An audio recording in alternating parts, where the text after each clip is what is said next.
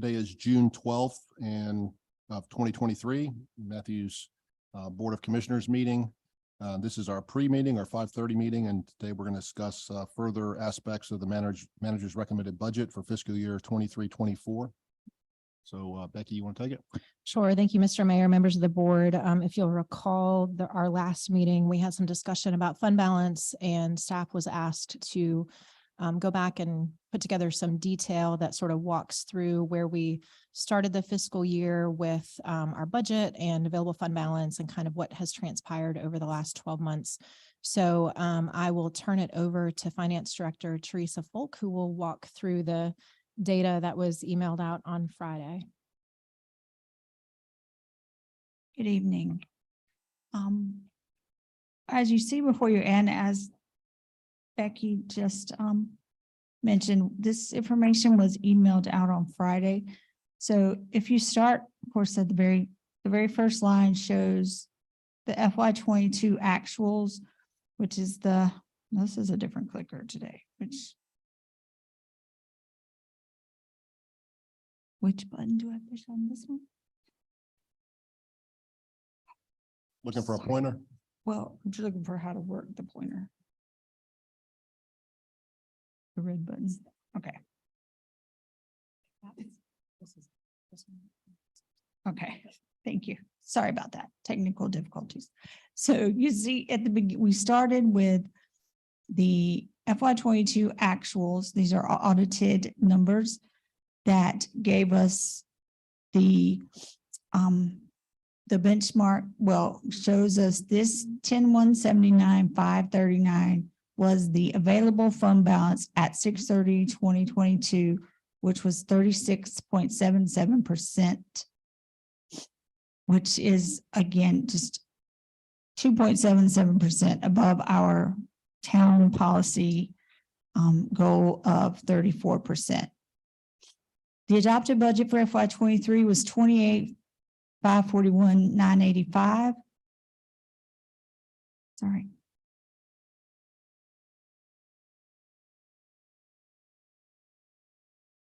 Okay, that's fine. So the adopted budget was 28,541,985. And then 7/11/22 is where the budget amendments began throughout the year.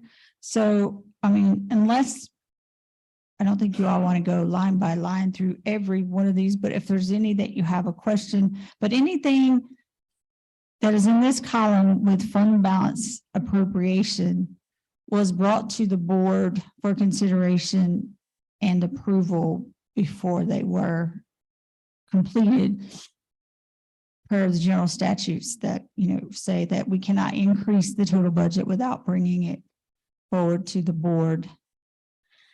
Some of these other ones that are over here that are budget increases with no fund balance appropriation are again still brought to the board, and they were brought forward just to indicate and to let you know that we have received additional revenues that have come from various sources, such as donations. There are several entries during FY23 for donations to the police department, donations to the fire and EMS department, and then transfers.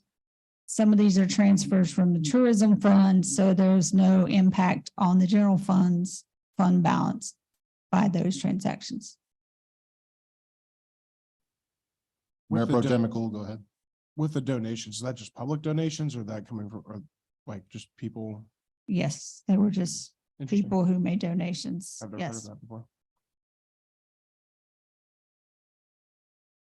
And then if we scroll down, can I scroll with this or anything in the numbers that you see in red were ARPA fund balance appropriations.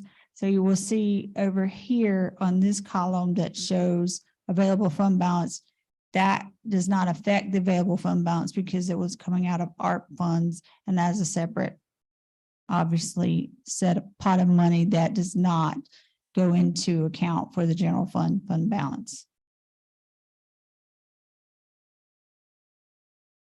So as you Commissioner can, Garner. okay.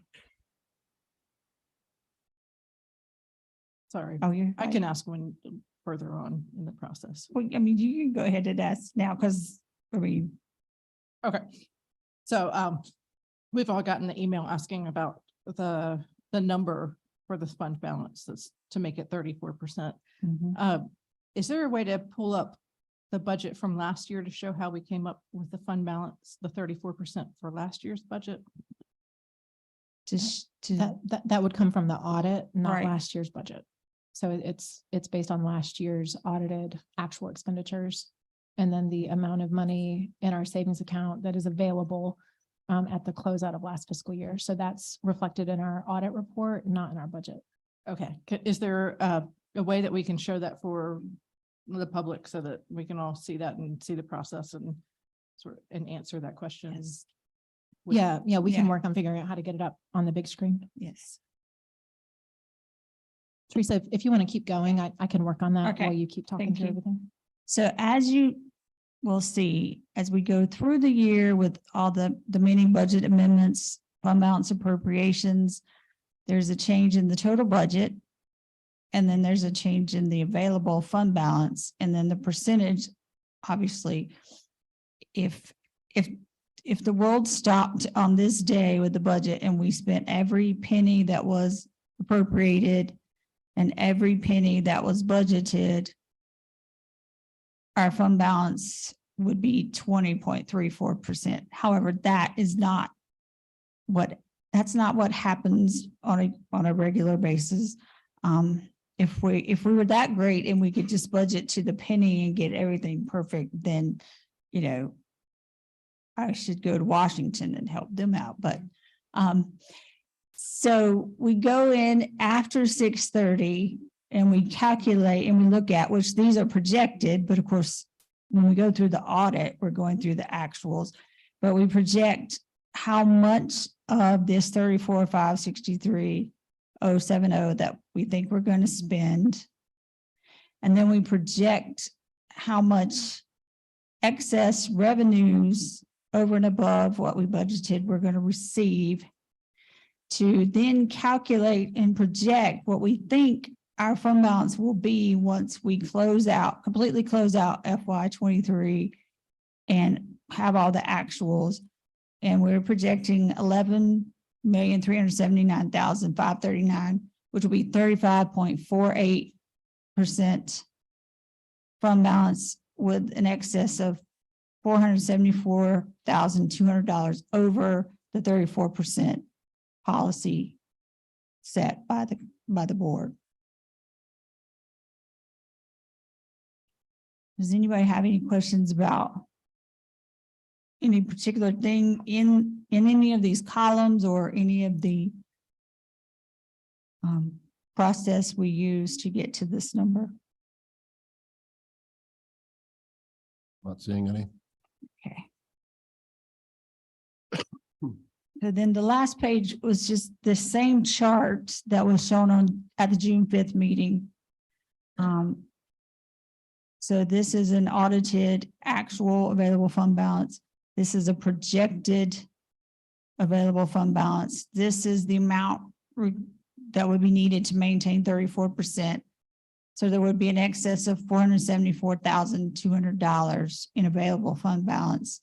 Then if you take FY24, which is really all we can do at this point, is take the proposed budget, calculate the 34%, and then, we have no way to anticipate what the fund balance will be at the end of that year.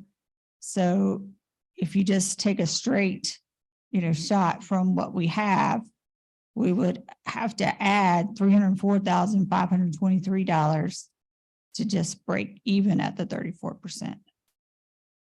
And that would be, of course, if we fully expended the budget, Right. but then also had no Growth in fund revenues, balance, right? no budget amendments throughout the year, which Right. is not Not going to happen. what happens. Yeah. Sure. Yeah, that would mean everything just stayed exactly at where the budget is right now. Commissioner Tufano. You seem to be wanting to ask a question. You're Yeah. readying your microphones.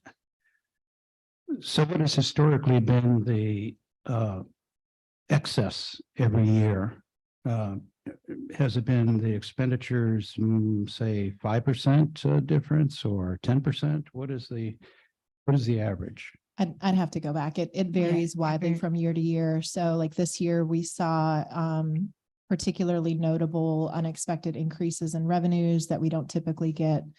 Every year's different. So we would have to run a look back if there's a time period that the board wanted. But is there typically, when you're in the budget process, we all do it. We throw in a little extra just to be on the safe side. So what is that little extra percentage? Do you have a rule of thumb? We don't throw in a little extra percentage. So we take a look at 3 years of actual expenditures in every line. As far as expenditures are concerned, we talk to department heads about what they anticipate for their needs in the next budget year. And on the expenditure side, we actually go back further. We typically try to go back 7 to 10 years, looking at historical trends. Paying, of course, the most attention to the last 3 years, but we take a look at every line and project forward what we think we're going to receive by the end of this current fiscal year, but then also how did it stack up and kind of what was different about markets or what was different about the situations in some cases that might account for it, in addition to looking at what the league is trending out as far as forecasting. And we try to follow that as well once we determine where we think we're going to land this fiscal year. But there's no set, there's not some buffer that's built in. We don't budget that way.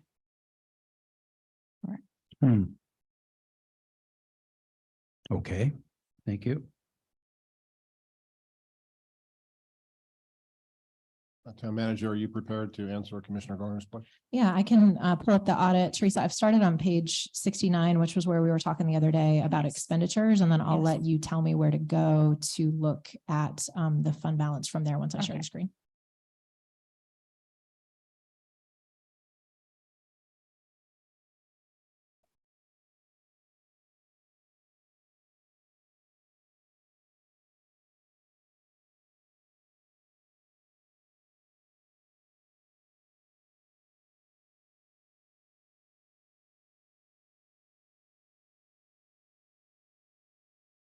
So we will start here. So here's where, this is the total expenditures.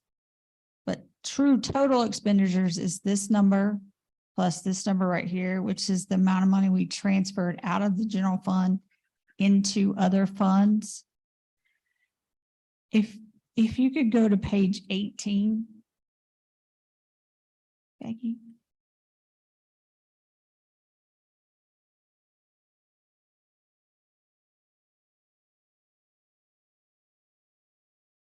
So then the fund balance calculations, all of this from here to here is fund balance. However, part of it is non-spendable because it's prepaid that were in the current, that FY22 that actually are related to FY23. There is an amount and a formula where a certain amount is restricted by state statute. This is POW bill, which is restricted. We cannot spend that on anything that's not POW bill eligible. Then we have other public safety funds that are restricted either by,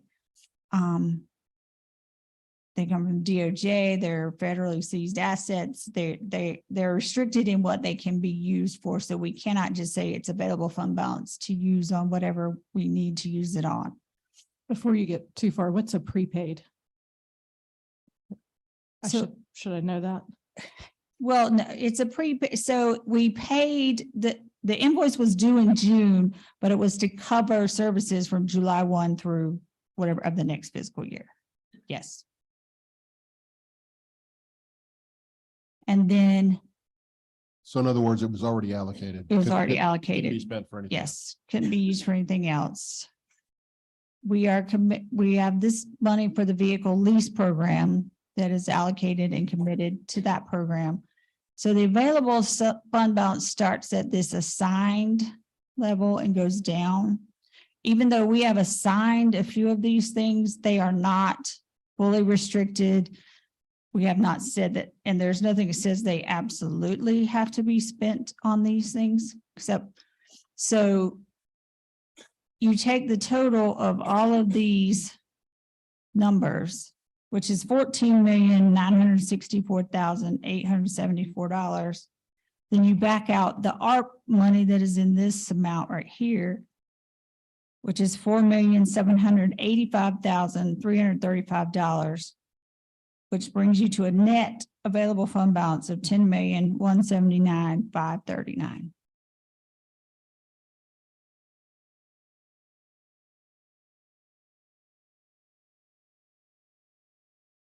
Does that answer your, or you need me to, does that answer the question or? Maybe. Okay, Where's the 10 million on there?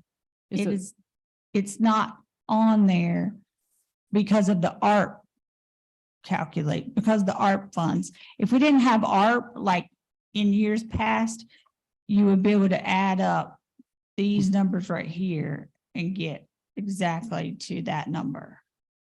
But because this number right here includes almost $4.8 million of ARP funding, we have to back that out because we have restricted that. I mean, we have transferred it to the general fund because of the way we've reported it to the federal government. However, we still have it isolated and are going to use it for other things rather than just to pay general fund expenses out of. On a normal year without ARP, these numbers would add up to the 10 million. But this year they add up to 10 million plus 4.8 million.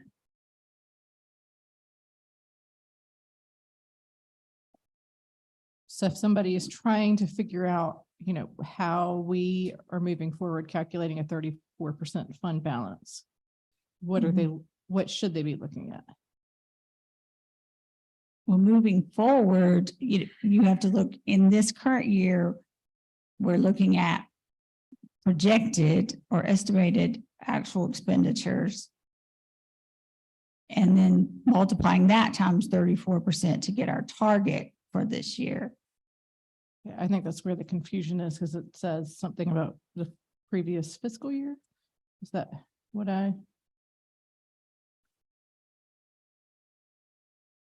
You're talking about the fund balance policy. Yeah, so I guess what I'm Like asking specifically the about, letter. received. yeah, so I guess what I'm asking about is last year, when we came up with a budget, how did we start off with how did we know what our 34% fund balance is? Not this year, but how did we do can you show how we did the calculation, the equivalent last budget cycle? To show that there's a predictable calculation from year to year. Sure. So during last budget cycle, the fund balance didn't come up during the budget conversations. So we had the audit that would have been completed a few months after last year's budget cycle was done, but we weren't talking about fund balance appropriation to be, trying to look back at previous year's numbers or kind of know where we were because there was no talk of appropriating fund balance. There was no tax increase. And so it wasn't a part of the budget conversations last year. So it just wasn't done at this time of year. But where we officially do it every year is based on our audited financial statements. Again, the unique situation that we have this year is that we've got the ARPA dollars sitting in that unassigned line that makes it look bigger than what is truly unassigned for the town. In future years, if we have, Teresa, I'm talking on the fly here, but since we do expect we'll be spending some ARPA dollars this year, but there will potentially be some left over, is that something that we could carve out into a separate line to help more clearly delineate it of what shows up within the audit report if the board wants to basically assign those dollars for ARPA projects? Maybe, yes, I will talk to the auditors and they're the only problem, well, I would say not necessarily a problem there would be because of the way we've reported to the federal government that we've, and rightfully so, we've used the revenue replacement option, which allowed us to be able to finally have some flexibility to spend it on the projects we want to spend it on.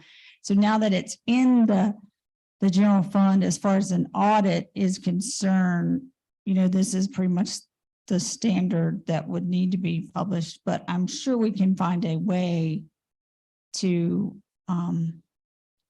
potentially carve out this unassigned as just truly unassigned, and then maybe, like say, not necessarily call it ARPA, but we would call it assigned for capital Special projects or projects or special something like projects. that. Yes, Just a sub line or something. right. Yes. That'd be helpful. Yes, And so, okay, just, I understand. Yeah, that would make it much clearer. Yes. well, so what are we multiplying to get to that 34%? What are we looking at minus the ARPA funds?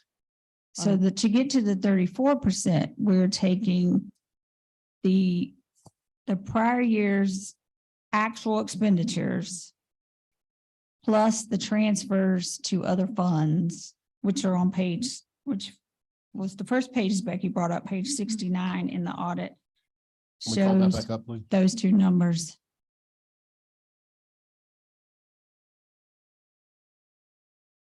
Which Becky was doing as I was requesting.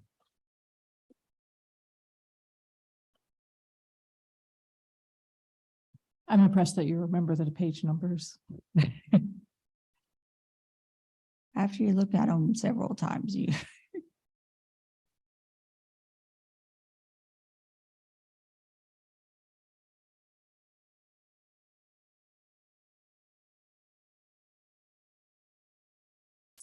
So we're taking this number right here, the 27,214,534 plus 473,139. And that sum of those two numbers times 34% gives you the target fund balance. It gives you, lets you know whether you are, and we were a little over that. We were at 36.77 at the end of FY22. Which was $470 something thousand. No, that's actually 766,865. Okay. And then the projections for FY23 is that we'll be 474,200.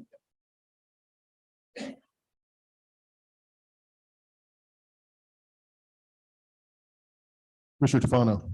So in the email exchange with Mr. Reel, Mhm. and he was quoting the policy, I wanted to know how his interpretation was incorrect.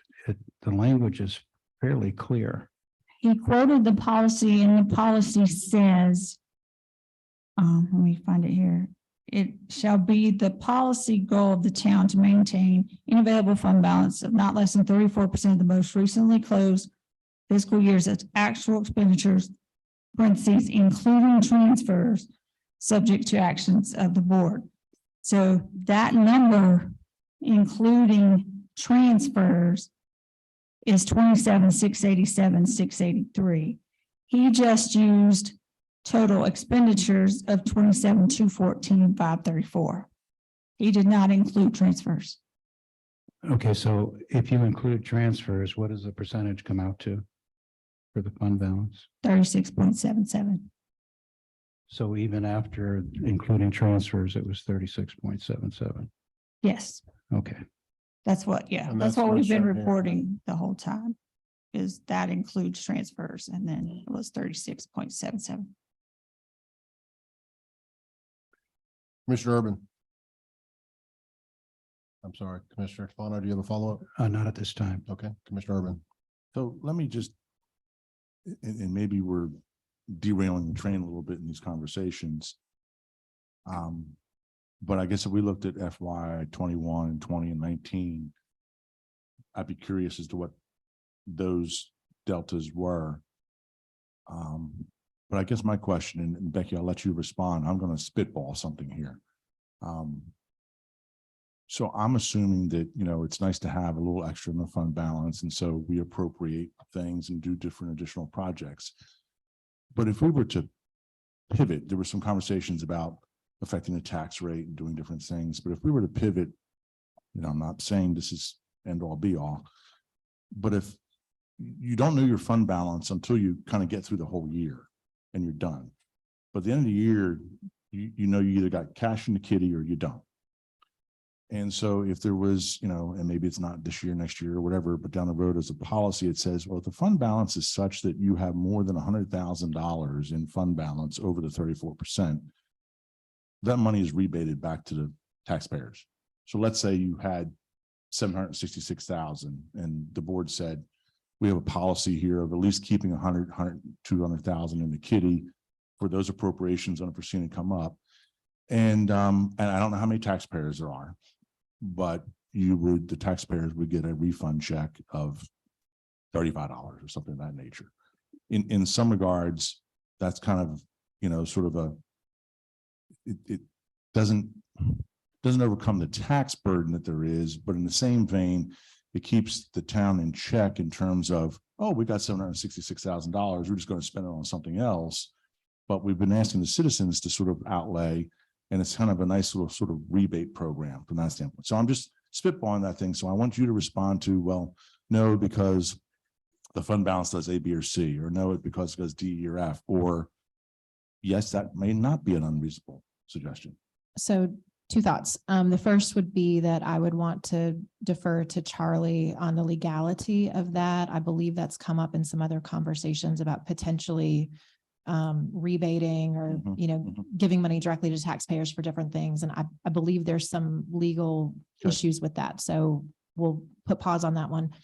The other thing that I would just lift up as food for thought is in other localities that I've worked in, it hasn't been uncommon for the board to want to acquire extra funding over time, basically save up the way that you might in your personal life for some larger purchase or expenditure. So that's known as a pay-go method, to where you might want to be acquiring funds significantly over your minimum policy because you've got some larger end goal in mind. So if you tie the hands of a board with a policy that says if you hit some, that's really a tight ceiling, I know you're just throwing it out, but if you were to hit that and then automatically you've got to sort of get rid of the funds in some way, shape, or form, that would be difficult if you ever wanted to be saving up to pay cash for something instead of having to take out debt in order to accomplish that project. So that would be kind of what initially comes to mind. That might be a good reason where you may want to be saving up significantly more than your minimum fund balance policy for something down the road. So you could, to piggyback on that, you could create a policy and says that, we'd like to be flexible in this conversation. We'd like to give back a refund if at all possible, rebate. But if there was a project that the town felt was very important, it could go out, it could say as part of the policy, we could inform the citizenry that we're going to save fiscal years 30, 31, 32, and 33 for this particular project that's going to, clean streets without using manpower. It's a robot or something like that, But something was sort of more open-ended. That way you weren't sort of like, oh man, we're kind of restricted for how we're going to use this, but you could market to the town saying, well, there's something we'd like to sort of save for here.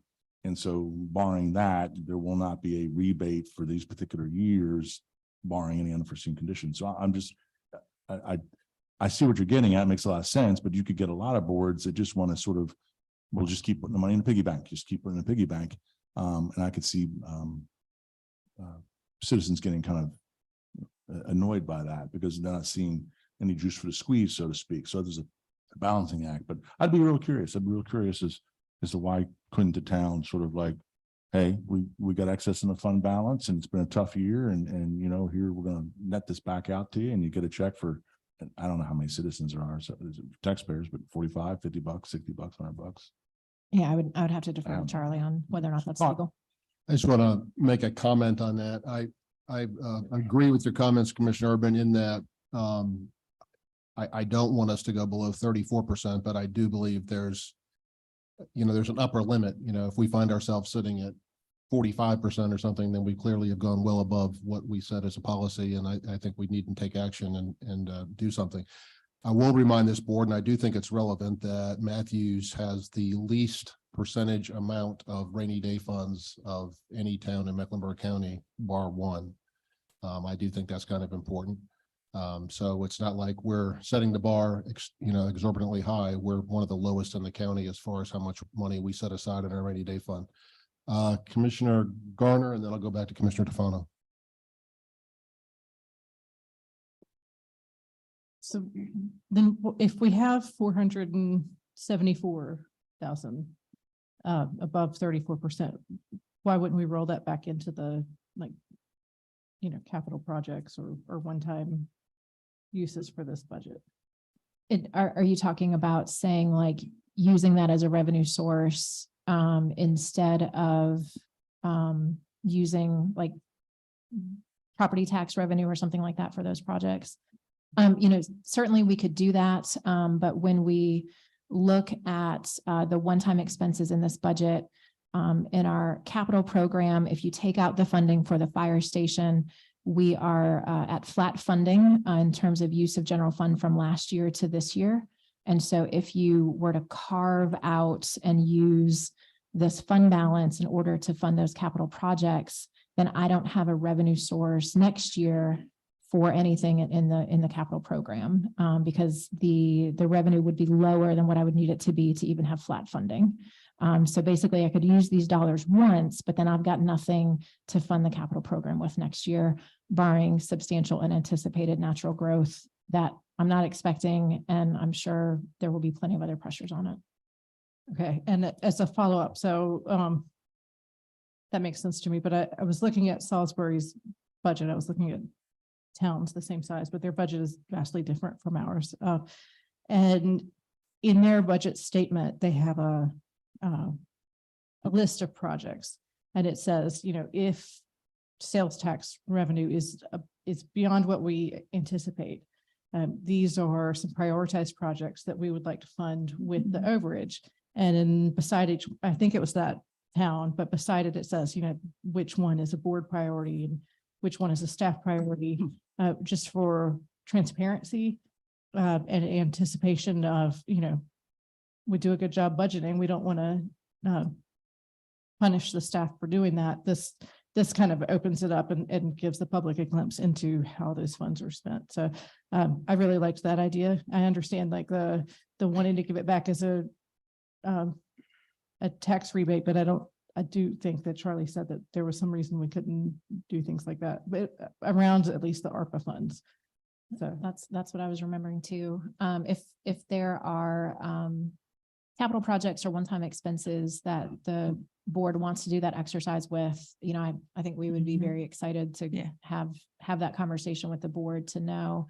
We don't expect, based on what the state is forecasting, we don't expect the same level of excessive revenue over budget for sales tax the way that we saw this year.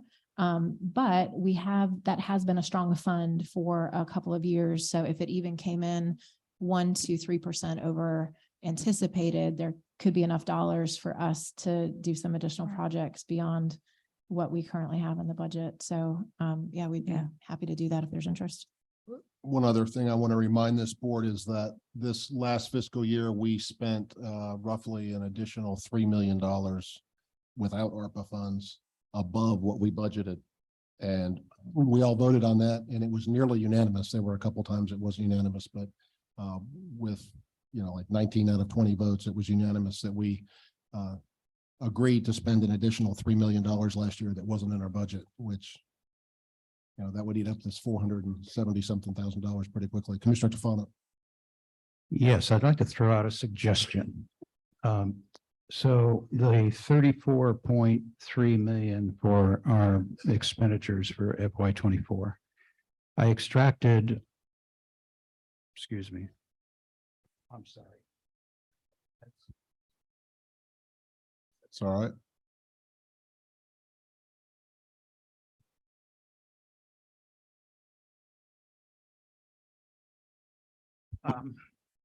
So I had extracted all of the expenses related to salaries. I mean, everything, 401k, the whole bit, which came out to 18.3 million. So the actual expenditures that we could play with outside of salaries is 15.9. Let me get my other glasses on here. So the reason I was asking about any possible buffer is because I have a suggestion where we could significantly lower the tax rate and not dip into the balance. And that is if we took that 15.9 million that was left after the withdrawing salary and take 3% of that, that would be $478,000. Add that to the 475 surplus, and we are in excess of 1 cent. So I'm thinking that this is kind of like taking it in advance. So in other words, 3%, we're reducing our expenditures by 3%. If it turns out that we do need it, we can then dip into the fund balance based on whatever the revenue is at that point in time. So we're expecting increases in revenue according to the projections that were made. And I'm thinking that this might be a good compromise.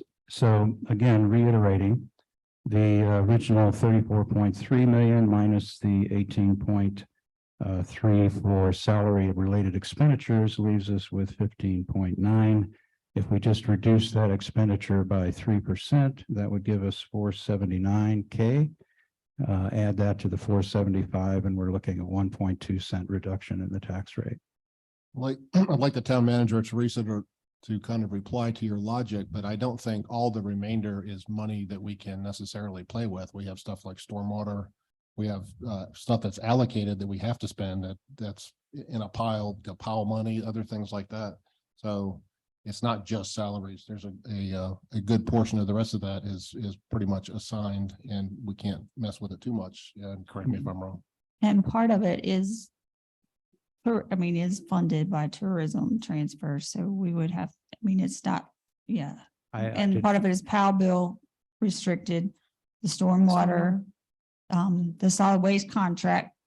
We can't cut that by 3% because it is what it is.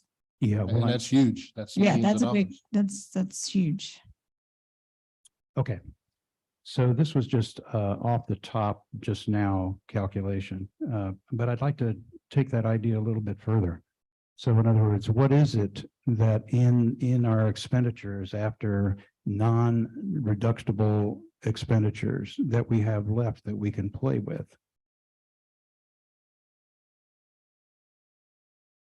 To put it another way, you're suggesting that we give every possible line that is not supported by other funds and not salary related a 3% haircut throughout the entire budget.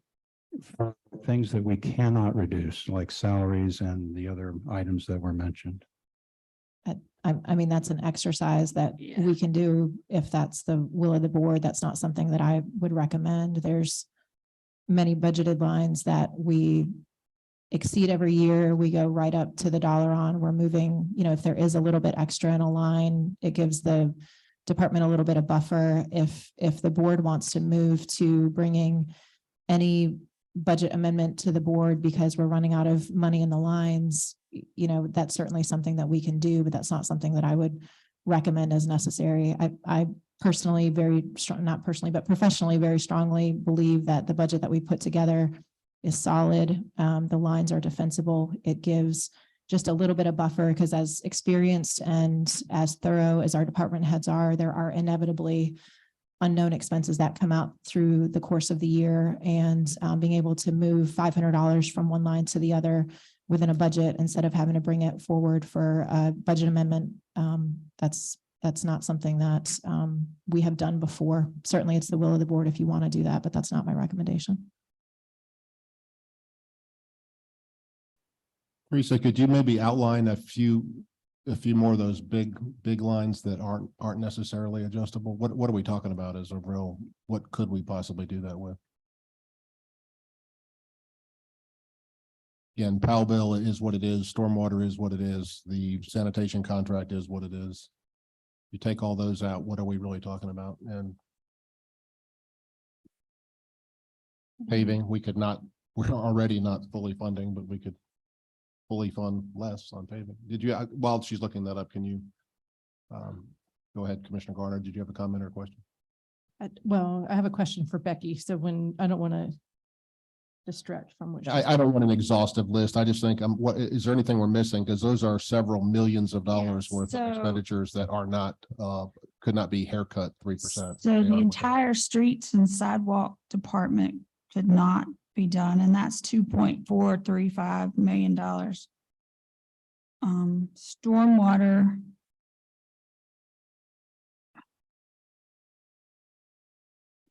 One moment, is $960,286. You're including salaries though, aren't you, Teresa? Yes. So. One moment, let me.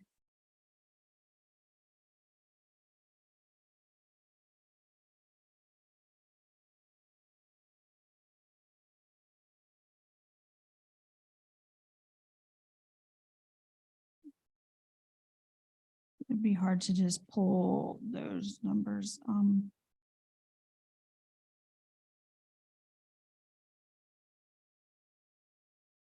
Well, certainly Powell bill, stormwater fees, does that include? Stormwater Does that include salaries? fees. It does. does, okay.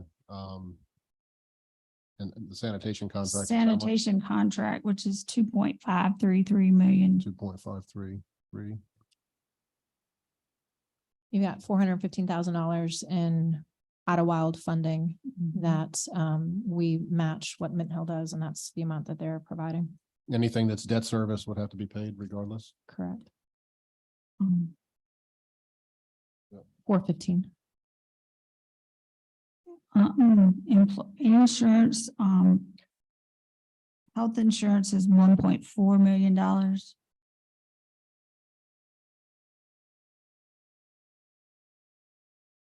Is that included in salaries?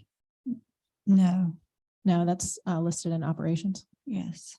because it's for all employees. What I took was salary, longevity, pay for performance, FICA, Medicare, retirement, local government, and retirement 401k. Those are the ones that I added.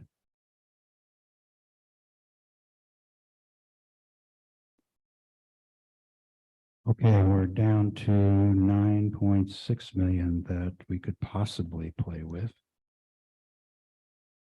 I wonder if it would be an easier exercise, or if we said as a, like, just as a board, hey, come back with a 0.5 cent lower on the tax rate. What would the budget look like, and compare what it looks like now to what that would look like, and just. Well, if we throw the surplus of that 475, that's over 0.5 cent already. Are you talking about fund balance? The fund balance. Yeah, if we take the fund balance surplus and give it and deduct it from the taxable revenue, it's all, that would be approximately 0.6 cents, I think, something like that.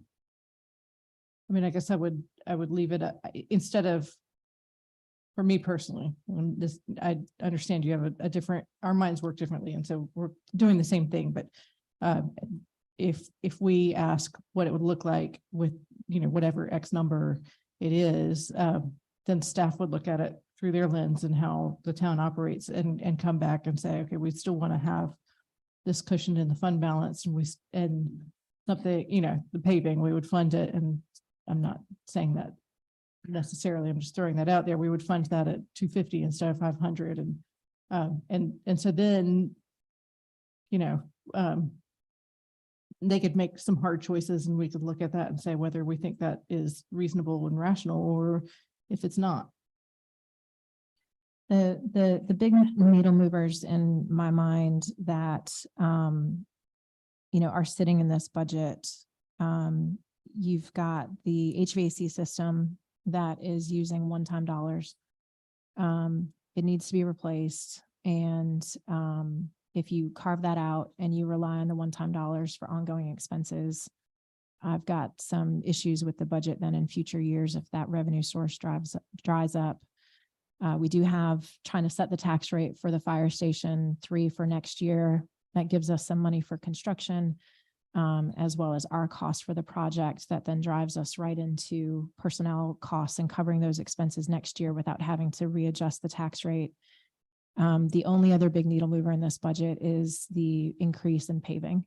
We all know that we're not quite at, actually nowhere close now to the amount of required funding that we would have. So, certainly we'll follow whatever direction the will of the board has, but thinking about trying to find a half a penny, given how much that now generates, to carve $360,000 out of this budget without touching one of those three things would be very, very difficult.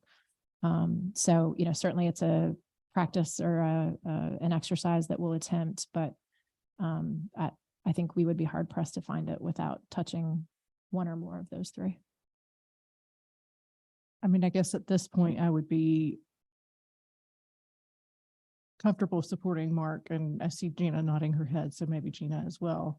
If that's what, if that's what answers their questions and makes them feel comfortable about the budget, coming back and saying, we are going to have a discussion about it, not saying that's what I would prefer to move towards, but let's look at it and see what that looks like.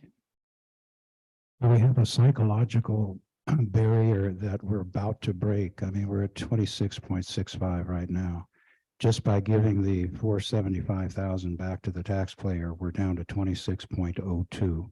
We could with just a few extra dollars get into the 25 range, which I think psychologically would have an impact. And so that's why I was suggesting maybe taking the non-reducible expenditures, seeing what can be done there to get whatever we can out of that, and add that to the 475. I mean, for instance, a classic example, I know it's pennies, but here we are in the largest budget increase in the history of Matthews dollar-wise, and we're giving ourselves a raise. Yes, I know it's only $20, but we've got also 12,500 in the technology fund, when historically we only use 3,000 or 4,000. So that's $10,000 right there. So I'm wondering if there's other places that we could take a few thousand here and a few thousand there, add that to the 475, drop us down into the 25-cent range. And I think that would be a win. I guess I'm not comfortable going that far with the exercise, because I think in the past, if we had done that, we wouldn't have some of the park property we have. And I'm more comfortable having some sort of buffer there. But if we could meet somewhere in the middle and come up with, like I said, half a cent, because I'm not sure that they would want to eliminate that fund balance overage completely, then let's have that discussion. None of us know who's going to be sitting here this time next year on the dais, but if I sure would hate to go to our constituents and ask for another tax increase after having this tax increase, which is the largest one we've had in quite some time and maybe ever.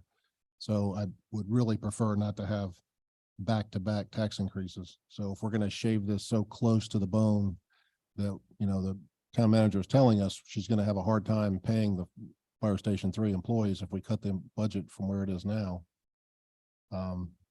Boy, I sure would hate to be sitting up here next year and say, oh, we're sorry, folks, we got to raise taxes yet again.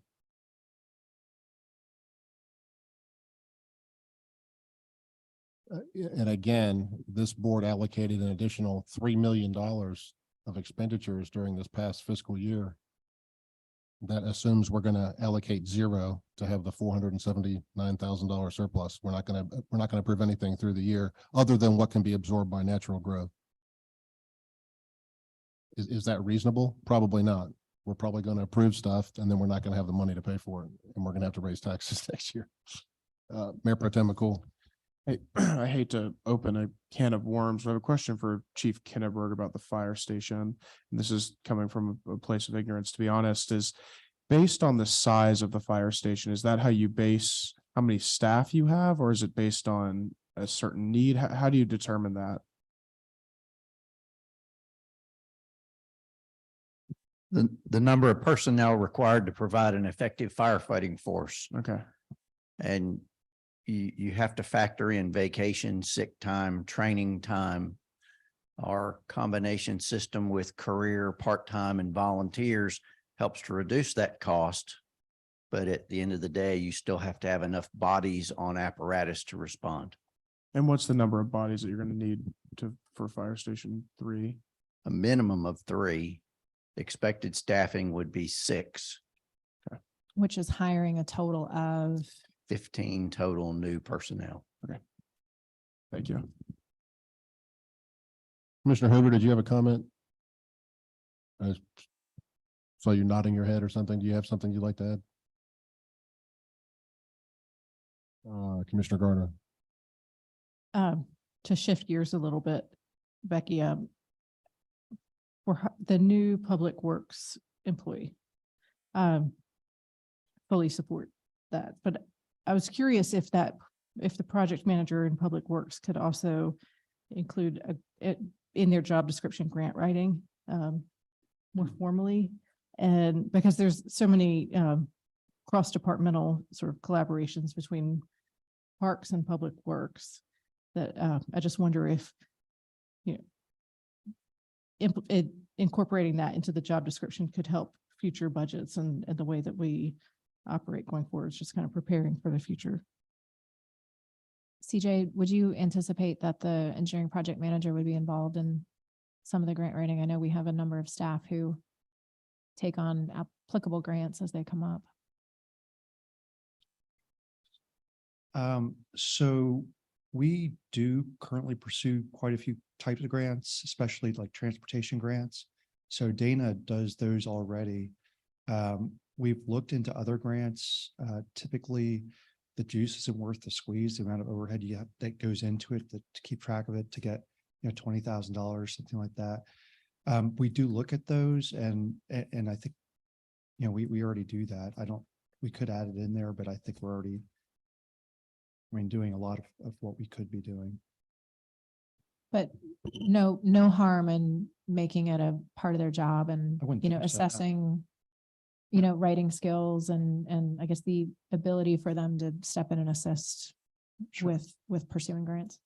I mean, my thought line, and this is not to step on anybody's toes, but is to say, like, if they could take some of that off of Dana or do some of that for Parks and Rec, then it could provide, a small amount. And I do appreciate Life for hopping on a meeting with me and talking to me about the grants. That was helpful. And I saw how hard it is to get grants for equipment and stuff like that, which is, in the last meeting, Commissioner Tufano said he felt like he was the only person looking for ways to cut the budget. But I guess my approach was a little different than coming into the meetings, and I was looking at other programs that I knew of to see if there were larger dollar items that I could chip away at, which did not. I had no success with that. But I do think, if it would provide some comfort for us as a board if we saw movement in that direction or some sort of more formal approach with it. Yeah, I think it'd be interesting to benchmark Matthews against our peers and see how much money we're receiving in grants compared to others that are similar size. Because as I always say, if it's free, it's for me. So if we have opportunities to get funding, if the juice is worth the squeeze, to use a over cliched saying. Commissioner Urban.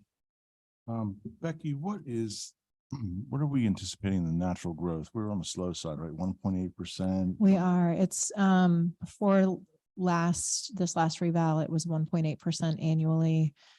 Between 2020 and 2024, it jumped up to about 2.74%. So what if you cut that in half? What would 1 to 1.2% net us? And I don't want to be, to the mayor's point, really slicing and dicing this, but let's say there's a board here is looking for a half penny. Yep. And that half penny is $360,000, and natural growth got you half of that. Is there $180,000 in the budget, I guess, to Renee's point, that would get you to natural growth would offset half of it, and then you'd find 180. What you don't want to do is use the 474 because it's a one-time hit. It's a quick fix. It's a heroin shot, and then you're back to the trough again. I think, Mayor, that's what your biggest concern is. So I'm wondering, what's, if we're really conservative on natural growth, what's that net us? And we truthfully ought to be having quite a bit coming on board, you would think. Well, you right? would, you would think an interesting thing is that if we didn't have the growth we had, just think of where we'd be at, Right. offsetting. So What percentage did you want to use? 1.2%, I think this is a good exercise, by the way. just sort of saying, I'm going to take some appreciation in natural growth as knowing it's going to be there, very conservative, and then finding that the difference in that delta in that half cent. And if you want to, I guess you could pick it apart. 9 police cars instead of 10. I'll give you my tech allowance. You can have my salary. Whatever you want to do. I'm sure the rest of the board probably wouldn't want to go there, but you're doing the math. Let her take a breath. I can tell you it'll come out to, if our numbers are about the same, just shy of $300,000. Which is less than the pool that I need to give employees a raise next year. And that accounts for no increases in retirement contributions, no increases in health insurance. That would be what I would be using without a tax increase to fund any increase you're that I might have. Planning on the natural growth to get. So we have already accounted for the expected natural growth that we think we'll get in the 24 budget. That's already built into your tax rate. At That's what already built. percentage? What number do you use? It was the percentage that the county gave us. So it's not Based on the county report? they project out for us the actual valuations to use for each line for next year. So that's already built in sometime, and it often comes in slightly lower than actual. A lot of it just depends on when things come out of the ground. But there hasn't been this outsized difference where they were just way off and we had, way more growth than we were expecting. So any natural growth is already in this budget. We would be looking at what we would be hoping to yield for next year's budget. And that's how we fund things without a tax increase. So we would have to hope for a larger than normal natural growth to offset what you're already balancing it for. Correct. Yeah. I can only offer up so many ideas. You're kind of perplexing me to come up with more. I'm not trying to, but we account for that in the figures that the county provides us.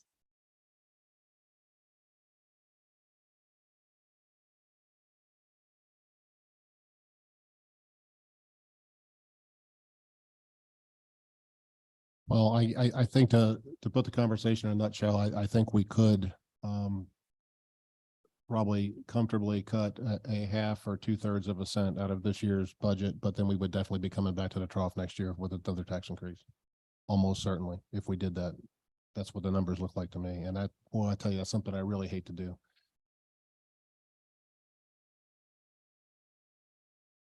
Did we do that for the sake of Commissioner Tofano's concerns? I'm sorry? Could we look at those numbers just for the sake of Commissioner Tofano's concerns? Well, the concerns are to be as, I think, I don't want to put words in Commissioner Tofano's mouth, but to be as fiscally conservative as possible, right? I'll let you speak for yourself. Well, I'm just saying, just in the very quick calculations here, based on the other non-negotiable expenditures, that leaves us with 9.6 million theoretically negotiable expenditures. There's got to be $100,000 or $200,000, I would think, out of 9 million, which only comes out to, out of 10 million, which only comes out to less than 1%. So that coupled with the excess would get us into the 25+ cent range, which I think would be a significant win for us.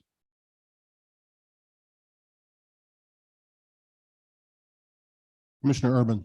Chief, in your numbers for the fire department and spooling up for that, what is the likelihood of you being able to go 100% as opposed to FYE 24, 25, 26 spooling up with staffing at 3 people, then 4 people, then 6 people, and things of that nature?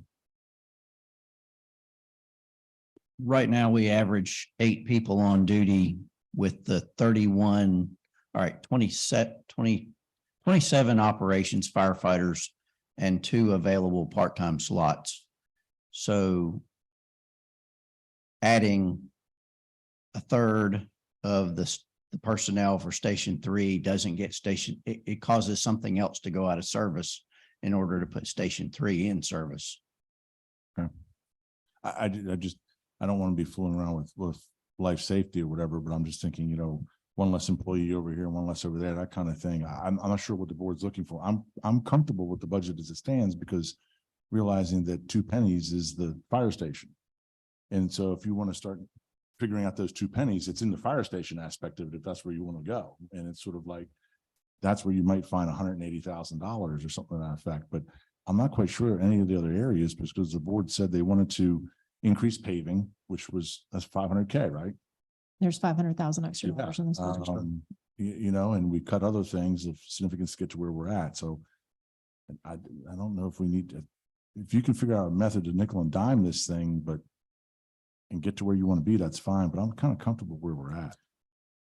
Who is expecting their personal budget to decrease 3% next year? How about the other I way? mean, so that's what we're asking our town staff is to cut 3% where the inflation's going up 5% or whatever. And we do have, we would have to go through line by line. We've got contracts in a lot of these lines. We've got obligated expenses in a lot of these lines that there's not just automatic buffer just because it's sitting in operations and not in salary. So I'd rather be where we're at, and I'd rather see a method to rebate if, you know, fund balance is over the top and we can give something back from that aspect of it. I think we're kind of stuck. Mayor Pro Tem McCool. I do agree because, you know, I think maybe Commissioner Tefano's concerns are we get to this point next year and we have a huge chunk of extra dollars. If we have again, I don't know the legality, but if there's some sort of policy in place where you could rebate some of that, that would not be a terrible idea. And that'd take away that extra burden. So we come and we, 600,000 extra. So that's something we can check, I'm happy to check with Charlie on the legalities of it. Sure. and would that be something, Commissioner Tefano, you'd be willing to compromise on a rebate, leave the rate where it is and consider a rebate if we're over the top this time next year? I'd have to just study that a little further. Always open to new ideas. Yeah, I just don't know what the legality of that would be. It does address a lot of our concerns. Again, you know, if we come in this time next year, we're, $3 million over. I could see some angst amongst our taxpayers. So if we could do something now that said, if we're, over X, we could.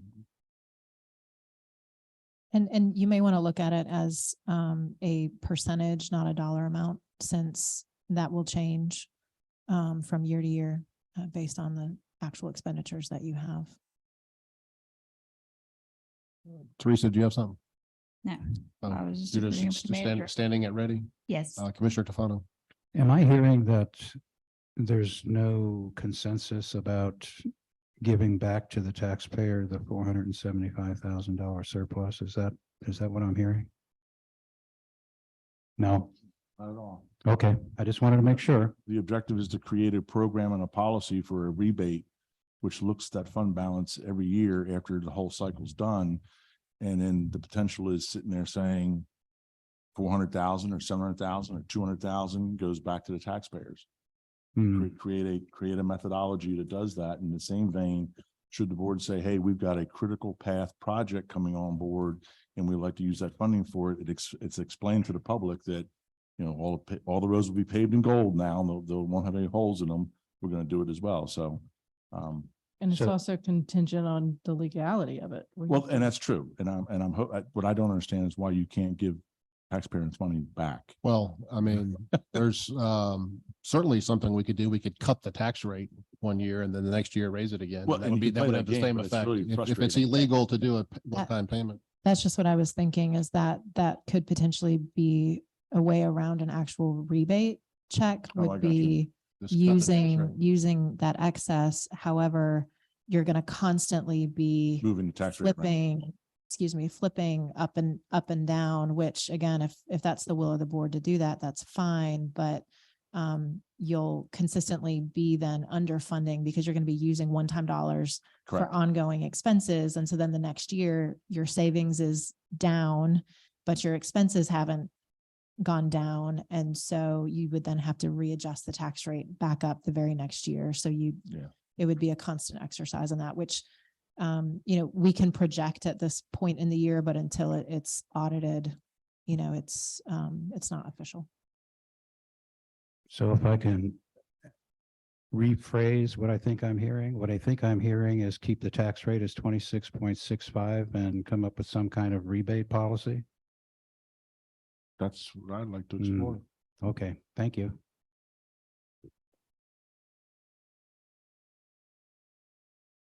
And also, Mr. Mayor, we also, we took bulk pickup out of the trash equation, so we don't know if that's going to come back and bite us. And I don't know, do we know what that amount is? I $42 per household, I think. That was the last number I heard. did. Well, that's correct, Hold but I on don't one know how many second. households it calculates based 7 or on. 8,000. So 700,000 households? No, 7 or 8,000. Oh. Is that right? Okay. So that could be, The changes that you made to solid waste services cut $215,000 from the budget. so we could be looking at trying to wrestle that Absolutely. alligator to Yeah, the we start ground. seeing mattresses thrown on the side of the road. Yeah. Okay. Mr. Whitley. Thank you, sir. Mark, in conclusion, that's pending that the attorney said we can do a rebate. I don't want you to feel like that's a done deal. But that's pending that the attorney say we can give the citizen back a rebate, So that's why I just wanted to add that to it too.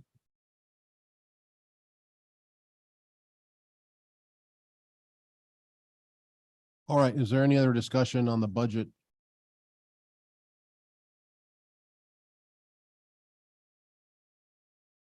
All right, do we have time to go into closed session? Okay.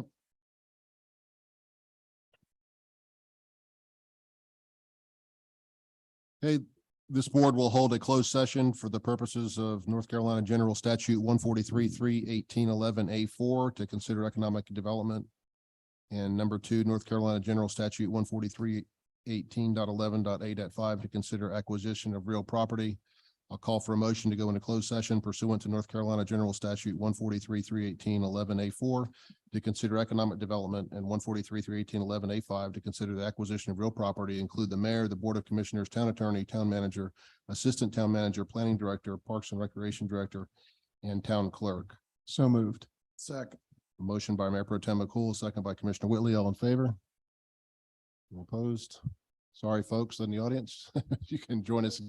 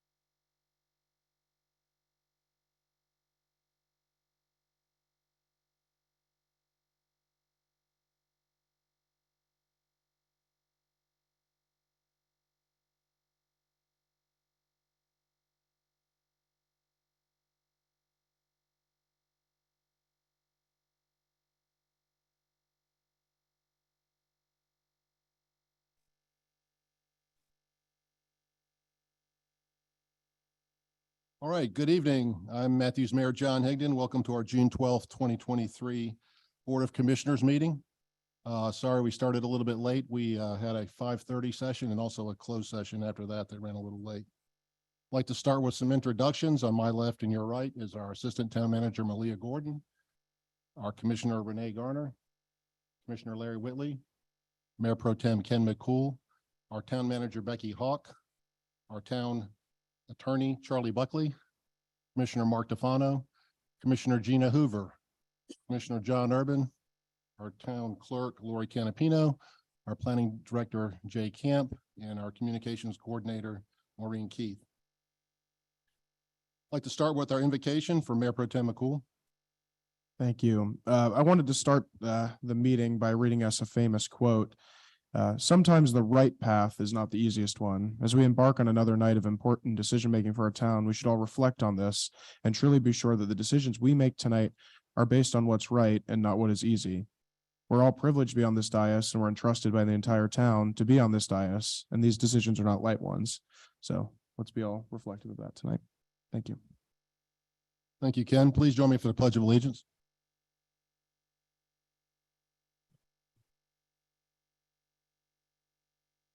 Pledge allegiance to the flag of the United States of America and to the republic for which it stands, one nation, under God, indivisible, with liberty and justice for all.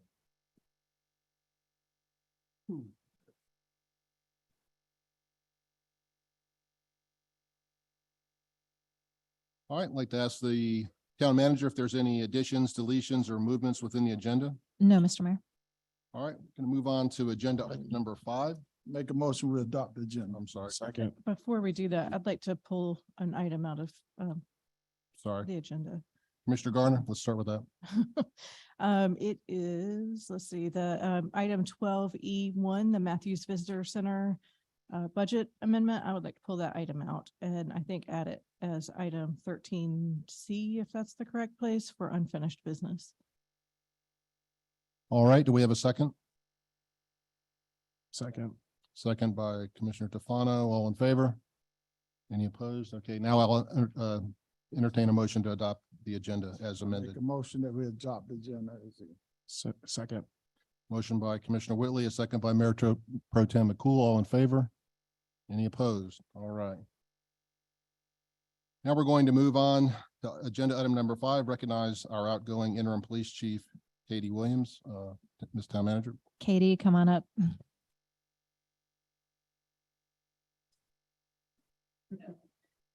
I made him do this, so just for the record.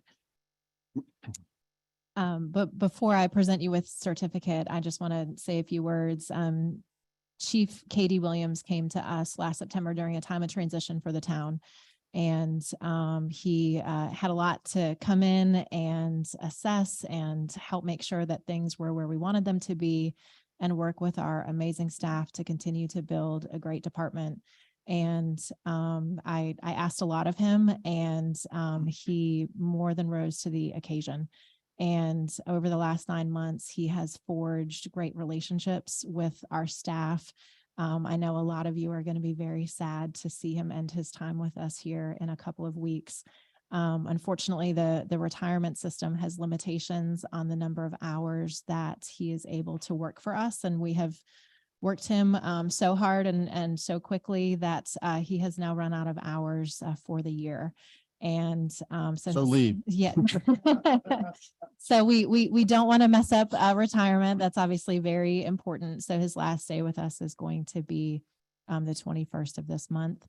And but I just want to thank him personally and professionally. He has brought a depth of wisdom and experience and a new attitude to the role. He has I think really made the staff feel comfortable, and he's done a great job listening to what they think is best for the department and taking that into consideration.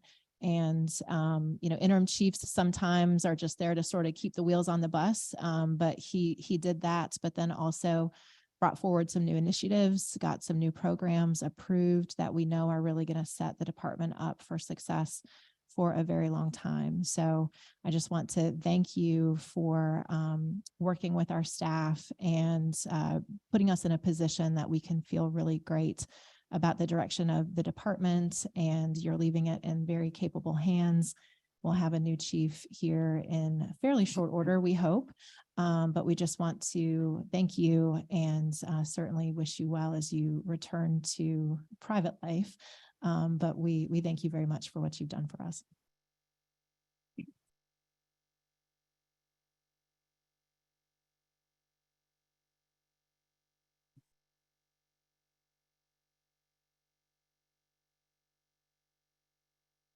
So I do have a certificate. I'm going to come around and we're going to do a little photo op. If the members of the department are willing, if y'all don't mind coming forward, we'll make it a big group photo. Can I just add, we've turned up the microphone very loud so we can hear the chief's comments tonight.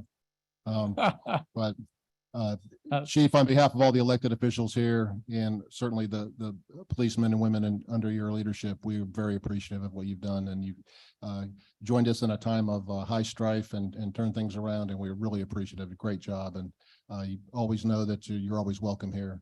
Anytime you want to have a cup of coffee or reminisce where the next speed traps are going to be set up, I'd appreciate it. So, thank you. Thank you, Mr. Mayor, and thank you, the town manager, for giving me the opportunity to serve in this fine police department with a lot of great men and women. I've really enjoyed my time here. I've made some good friends, and I've got to meet a lot of the community, and I'm just really impressed with this department and the way they operate and the way they earn the respect of the community. And I'm just happy to be able to spend some time with them. Thank you. Again, thank you very much.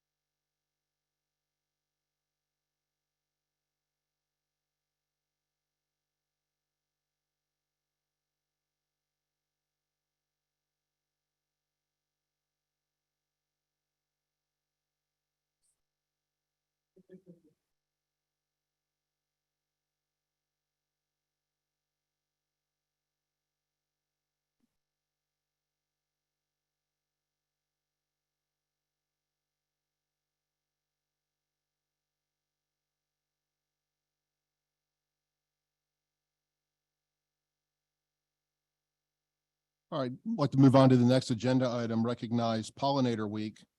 Gretchen Reed, if you're here, if you can come up to the dais, and I'll not the dais, the podium here, and I'll read the proclamation.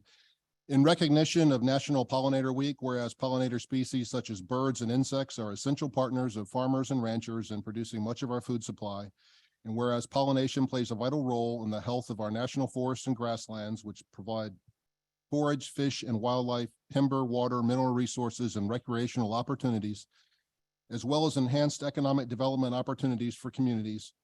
And whereas pollinator species provide significant environmental benefits that are necessary for maintaining healthy bioverse ecosystems, and whereas for decades the town of Matthews has managed wildlife habitats and public lands that include many municipal parks and greenways, and whereas the town of Matthews provides recommendations to developers and residents regarding landscaping to promote wise conservation stewardship, including the protection of pollinators and maintenance of their habitats in urban and suburban environments. Now, therefore, I, John F. Higdon, Mayor of the town of Matthews, do hereby proclaim the week of June 19th through 25th, 2023 as National Pollinator Week in the town of Matthews, and I urge all of our citizens to recognize this observance, in witness whereof I have hereunto set my hand and caused the great seal of the town of Matthews to be affixed this 12th day of June 2023.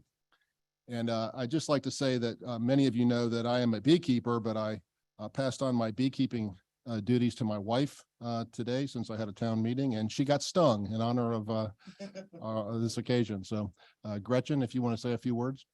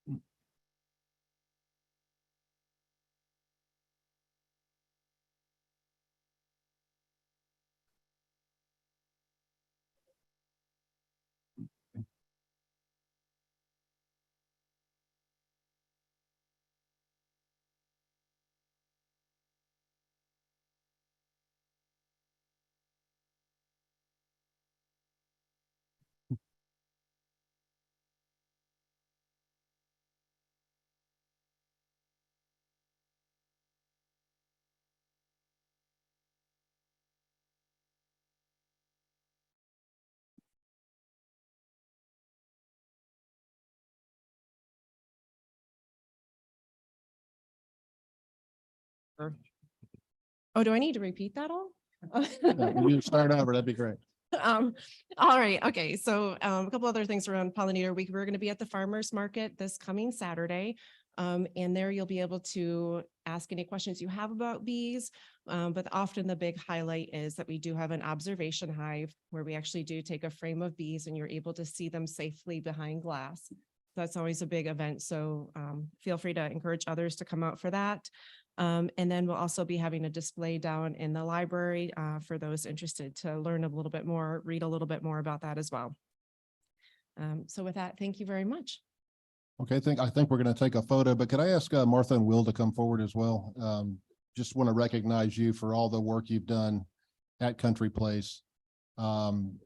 Beautiful pollinator garden. Martha sends emails and says, hey, can you come help me? And I'm like, I don't know. Usually I'm busy, but I've been by a few times and usually there's Martha and Will and one or two other people, Gretchen sometimes, but they're maintaining this beautiful pollinator garden.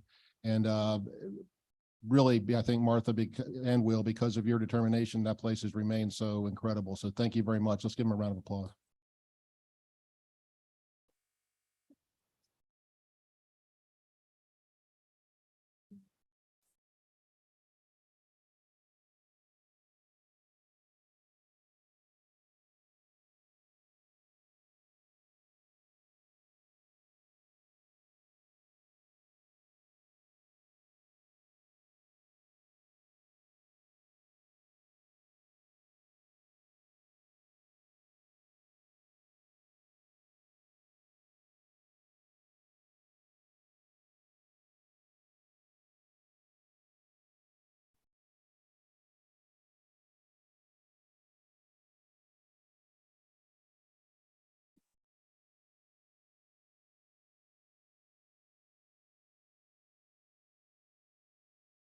All right, we're going to move on to the next agenda item, number 7. I'm going to recognize Juneteenth and Pride Month with separate proclamations, and I'm going to present them to Natisha Rivera Patrick and Sandra Conway. So let me read these two proclamations. First one is for Juneteenth, Independence Day. Whereas Juneteenth, also known as Juneteenth Independence Day, Emancipation Day, Emancipation Celebration, and Freedom Day, is the oldest African-American holiday observance in the United States, commemorating the emancipation of those enslaved in the United States. And whereas Juneteenth commemorates the day freedom was proclaimed to all slaves in the South by Union General Granger on June 19th, 1865, more than 2.5 years after the signing of the Emancipation Proclamation by President Abraham Lincoln. And whereas on September 22nd, 1862, President Lincoln issued the celebrated Emancipation Proclamation, warning the rebellious Confederate states that he would declare their slaves forever free if those states did not return to the Union by January 1st, 1863. Enforcement of the Emancipation Proclamation occurred only in Confederate states that were under Union Army control. And whereas prior to the end of the Civil War on January 31st, 1865, Congress passed the 13th Amendment to the United States Constitution, which abolished slavery throughout the United States and its territories. Texas, as part of the Confederacy, was resistant to the Emancipation Proclamation, and on June 18, 1865, Union troops arrived in Galveston, Texas, to take possession of the state and enforce the emancipation of its slaves. Spontaneous celebrations erupted throughout the country when African Americans learned of their freedom, and the following day, June 19th, became known as Juneteenth. And whereas Juneteenth commemorates African American freedom and emphasizes education and achievement, it is a day marked with celebrations, guest speakers, picnics, and family gatherings. It is a time of reflection and rejoicing and a time for assessment, self-improvement, and for planning for the future. Therefore, we do hereby proclaim June 19th as Juneteenth annually and call upon the citizens of Matthews to join in celebrating Juneteenth as a day to honor and reflect on the significant role that African Americans have played in the history of the United States and how they have enriched society through their steadfast commitment to promoting unity and equality. In witness whereof, I hereunto set my hand and cause the great seal of the town of Matthews to be affixed this 12th day of June, 2023. So that was the first one. We will have a Juneteenth celebration at Stumptown Park starting at 5 or 5:30, something like that. 4:30 on June 19th. So be sure to check that out. The next proclamation is for LGBTQ Plus Pride Month, whereas the town of Matthews cherishes the value and dignity of each person and appreciates the importance of diversity, equity, and inclusion. And whereas all are welcome in the town of Matthews, and every family in any shape deserves a place to call home where they are safe, happy, and supported by friends and neighbors. And whereas the town of Matthews denounces prejudice and discrimination based on age, gender identity, gender expression, race, color, religion, marital status, national origin, sexual orientation, or physical attributes as an affront to our fundamental principles. And whereas the town of Matthews appreciates the cultural, civic, and economic contributions of the lesbian, gay, bisexual, transgender, queer plus community, which strengthen our social welfare.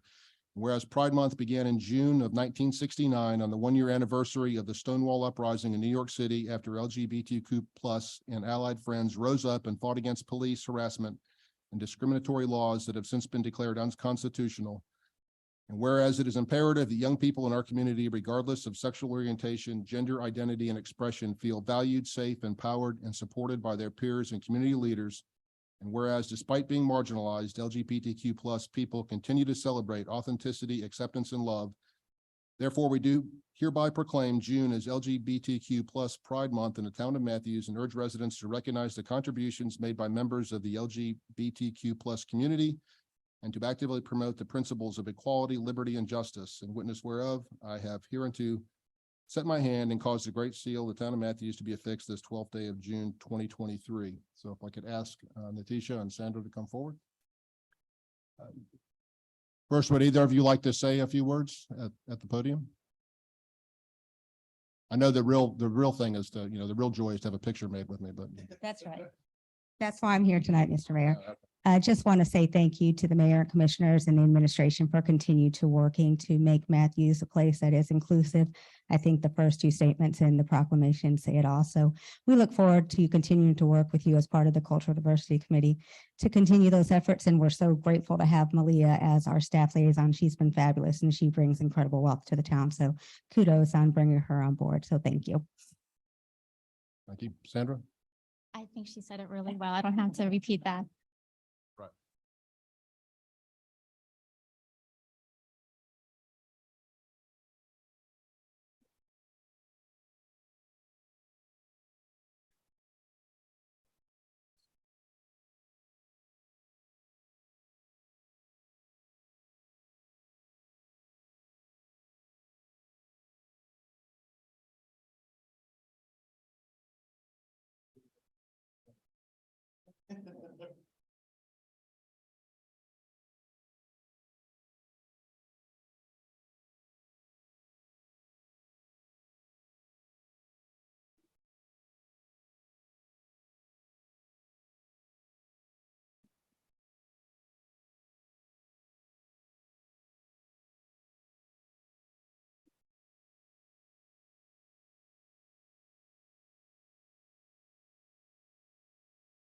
I've asked CJ a few times to build a hole for me to stand in for these photos, but he hasn't built it yet, so we'll get around to that at some point.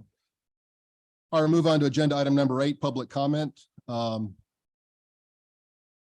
Anyone who's registered in advance will speak first. I don't believe we have anybody that had registered in advance. Would anybody in attendance tonight like to speak? Ms. Robinson?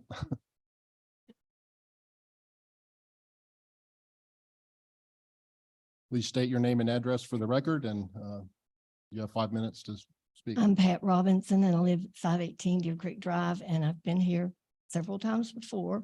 And I just wanted to, I know you're supposed to vote on the Matthews Gateway tonight. I'm not sure if you're going to do the vote. There was some question, but we've got more signatures I brought to Lori today, and we've gotten over 200 people that are against that because there's just too much traffic on John Street now. And if you put more townhomes and multifamily homes, it's unreal. Plus, the more things like that you get in Matthews, the more crime we're going to have. You know that.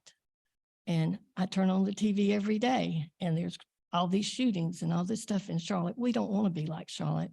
So I'm just asking you to please vote no. And I appreciate you listening. Okay. Thank you. All right, thank you. Do we have anybody else in attendance? Mr. Young? Wasn't sure if it's going to be under miscellaneous. I was going to speak on the budget. We're actually having a continued hearing on the budget. You can speak then if you wish. I can do that. Thank you. Okay, thank you. Anybody else like to speak on any matter that's present in the audience tonight? Maureen, do we have anybody in our virtual audience that's indicated they'd like to put forth a public comment? All right. Move on to agenda item number 9, recess our regular meeting for public hearings on fiscal year 2023 budget and application to amend the Unified Development Ordinance and Land Use Plan of the Town of Matthews. I'd entertain a motion. So moved. Second. Motion by Commissioner Whitley, a second by Mayor Pro Tem McCool. All in favor? Any opposed? All right, that passes unanimously. Jay, do you want to introduce the planning board members in attendance? Absolutely, Mr. Mayor, sure. Here on the first row, we have Doug Rose, gentleman here in the middle is Tom Dorsey, our chair, Jim Johnson. On the second row, Jonathan Clayton, our vice chair, Howie Labner. One of our 2 new Youth Voice members, Julia Sadowski. Thank you for helping us out and making decisions for the town in the future. We've had a Youth Voice now. It's been a tradition for over a decade now. We think it's really valuable to the community. So thanks for joining us tonight. And finally, Bob Jackson. All right, thank you. All right, you can only speak once at a public hearing. If you've already spoke at these public hearing items, you'll not be allowed to speak again. Otherwise, you're certainly welcome. We've only had a couple folks speak previously.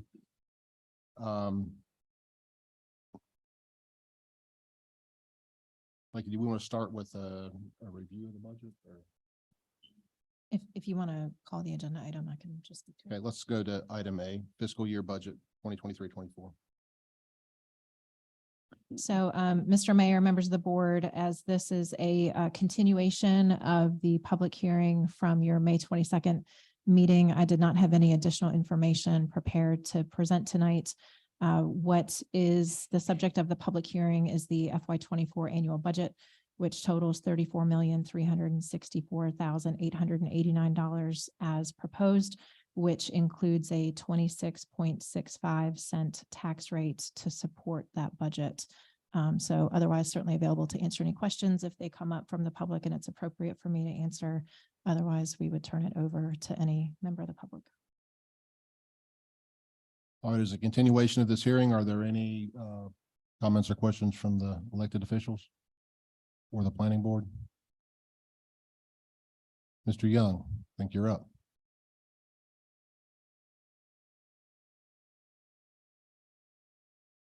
Name is George Young, 407 Vinecrest Drive, Matthews, North Carolina. Mayor, town board. 2 of the big things that you do as commissioners is your zonings and the town budget. I appreciate that it's been continued. I actually just had an opportunity to take a look at the audit just recently. Apparently it got held up. There was a bunch of journal entries that weren't done that had to be done after the fact. That had a substantial effect. As someone that spent 30 years as an accountant in a company, multiple companies, where we went through audits, I made entries. It was a little surprising to see that. Hopefully the town of Matthews will be able to rectify that going forward. I've seen audits the town has had probably going back 15 years. So that concerns me because they made a remark that there were some substantial aspects to the numbers, which means they couldn't complete it on a timely basis. Some of the other issues is, I'm not going to go into a lot of detail. You do have a decent sized budget in the town of Matthews. There's a lot of line items. But how, for instance, it can affect me directly is, this is my assessment that I got for my personal property. So I know it's being told to people a 17.5% increase in the tax rate from the revenue neutral, which is required under state law to publicize what that is. So in my case, my parcel 227-23707, the prior was 191,700. Now it went to 316,000. That was a 64% increase in the valuation. My actual tax with the new rate of 0.2665 is going to be a total of 842.14. The prior year gross was 565.52. In my case, my tax bill for the town of Matthews is going to go up by 48.92%. It's a far cry from 17.5. Now, in the neighborhood I live in is Pine Forest. So if you're heading out John Street, on the left side, you got the post office. It's on the right side. It's just before you get to Greylock. Basically, the majority of the homes that were probably built prior to the 1990 in the town of Matthews are probably staring at 40% increases in their tax rate, nothing close to the 17.5. I looked at my prior tax bills dating back to 2010. I've never had an increase this large, ever. Between the town of Matthews and the county, maybe $60. I think there might have been one that was maybe 90. In this case, it's going to be, I think it was a gross of 276.63 difference, just on the Matthews side. When I did some research on the budget, it seemed to appear that at no point did the town manager attempt to give to the town board a budget that would match with the revenue neutral. At no point. I would believe that the town should have got probably multiple variations. One, let's match it to that. What does that do? And it might mean that you're chopping fingers off to do that. Now, I used to be on this town board, and so I took the budget very seriously. The first year I was on, I voted no. Second year, I voted yes. Okay. The concern I have is between the budget and the level of this increase, I'm not seeing a lot of fiscal controls and spending by this board. The buck stops with the mayor and all of you elected commissioners. So the town manager can present this to you, but there should have been essentially the equivalent of option 1, 2, and 3. And I think the small decrease that happened was insignificant that I saw that was presented by the manager. I have a personal budget at home. It's an Excel spreadsheet. So I know every single month, literally to the penny, what I pay Duke Power, Piedmont Natural Gas, my internet bill, my auto insurance, my loan on my house. So if I wanted to suddenly get on a plane and go to Ireland, I have to look to have A, to have the money in the bank, B, to have the revenue to do that. I have a limit. The state of North Carolina requires all municipalities to A, I believe, adopt a budget by July 1st. 2, it has to be balanced. Those are 2 requirements within the state of North Carolina. We can't do what the federal government does. On a personal note, I also want to state, I am not one of the individuals, which is over my dead body, we never raise taxes. I want to be very clear with that. The town board recently raised the pay levels for the police department. And that was an absolute needed to be done. The turnover that was going on in that department was off the charts. Some of it was political. Some of it was the aspect of the level of pay that was here. They weren't getting paid enough. So some of them left, went to other departments that pay them more money. I get that. Same thing with the fire department. But I do have an issue that was extended across the board. The reason for the town of Matthews to exist is public safety. That's the police department and the fire department. And that's why they always should have the largest part of your budget. I feel there's a lot of other issues that are taking more front stage that shouldn't be. I saw one minor item about $26,000 to, I guess, have a different light show or something like that over at the caboose next to us. There's a lot of studies that I keep seeing the board approving, 100,000, 150, 200,000 do stuff. One of the things that's in the agenda tonight apparently is a engineer position, project engineer. My dad was a engineer, project engineer. So I'm wondering, if we're paying all this money to our department heads, why are we outsourcing so much work? If it's really outside of what they do normally, that completely makes sense. An example is stuff with the light rail that comes to the town of Matthews. That is nothing that we do. You know, how is that going to impact us as far as, you know, what do they call it? TOD, transit oriented. Charlotte has one. So there's some components that to get things from outside. But there's a lot of money going out the door for studies. We got 2 people on this board that are engineers, as an example, if I remember right.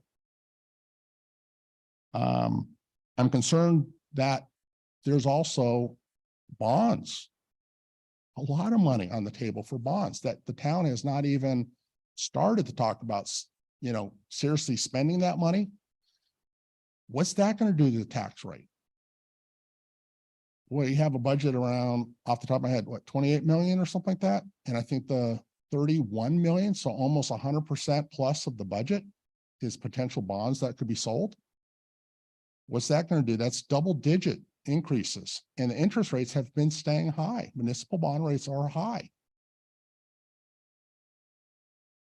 You have a lot of people that are on fixed income in my neighborhood. You have some people that bought those homes in 78, 79. They've been in those homes for 30 years. These increases on the taxes is going to have an effect on those people. And I know some of you board members have talked about affordable housing. One way to do that is try and keep people in the house they're in now without putting them in a situation of them being forced to sell. Ironically, there's a couple neighborhoods where that's probably going to be the de facto option that's going to happen. I'm quite sure there's some people in my neighborhood could not buy their house today if they had to go out there and do it. They could not. Their kids couldn't. I appreciate your attention to this. I think that the budget should probably be lowered from what what's been offered by the town manager. You unfortunately have a bad deadline coming up with July 1st. One of the ways you could do that is make a motion to basically do 1/12 of the budget to give you another 30 days to try and lower that so it's not so high.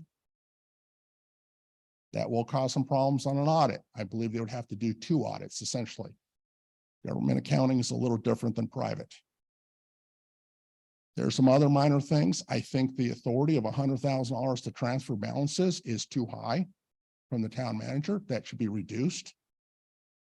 I think for 100,000, she needs to come to the board with a vote. Probably should be reduced to 50,000. I think maybe the fund balance percentage that you have might need to be reduced. It made more sense way back when the town might had like $10 or $12 million a year. We're not on the coast. We're not going to generally have a hurricane here. Hugo was a real rarity. Anyways, there's a lot of details. I do not want to waste the time of your citizens tonight, but I have a problem with that budget. I don't think it should be approved. Thank you so much for your time. Thank you, Mr. Young. Would anybody else in attendance tonight like to speak on this hearing item?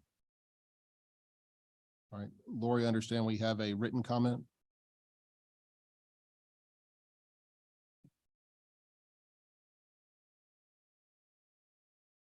This comment is from Fred Reel, who writes, Mayor and Town Commissioners, thank you again for continuing the public hearing on the town's budget and the robust discussions that have been had by both staff and commissioners on one of the most important topics impacting the town. I'm regrettably traveling and unable to attend tonight's public hearing, but have asked the town clerk to read my comments into the record in my absence. After reviewing the town's comprehensive annual financial report, proposed budget, CIP plan, and listening to the budget workshops, I understand that there is undoubtedly growing pressure to raise taxes in order to cover the outlined expenses included in next year's budget. I do, however, take exception to the roughly $2 million contingency, of which approximately $1.5 million is allocated to the build-out of Fire Station 3. It has been stated that the $1.5 million budget line item will be a permanent operating expense, which is simply incorrect for next year's budget. While there may be plans to reallocate the $1.5 million contingency beyond next year's proposed budget, it doesn't change the fact that the cost today is a one-time expense related to the build-out of Fire Station 3. Each year, there are several puts and takes into a budget, and to be justifying a portion of this year's tax increase with planned future funding of hiring firefighters for a station that the town hasn't even broke ground on is hard to comprehend. And I want to be clear, I'm not saying the investment in public safety isn't needed, rather than the timing of funding personnel that won't be hired for nearly 12 months from now on a building that isn't even built should not be part of today's proposed budget. There are clearly a lot of unanswered questions on the topic, including the cost to build out the facility, let alone what staffing models would look like, but the $1.5 million contingency needs to be treated as a one-time, non-recurring expense, as reallocating those dollars to hire firefighters a year beyond now is a topic for next year's public hearing when circumstances may be drastically different than they are today. Additionally, the town's fund balance continues to consistently exceed the town's self-imposed 34% policy, and based on the latest April budget report, we are projected to contribute even more to a growing fund balance that sits unutilized at the expense of the taxpayers. Thus, I close asking leaders to appropriate fund balance overages that have caused the general fund to grow year over year to cover the $1.5 million one-time cost and reduce the proposed property tax increase by half, knowing that there will be a need in the future to invest in public safety, as there has always been. But leaders should be having that discussion when we actually have a building and 12 more months of revenue and expense data to better gauge a critical investment decision in key personnel for this town. Thank you for your time and consideration. Fred Reel. Thank you, Lori. Do we have any other written comments? All right. There's no other comments on this hearing for our fiscal year 2023-2024 budget. We will close this item and move on to the next item.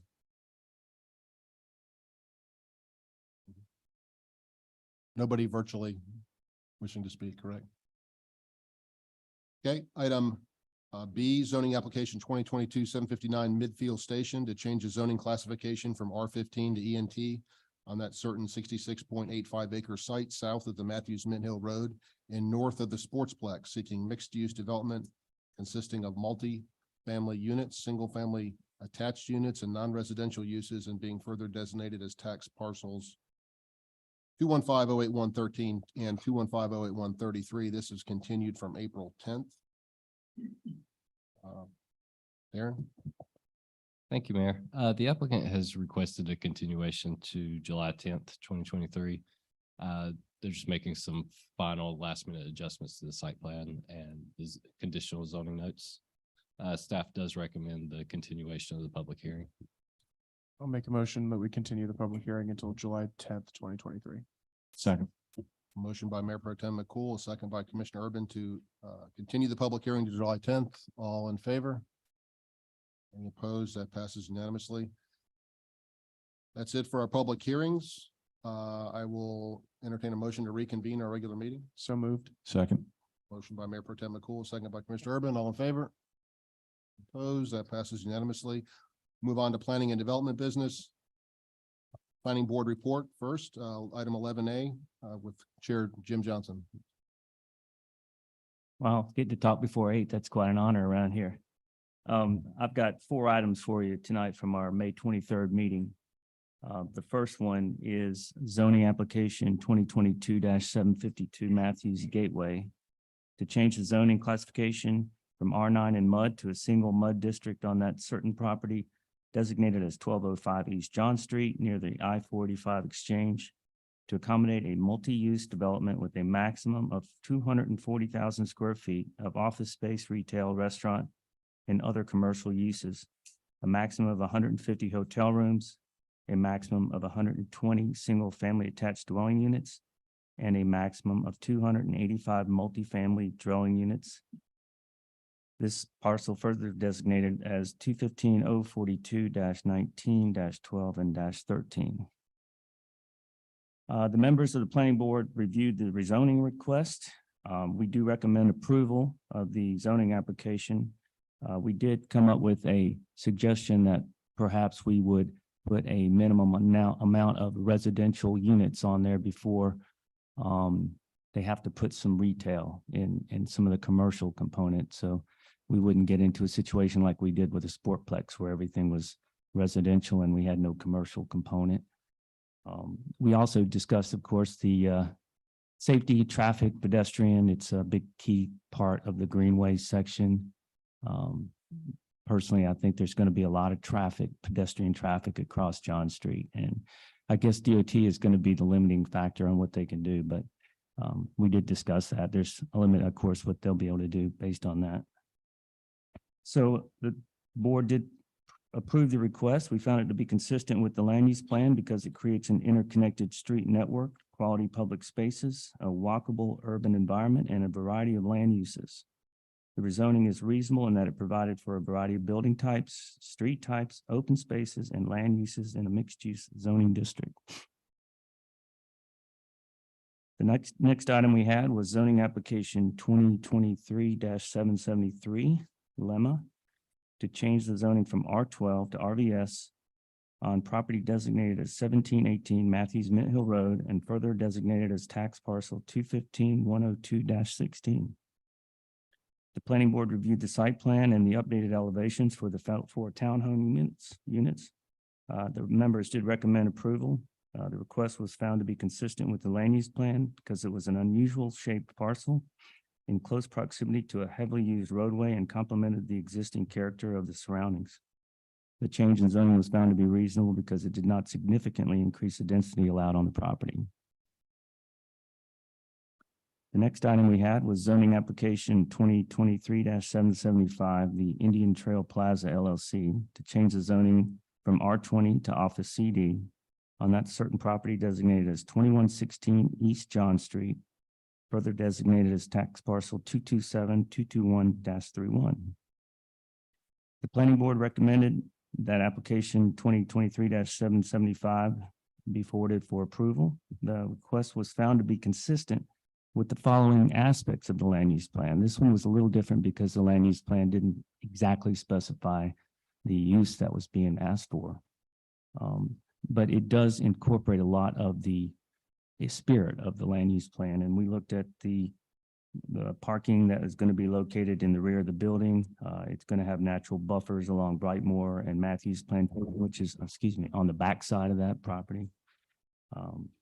It's going to create a tree buffer along the road frontage, and the parking and the vehicular use areas will not be located between the new buildings in that buffer. And these are all part of the recommendations from the small area plan. The zoning application was found to be reasonable as it provided for the use of the front of the parcel and created a large buffer to the single family lots to the rear of the parcel. And the final piece of business we had was a text amendment to change the text of the town code for the Crestdale Conservation District to change the side yard setback on properties less than 5 acres and deleting the requirement that only one entrance shall be on the front elevation. The planning board reviewed the proposed text amendment and we recommend approval as currently amended. The text amendment was consistent with the land use plan because it will provide for more flexibility in single family and duplex housing and which is encouraged as a way to diversify housing types.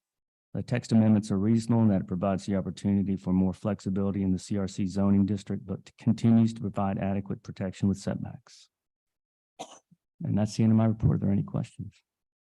Any questions for Jim? All right, thank you, sir. Appreciate the report.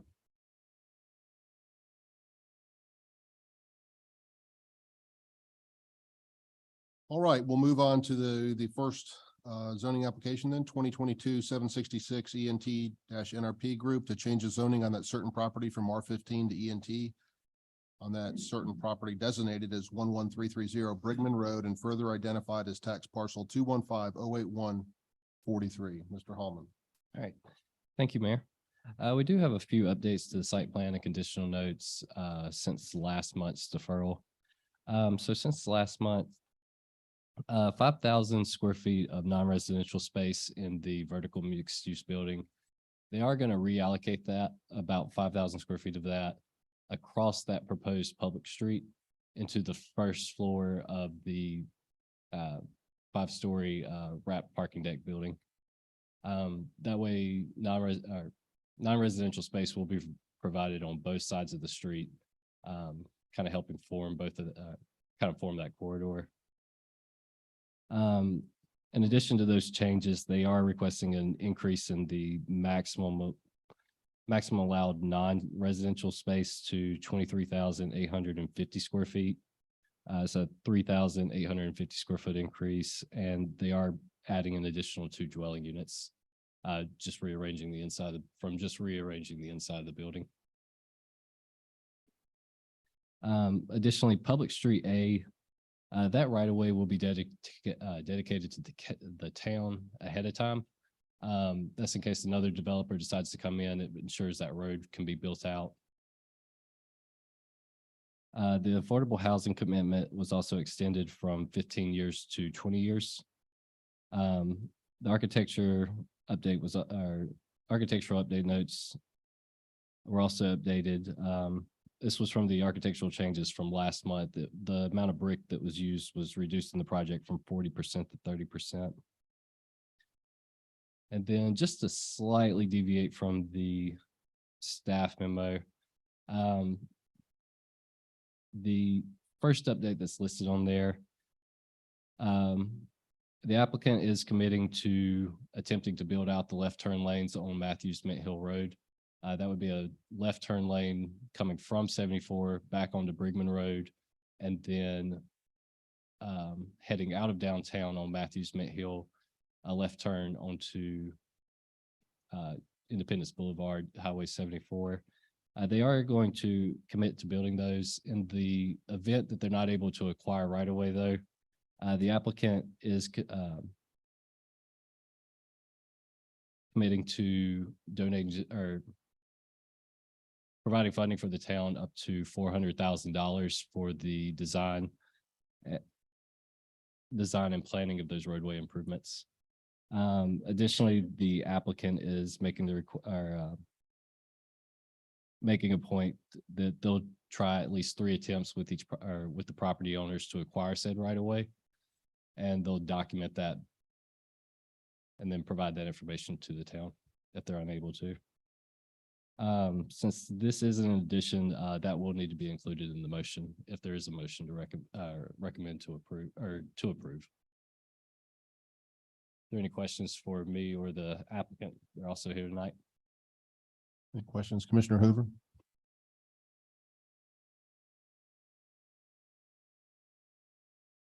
Okay, quick question.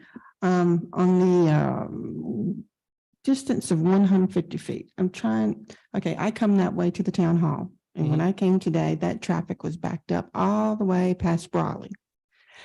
And as you're coming towards Independence, people are actually over to turn left over the side, like they're backing up. It's a mess.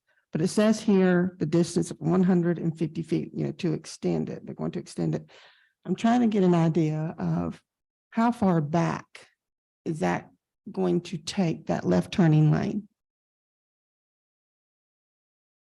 So you're interested in how much queuing there would be? Yeah, whatever's right there now does not work. And then I know they're wanting to, where it says here to extend it back, a distance of 150 feet. I'm just explain that to me. Right. So the idea with the 2 turn lanes is they'll be installing a turn lane or left turn lane onto Brigman Road on Matthews Mint Hill. So essentially the center of that road would just be a continuous left turn lane. They would kind of run back into each other. Right now up at Independence, believe that left queuing lane stops right around in front of the driveway entrance to the gas stations. Right. So they would effectively extend that back to allow for more queuing. That would push traffic, any of that left turn traffic out of the through lanes and back into the queuing lanes. So it would allow for a bit more free and flow traffic.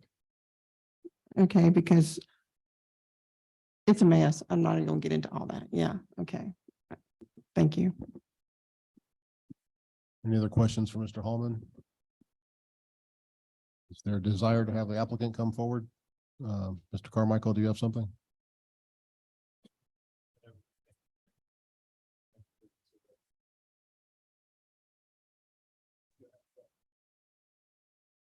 Any questions for Mr. Carmichael or for Darren? Mayor Pro Tem McCool.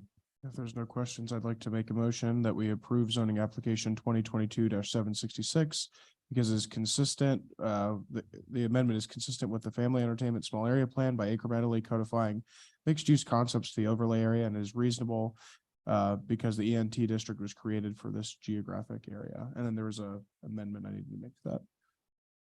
And the amendment that is on the screen, I will add that. So I don't have to read it. A motion by Mayor Pro Tem McCool. Is there a second? Second that. Need a reasonable and consistent statement. I gave a reasonable and consistent statement. I 100, yeah, I gave that. All right. We have a motion by Mayor Pro Tem McCool, second by Commissioner Whitley. Is there any further discussion?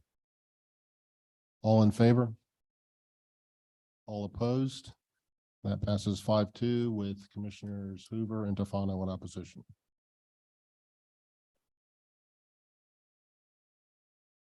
Thank you. We'll move on to the next item, zoning application 2022-752 Matthews Gateway to change the zoning classification and changing conditions from R9 and MUD to a single MUD district on that certain property designated as 1205 East John Street near the I-485 interchange to accommodate a multi-use development with a maximum of 240,000 square feet of office space, retail, restaurant, and other commercial uses, a maximum of 150 hotel rooms, a maximum of 120 single-family attached dwelling units, and a maximum of 285 multifamily dwelling units, and further designated as tax parcels.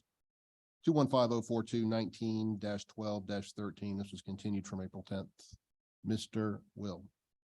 Thank you, Mr. Mayor. Good evening. Good evening, members of the board.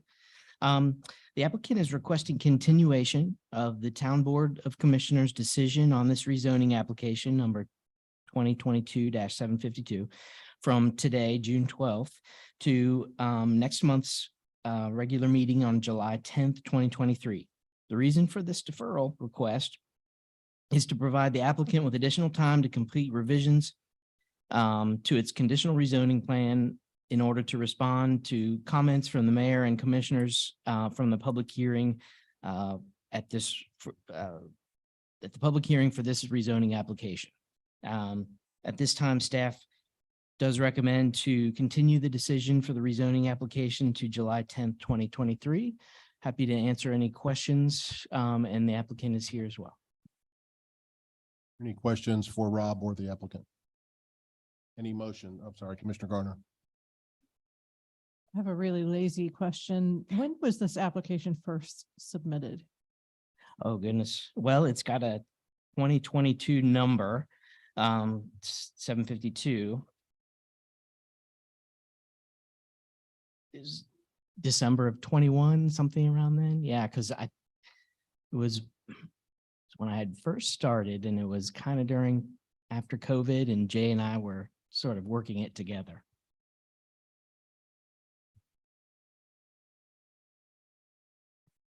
Commissioner Garner. I'd like to ask some follow-up questions, and maybe Mr. Carmichael or the applicant would address these or maybe explain better. So we got pretty far into this process and had some numbers on transportation, the transportation impact analysis, and we were given a number of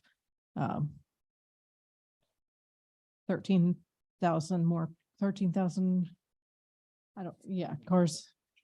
cars a day versus the original plan that had something like 8,000 cars a day. And then I couldn't read the graph, and Mr. Carmichael was nice enough to have it rebuilt and sent to me. And so I don't think our board has seen the difference in numbers yet. I think unless it was sent out individually. I'd like that addressed a little bit, because I feel like I've been going through this process with an understanding of a much larger number of car count, and I was weighing my decision based on that. I'd like to see the actual comparison and, perhaps continue this, but at the same time, I think before we go any further with this, we need to see what the actual numbers are. Okay. Want to address the applicant? Want to address that right now? Thank you, Mr. Mayor, members of the board, Commissioner Garner. So at the and I don't have slides, but at the public hearing, the traffic engineer, Mr. Guy, had a slide, Commissioner Garner said that under the 2009 plan, it generated 13,696 daily trips. And then the plan that's proposed generates 8,772 trips. After that, I was looking at it a little more closely. I thought, wait, that doesn't actually seem right for the approved uses. And so I wanted to make sure it was absolutely clear. And so I got back with the traffic engineer, and I think what he used was the daily trips under the traffic study that was approved.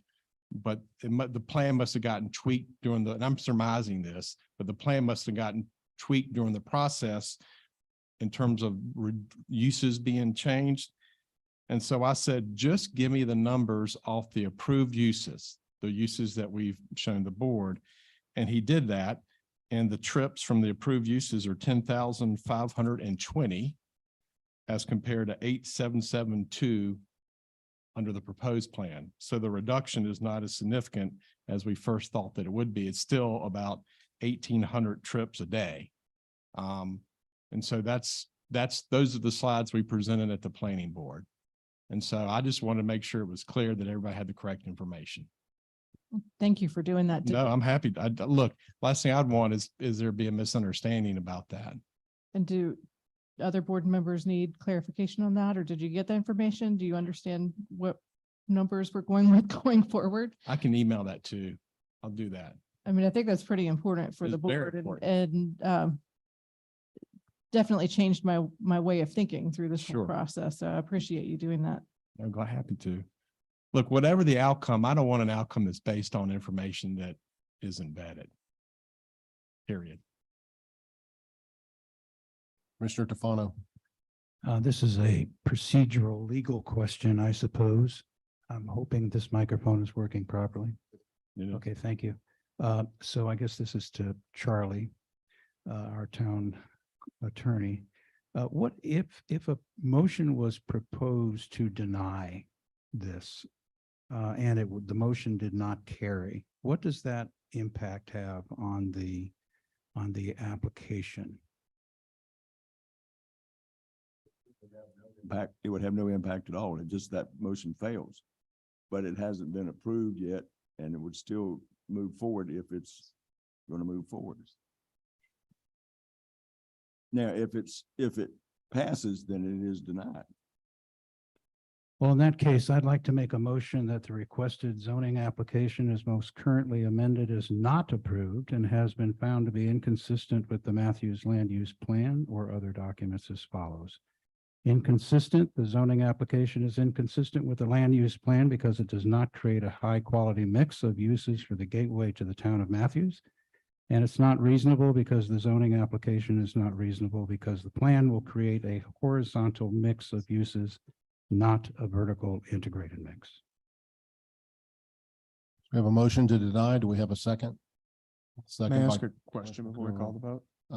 Yes, Mayor Pro Tem. I don't know if this is a Charlie or Becky question. How many times in recent memory has a developer asked for a continuation and we have not given it to them? And that's a very random question. I going off memory here, I feel like it's maybe happened 1 or 2 times in the 7-8 years that I've been here. So it has happened, but it is rare. It's very, very rare. I would not support the motion. Not saying that I support or in favor or in denial of the project, but I did speak with the developer, promised him that I would support a continuance as we have granted probably 98% of every other developer that's come before us. So, making an effort to improve, we can listen again and then vote at that time. So I would not support a denial tonight. Again, I'm not saying if I'm for or against it, but I think we owe it to the developer to have another month to put forth some additional changes as we do with great regularity on this board. Commissioner Garner? I also have, I'm not overwhelmed by this project. I don't believe it's the best project we could have in that space, but I have concerns that if we go ahead and deny it tonight before getting an opportunity to see what comes back before us, what was approved in 2009 does not have the traffic impact I thought it did. But it does include 2 drive-throughs, so we could have a Wendy's and a Taco Bell at the corner of 485, and that concerns me. So I would like to give the developer an opportunity to come back and bring us something that is more in line with what defines Matthews and makes Matthews what it is. Mr. Urban. I'd like to go ahead and make then a substitute motion to continue the decision for rezoning application 2022-752 to July 10th, 2023. I have a substitution motion by Commissioner Urban, a second by Mayor Pro Tem McCool. All in favor of the substitute motion? All opposed? That passes 5-2. So we will continue this hearing until July 10th. July 10th. I'm sorry. Decision, not hearing.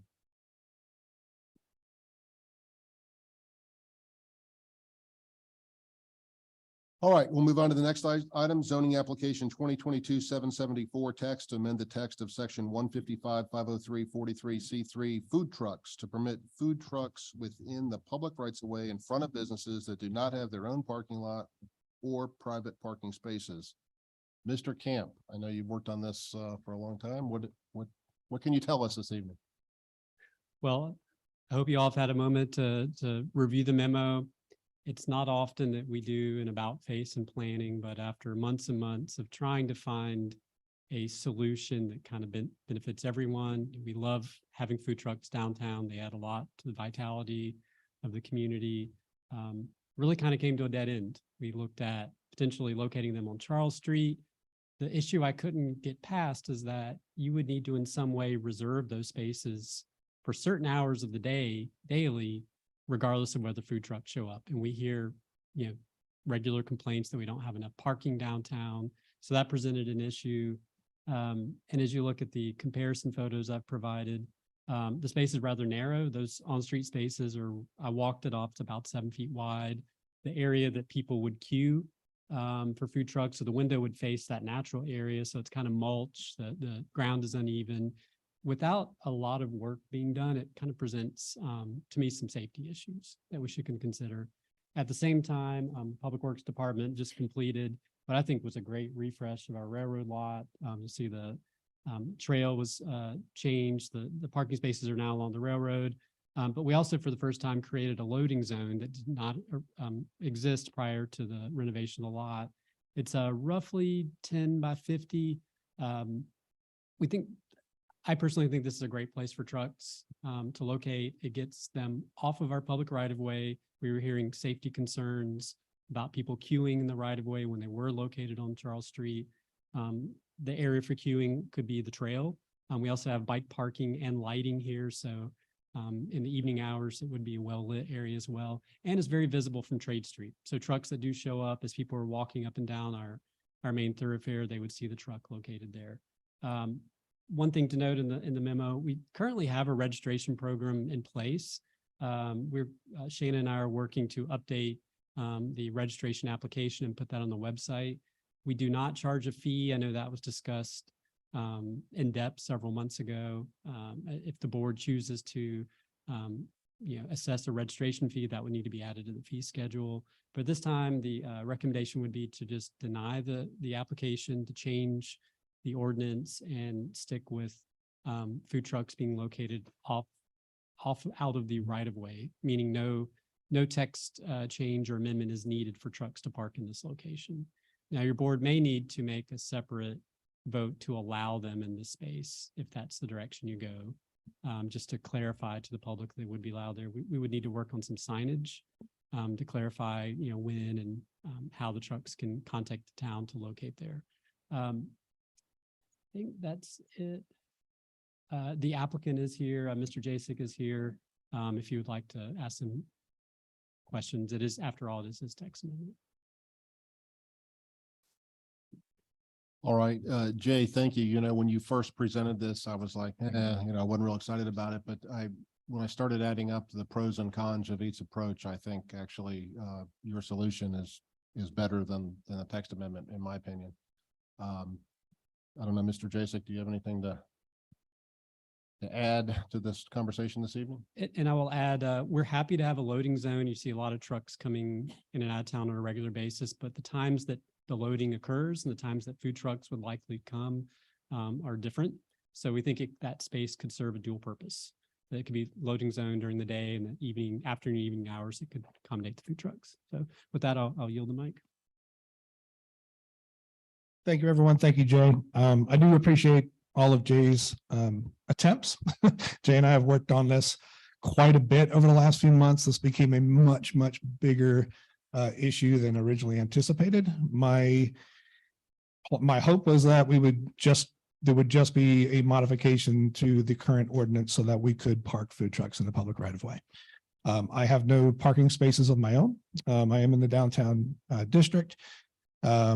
And with the proposal that Jay is offering here, I am extremely skeptical it'll have any success at all. Food trucks are deliberately invited by my business to park in front of or next to my business. That's how this started.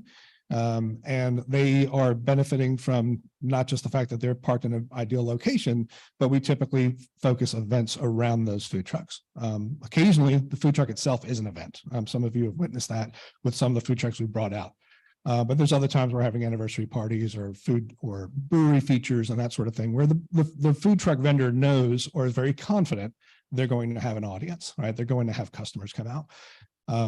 The attraction that is brought to Matthews, that is, we have brought in all sorts of people into Matthews that have typically not even considered coming to Matthews, and now they come back.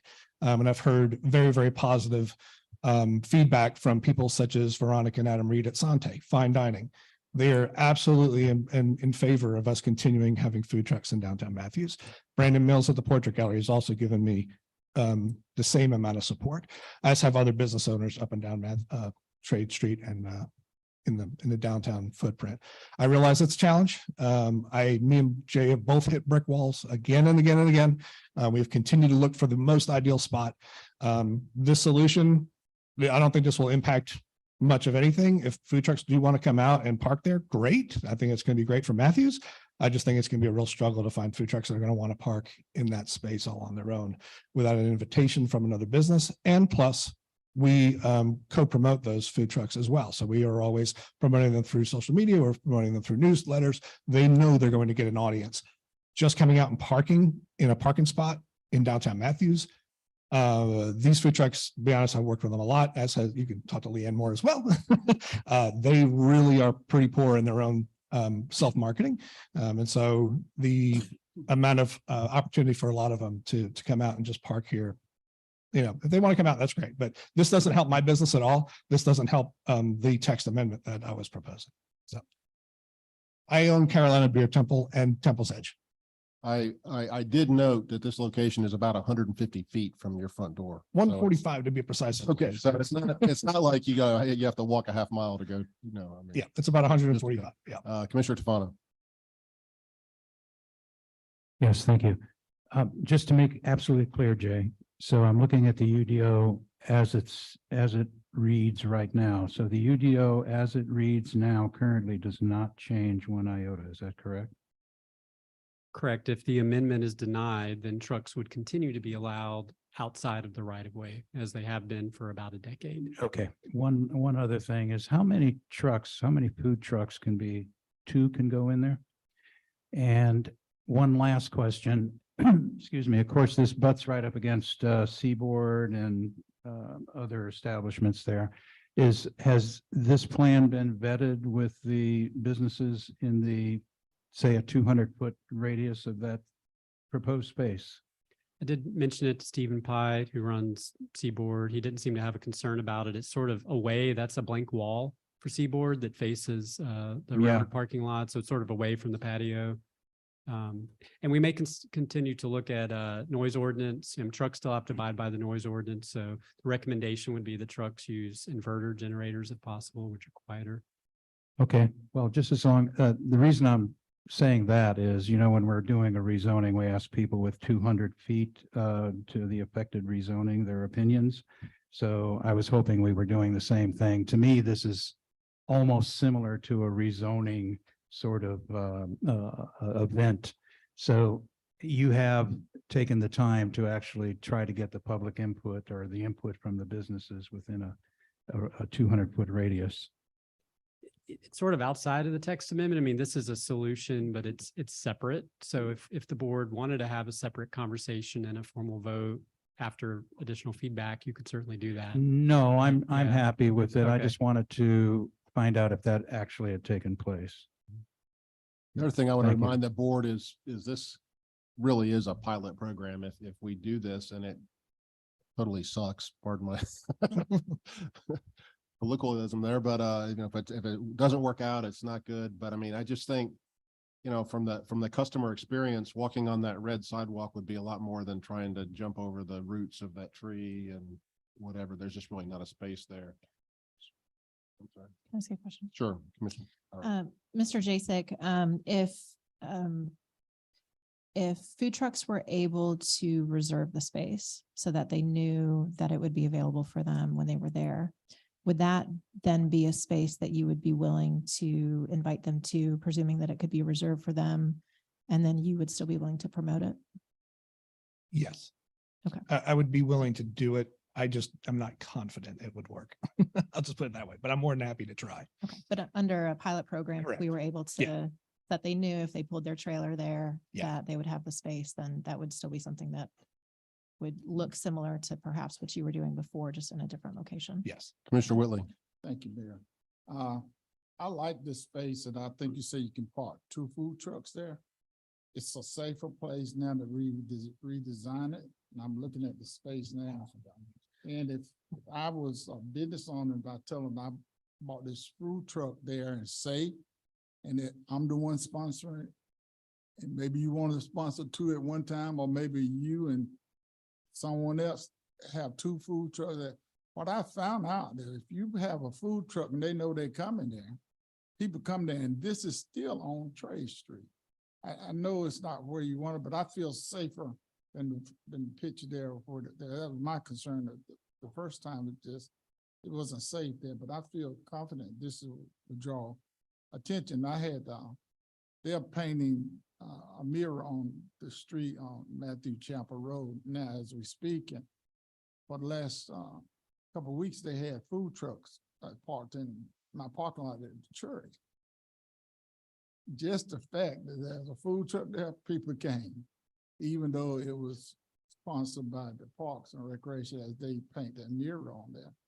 And I think once people like food trucks, and they like different variety in that. So I really believe that if we try this, I think you're gonna find a huge success that we have those food trucks that close as 145 feet, I think you said, from your front door. But I like that, and I'm hoping that if we try it, it'll be a great success. Jay, can we accommodate some sort of ability to reserve, so a business owner could reserve this space in your proposal? Yeah, I mean, being that it's town leased managed property, I think we would have. So to Mr. create a- Jasek or somebody from Seaboard, Mr. Pye or whatever could call the town and reserve a space for a food truck. Yeah, we may be able to do a sign up genius or some kind of online scheduling system. Probably speak with Parks and Rec and our events folks. They may already have something that software we could use. Follow-up question, Commissioner Tofano asked if we had to change the UDO. If we deny this text amendment, do we have to change the UDO to allow parking in a loading area, or that's not even addressed in the UDO, so we don't need to worry about? We may have additional signage that's loading / food trucks or something. It's a Yeah, we hybrid. talked about maybe marking one of the spaces, something about food trucks, or putting a sign up or something like that. Commissioner Tofano. In that case, I'd like to make a motion to deny zoning application 2023-774 text amendment to section 155-503-43C3 of the UDO. We have a second? Second by Commissioner Hoover. We have discussion, Commissioner Garner. Jay, what was or maybe CJ, what was the reason for painting the loading zone on there?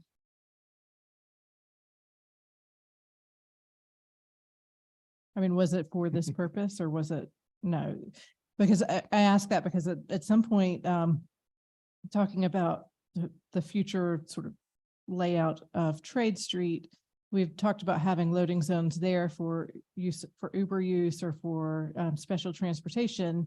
And if we okay this, are we going to make that confusing for future loading zones that are on Trade Street?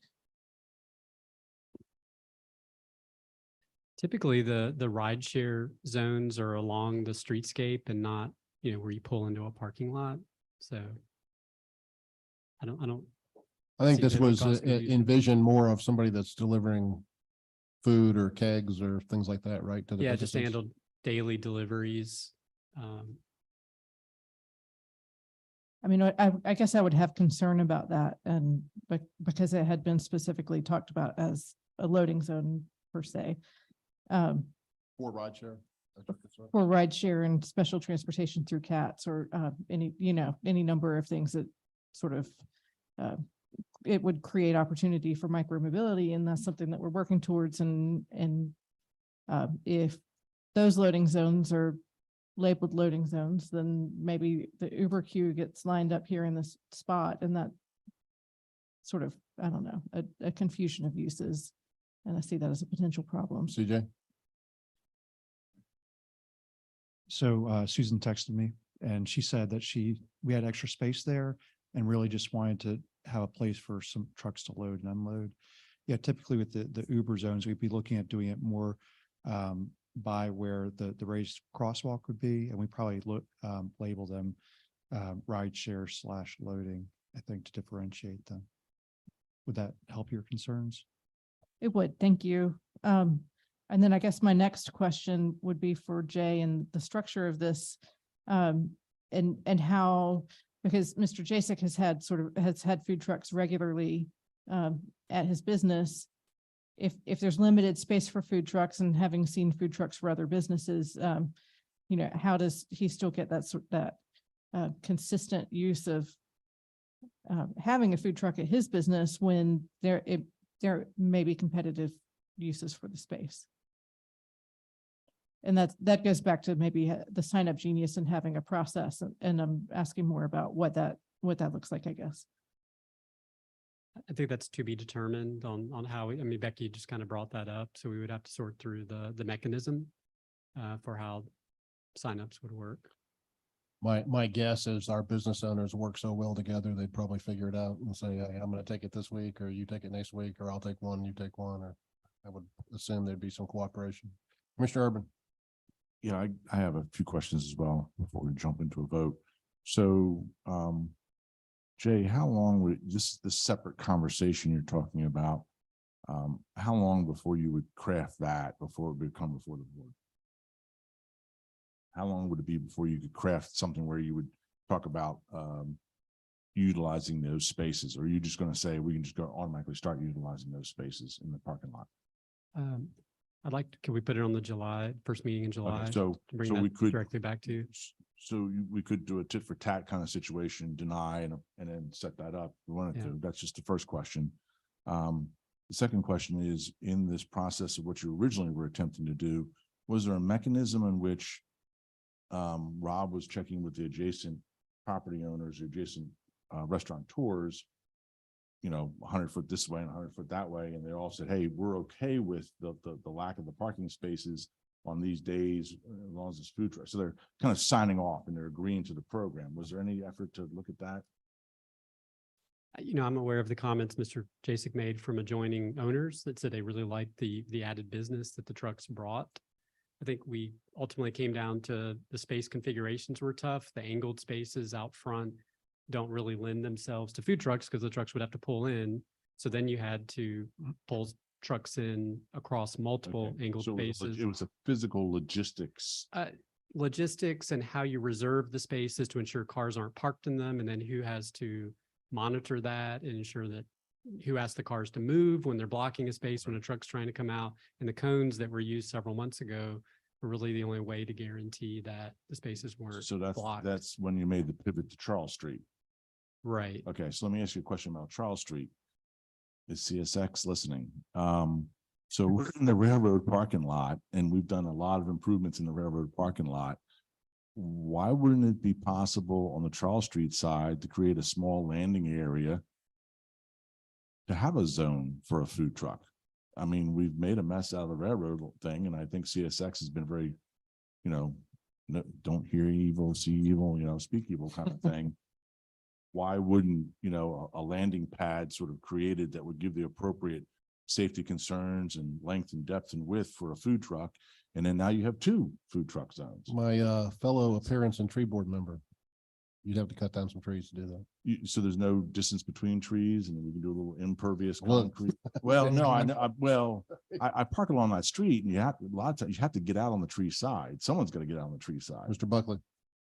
Just to add some information to this, a city or a town has more proprietary authority on off-street parking lots that it owns than it does on governmental parking lots in the public right of way. So you have more variety of uses in an off-street parking that you control and utilize and reserve and whatever that you don't necessarily have in a public right of way. So I'll just point that out. So Charles Street you're saying it's a public right of way. I'm thinking it's in CSS right of way. Well, Charles Street's a public right of way. Yeah, but I think the whole conversation though centers around the large obligation of CSX to sort of turn a blind eye, because that railroad line parking lot is well within the right of way. I think CJ would agree to that. Oh, yeah, we know that. Okay, so isn't summarily the mirrored position, Charles Street is the same way? Yes. The But entire road? But that's been in existence for so long. Right.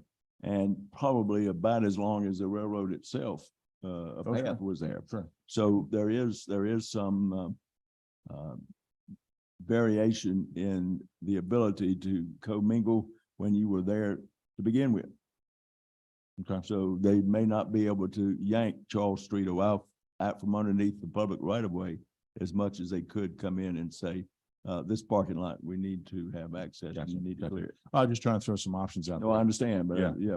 Because it seems like a good location along Charles Street, but it's unequal paving surfaces, different types of paving surfaces. It was all sort of prepped a little bit. It would be very useful from that standpoint. I was just trying to throw out any last ditch efforts here to sort of see where we're going. So it sounds like if it was denied, Jay and staff could pivot and bring something back before the board to activate those spaces on the rail line. If I could make a comment, I think our business owners have been really patient waiting for us to, I know, we're doing it. So I don't want to wait until July 10th to do this. This is the height of food truck season. Let some trucks park there tomorrow. I mean, why do we need to wait another month? I think. So you'd have to craft a motion that would make that happen?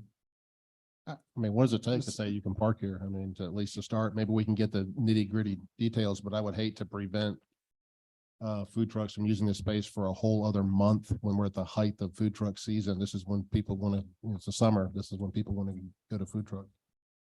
Commissioner Whitley. Thank you, Mayor. And you said exactly what I was, we have, we beat this quite a while. It's a win-win situation. It's there.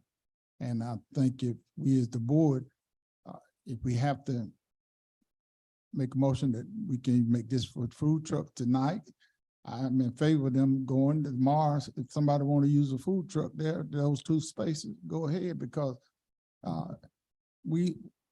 it's a solution and a win-win for everybody.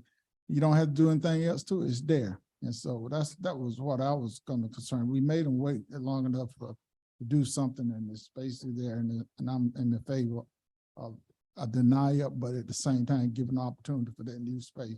Mr. Buckley. The board could tonight, if it so wanted to, you could adopt by motion or resolution to allow loading zones in this particular location to be, to allow not only loading zones, but food trucks on a reservation. All right, so my next question, Charlie, is this now. do we need to deny it first and then come back with that second? Well, you've got to get rid of this text amendment one way or the other, either That's approve right. it or deny it. So right now we have a motion from Commissioner Tofano to deny the text amendment, a second by Commissioner Hoover. Is there any Mayor. further discussion? I don't believe Mr. Tofano read the rest of the statement, or I didn't hear that. If you would like to add that to your motion, sir. Actually, I was looking at the memo and let me see if I thought I had properly stated it, but obviously not. I got you. Thank you. Thank you. Very well then, let me repeat my motion in the proper format. I make a motion that the requested zoning action as most currently amended is not approved and has been found to be inconsistent with the, wait a minute. No, it says food truck, but this says land use plan. Let me go ahead and finish with it. With the Matthews land use plan or other documents as follows. Inconsistent, the rezoning is inconsistent and will create conflicts with existing brick and mortar business located in the downtown area, as well as safety concerns for pedestrians. It's not reasonable. The text amendment is not reasonable as it will create parking problems in the congested downtown area. Commissioner Hoover, do you go along with that? Okay, we have a motion and a second. Is there any further discussion? All in favor of denying the text amendment? That passes unanimously. So now let's craft a motion so that we can start using the spots for future. I'd like to take a crack at that. So I'd like to make a motion that regarding town loading zones, specifically at the railroad parking lot, that food trucks on a reservation basis can be utilized. And that it is consistent with the goal to create and maintain a vibrant environment in the downtown area. And that this text amendment is reasonable to allow. No, for this would not be an amendment to the UDO. This is a straight out. Straight parking out, so we violation. don't need Just a reasonable parking consistency? ordinance.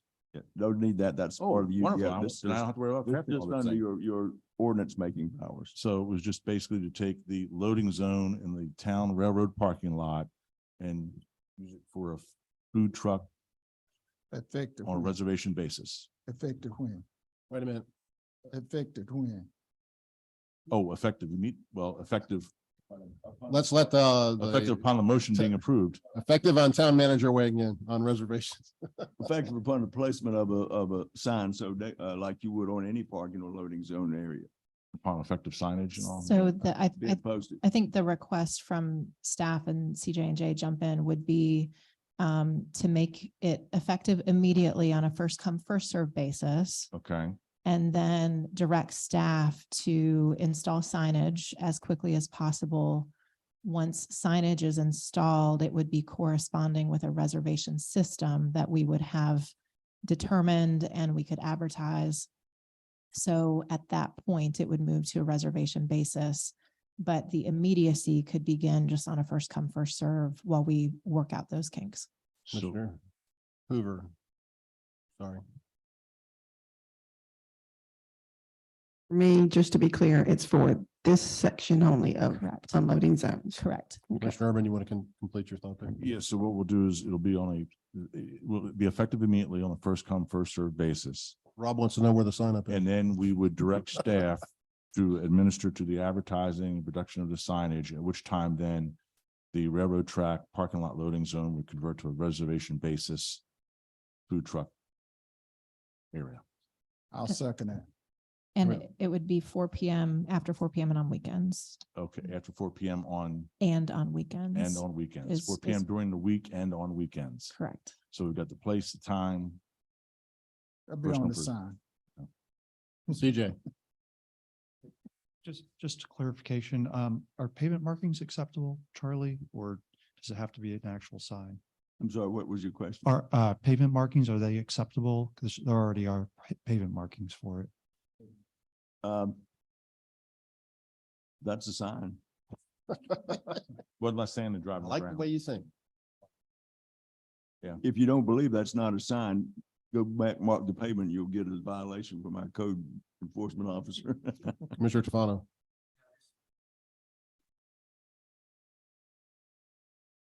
A clarification, how many loading zones are there in this area? This is the only location. Only one?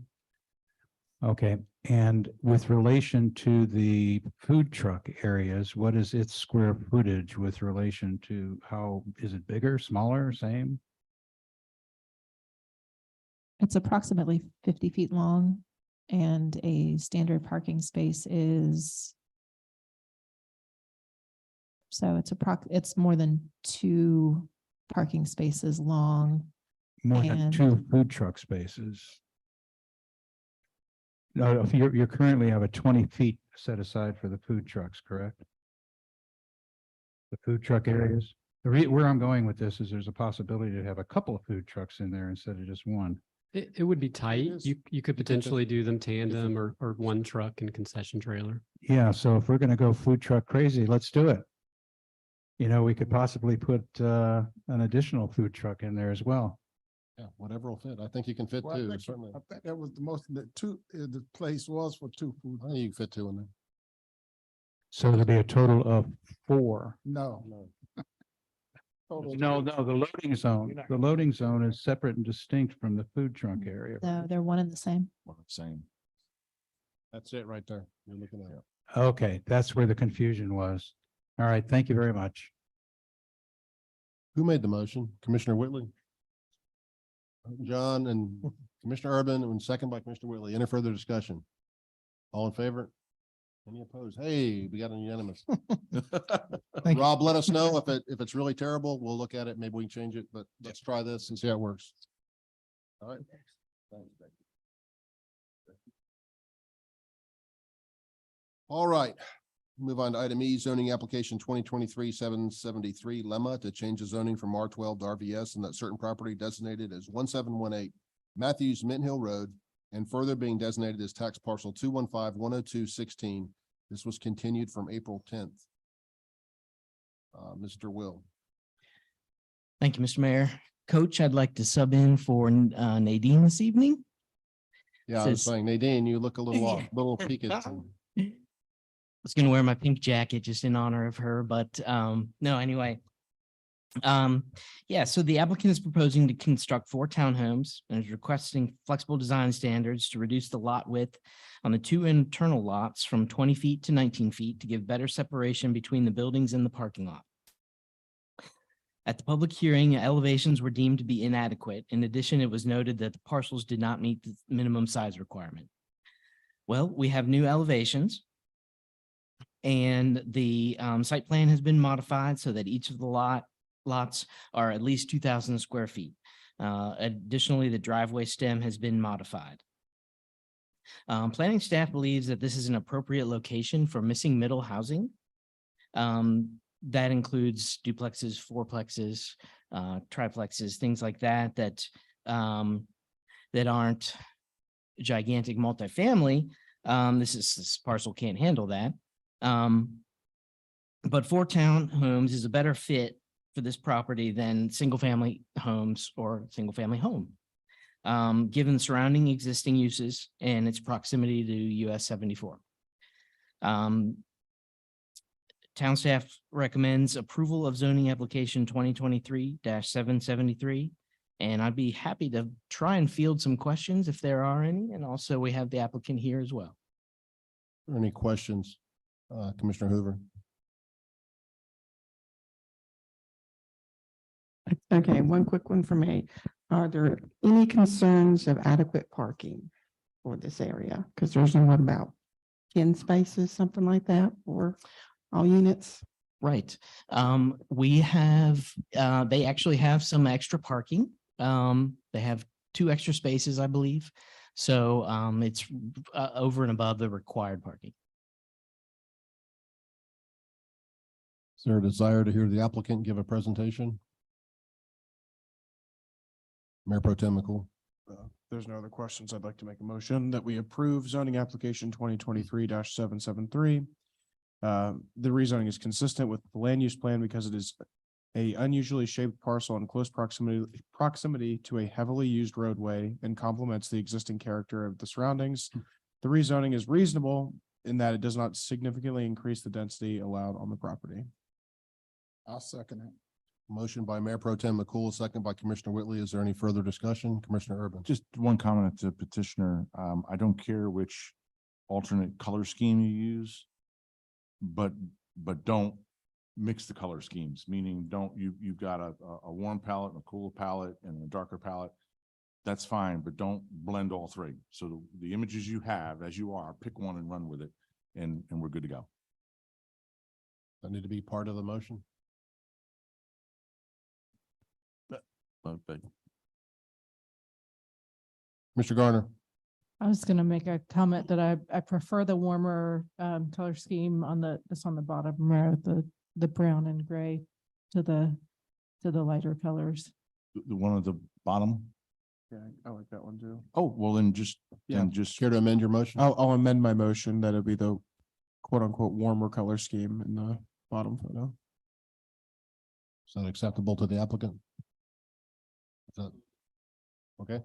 Any further discussion? Okay, all in favor of the warmer color scheme? Any opposed? That passes. Thank you.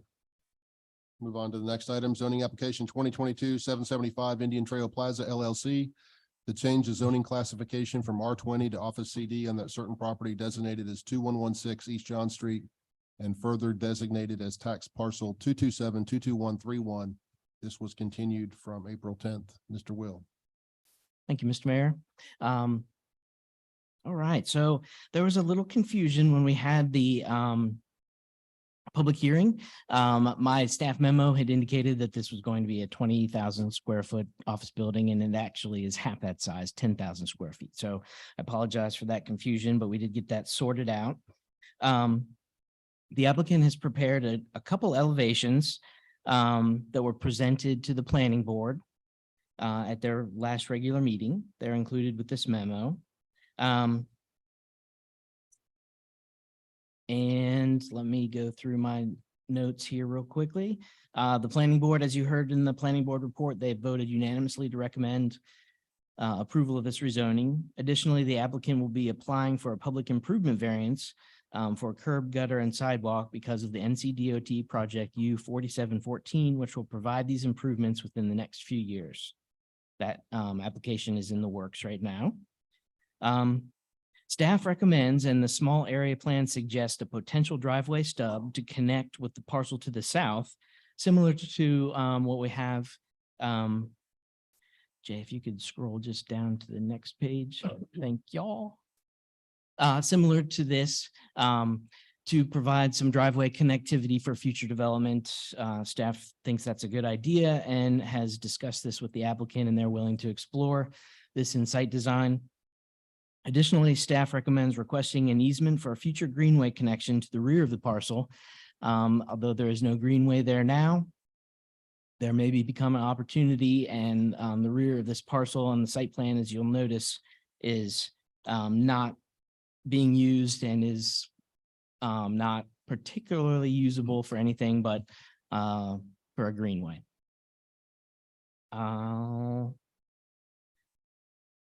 There's the site plan. Elevations. We have a couple elevations that are being presented tonight. We wanted to give you an idea of what they were thinking, and also they are have other elevations that have been provided to staff. I have not circulated those to the board because quite frankly, I wanted to just talk about the rezoning. But if it is absolutely within the board, the board's purview to request future elevation approval for this project if you choose to move forward with the rezoning. Staff recommends a motion to approve rezoning request 2023-775. That the house that Forrest Gump ran up to in the movie? I'm sorry. Mayor Pro Tem McCool. Well, my comments had to do directly with the elevations. I'm gonna try and pull off my best John Urban here. What materials will be used on the White House looking one? Well, first of all, I hate that one. I don't like it at all. That's ugly as sin. I don't like it. But the first one I like better, but I want to make sure it's not like vinyl siding. What is that gonna be? what's, it's Do not. you guys much. have any idea of what the?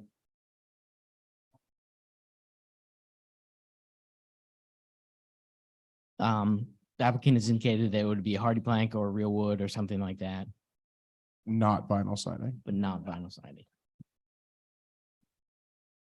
Mr. Whitley. I'm gonna amen Ken. That is ugly, that second one, but I like that first one. I think it looks That's the more front and back professional sides.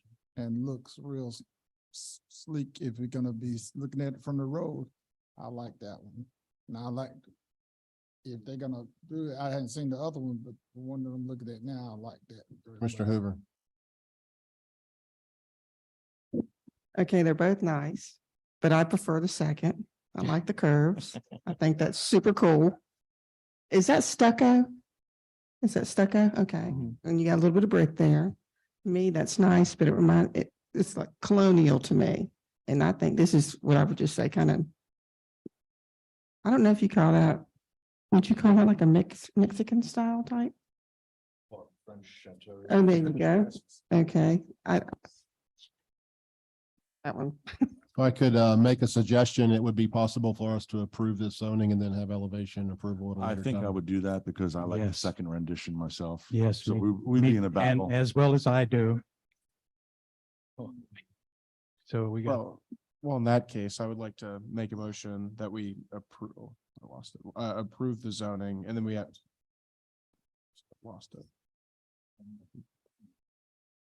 Commissioner Mayor. Garner, do you have another comment before you make a motion I here? mean, I do have, I have some questions before you can formulate your your motion. And I think the second one, I'll say this, looks a lot like a lot of the houses that are being built over closer to South Park and on Providence Road right now. And so that makes me wonder, and I know this doesn't make financial sense for most people, but downzoning from a commercial to a residential, that's a possibility in the future, because I would have concerns having a 10,000 square foot constructed building that becomes a 10,000 square foot house in the future with its proximity to some other residential types in the area. And so I just want to consider that as we're talking about approving this. Was that a question for town attorney or? It was just sort of a question of philosophical lifting up of thoughts. And so anybody that wants to engage. Suppose it could always be zoned anything, right? Yeah. It can be rezoned as anything at some point. right? I don't want to answer for staff, sorry. Correct? Yeah, and in the office zone that they're requesting, believe single family and duplex is still allowed. Now, converting a 10,000 square foot office to a home might take some doing. And I think it's because of the residential sort of facade, the look of Yeah, it makes yeah. me think, Well, makes me think of the potential there.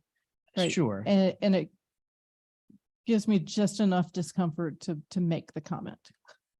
Well, the office will be for residential building company. So that they wanted to sort of showcase, I mean, I think that's where they were heading, was they wanted to showcase what they can do. If I might add, you can limit the permitted uses.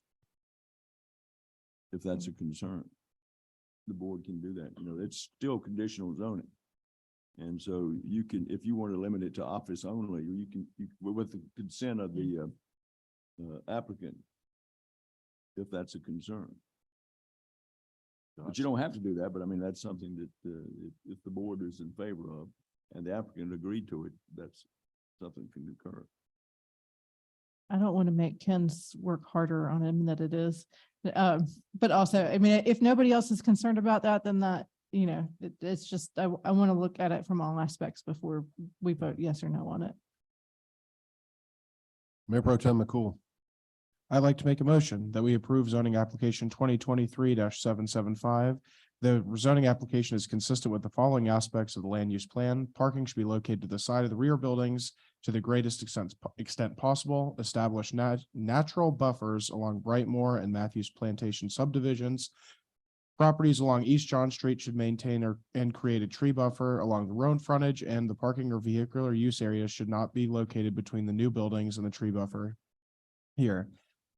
The zoning application is reasonable in that it provides for the use of the front of the parcel and will create a large buffer for this to the single family lots in the rear of the parcel. That was a mouthful. Can you also mention that we'll have elevation? And then elevations to be brought to us and approved at a later date. And that's seconded by Commissioner Urban. No, I thought.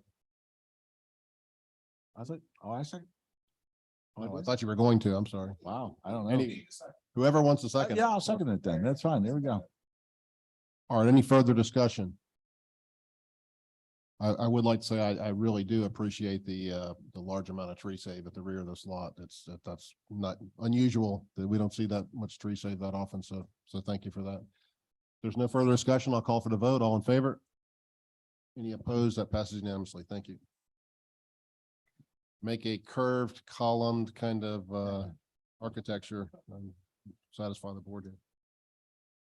Move on to the next item, zoning application 2023-778 text amendment to change the text of the town code regarding the Crestdale Conservation District to change the side yard setback on properties less than 5 acres and deleting the requirement that only one entrance shall be on the front elevation. Mr. Will.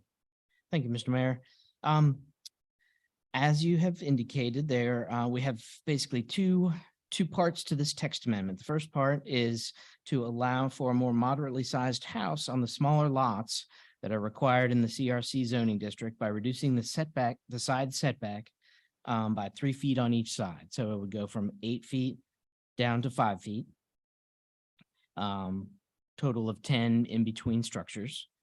The second text amendment, second part to the text amendment request is to eliminate the special design criterion that only allows a single entrance per duplex in the CRC district.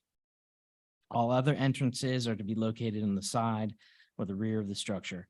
Intent here was to allow a duplex by right, but to have it look like a single family detached structure. At their meeting, as you heard, the planning board unanimously recommended approval of the proposed text amendments. Staff recommends approval of zoning motion 2023-778. Be happy to answer any questions that the board may have at this time. Mr. Tufano. Yes, I just want to be clear about it says driveway on each side. Does that mean because it's 5 feet on one property and 5 feet on the other property, then that makes that they're going to share that driveway? Is that the way? Sorry, it would be a shared driveway. Yes, sir. Yeah, share the driveway. Very good. Thank you. Commissioner Whitley. Thank you, Mayor. I have two concerns. First is from 8 feet to 5 feet. I don't, 8 feet is not really a lot. And that's why when we put the CRC there was to make sure that we didn't make the lot so close. I'm in favor of Habitat and I've supported them in all the housing. I think Letitia know that. However, they built the house right next to this lot. And the requirements then was set where it is now, but it's not fair to Harvey on one side and that resident on the other side to have now entrenched their line with 5 feet off their line. That's my first. I can live with the 8. That's what it was there. The second thing is on the front side of this lot, and I've said it the last time we met, is a retention pond. And that retention pond is a pond there. And I looked at it the day before I came over here. However, it's not been maintained. When Harvey had the lot, they made him put a retention pond. When they made him put a retention pond there to catch all the water running off from the street from behind, then they made the church build a drainage that runs from that side to our side of the church along the right of way where the new 10-foot right of way is our drainage where we ran it from that site all the way down to Matthew Chapel Road and then turn it down where it runs down. If you walk down there, you can see the outage of when that big rain comes, it's a lot of water come off that site. So I don't really know how you're gonna put a duplex on the front side. Yeah, Mr. Rivera, Patrick, could you please come up? And I You're- do want to remind the board that this is a text Text amendment. amendment, It's so not be for careful. one specific law. Right, and so first with the setback, so actually all we're asking is that the 8 feet go to 5 feet, which is actually in accordance with the rest of the ordinances. What we have found is the smaller the lots get, the larger the setback that's required. So what this allows us to do, in particular with these two lots, so the one facing Crestdale, the one facing Linden, is instead of doing just a single family home to do duplexes on both of those. So we would serve 4 families instead of 2, just by making that small change. In regards to the lot that is facing Crestdale, that was the retention pond, we're very aware of that and we're working with the engineers now to get that land prepped and ready for what it will need to be. Plus with the foundation, it will be something we haven't had to do before in using pilings in order to make sure that, because we've got 5 feet of bad soil, we just had the testing done. So we're aware of that. That project will be second. We'll be doing the Linden side first as we prep the Crestdale side to be buildable. Can you address what this does for the cost of the units? Does it make them more attainable?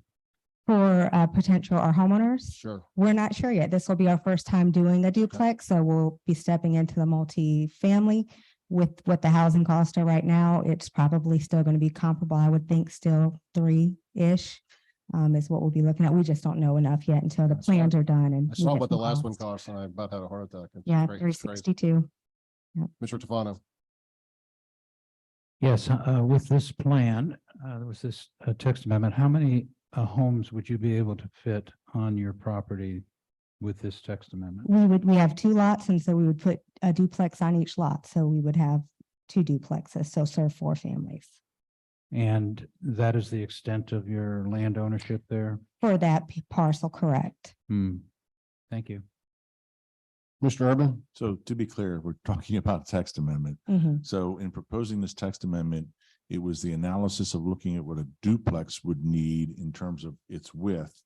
And that's why you want to reduce the side yards. Correct. And because we know Matthews has an affinity for not wanting a driveway in the front of a home, this allows us to put a drive on each side, so they do not have to have a shared drive. They would each have their own drive on the So side. let me ask a question of staff or maybe this isn't, maybe the board doesn't care. I mean, I hear a sense that we're really reducing the side yard widths, but is there any way, Jay or Rob, to alter the text in this that you can get the reduced side yard when dealing with a duplex? Because it seems that this whole thing is being teed up for a duplex, and that if it was a single family home, you would maintain the setbacks the way they are. So for a duplex, we've already got 5-foot side yard setbacks. Okay, Okay, so duplexes, good. we're good. Okay. This would reduce for single family homes. So maybe not necessarily in this project that we're talking about, but we shouldn't be talking about because it's a text amendment. This would apply to the minimum lot size and the minimum setbacks to all CRC single families. And I get that, but I guess my question Okay. is why are we not trying to encourage duplexes if we're trying to do a more affordable situation? Because if you reduce the side yard to 5 feet for a single family home, the only thing you've done is drive up the size of that single family home, which up means more. I don't. Okay. You see what I'm saying? I'm not well, sure why we'd want to build a more expensive. Duplexes are permitted as of right. So you can, just like you would do a single family, you can do a duplex. The second part of this text amendment was somewhat prohibitive to that, in terms of having only one front entrance for a duplex. So that was part of the reason. Yeah. That I get, absolutely. Okay. Okay. I just don't I mean, it's sort of like, why are we promoting bigger, and if it's cost you $200 a square foot to build a house, why are we doing that? If we're trying to promote the missing middle, why are we jumping through those hoops? And I'm open to. I can answer that. So when we went to meet with Jay and have the discussion, we're of course looking at what we're going into next, but we had also purchased some tax sale properties that we're going to have to do some replotting in that. And this will allow, when we get to that, for us to be able to do either a duplex or a single family, depending on once we reallocate and do some different things with the existing lots. So we were thinking ahead as we move forward, and we just decided this was the time to go ahead and address that, so we didn't have to revisit. So, but wouldn't that mean then so what you're saying is, from your standpoint, it just gives you the flexibility of going, do I want to do single family or duplex? Correct. But if we don't change it, then It could be prohibitive as we move into our next projects. but the minimum side yard, Rob, correct me, you said the minimum side yard was already 5 It could make the lot smaller. for a In the duplex. same size house and make the lot smaller. Is that what you're saying? Same size house and make a lot. A So, lot, you could put the same size house on a smaller lot. correct. And it just depends on what we're going to be able to do. We have to look at, we haven't gotten that far with the other parcels. I had my person who is this person with me for that meeting with Jay, and so she would be able to better explain it. Yeah, I don't want to overcomplicate it, but I'm just saying, if we're trying to move to a missing middle scenario, and we want to encourage duplexes, let's say, or triplexes, we would want to be more generous with how we craft the zoning and less generous with single family. Now, some people may object with that, but I think we're still talking about very expensive homes. So I don't know that duplex is somehow going to come in at 199.9 Right. by any stretch of imagination, but I just figured it would encourage it. And then if you did do a single family home, it would still have the elbow room expected with a single family home. So I don't know, maybe the rest of the board doesn't care, but I'm just wondering why we're not sort of crafting this in such a way to promote that missing middle aspect. Mr. Funnell, I'll get to you in one moment. I just want to clarify a question. So is what we're saying that this text amendment would not affect the particular lots that Commissioner Whitley's talking about? Is that true? That it does, this text amendment would not affect? If I understand. Because you it can correct- already put 5 foot, you can already do what, is that correct? That's how I understand it, right? And so it would be the second portion of the This amendment second in particular that would be Right, second prohibitive. portion. Commissioner Tufano. So what is the current zoning on the land in question? CRC, which is, conservation or Crestdale Conservation. Okay, so we don't have any conditional lot by lot in this particular case, right? It's a one requirement for the entire district. Is that correct? That's correct. Yeah, that's a shame. Yeah, that we could make some significant changes here. I'm totally in agreement. Duplexes are so needed.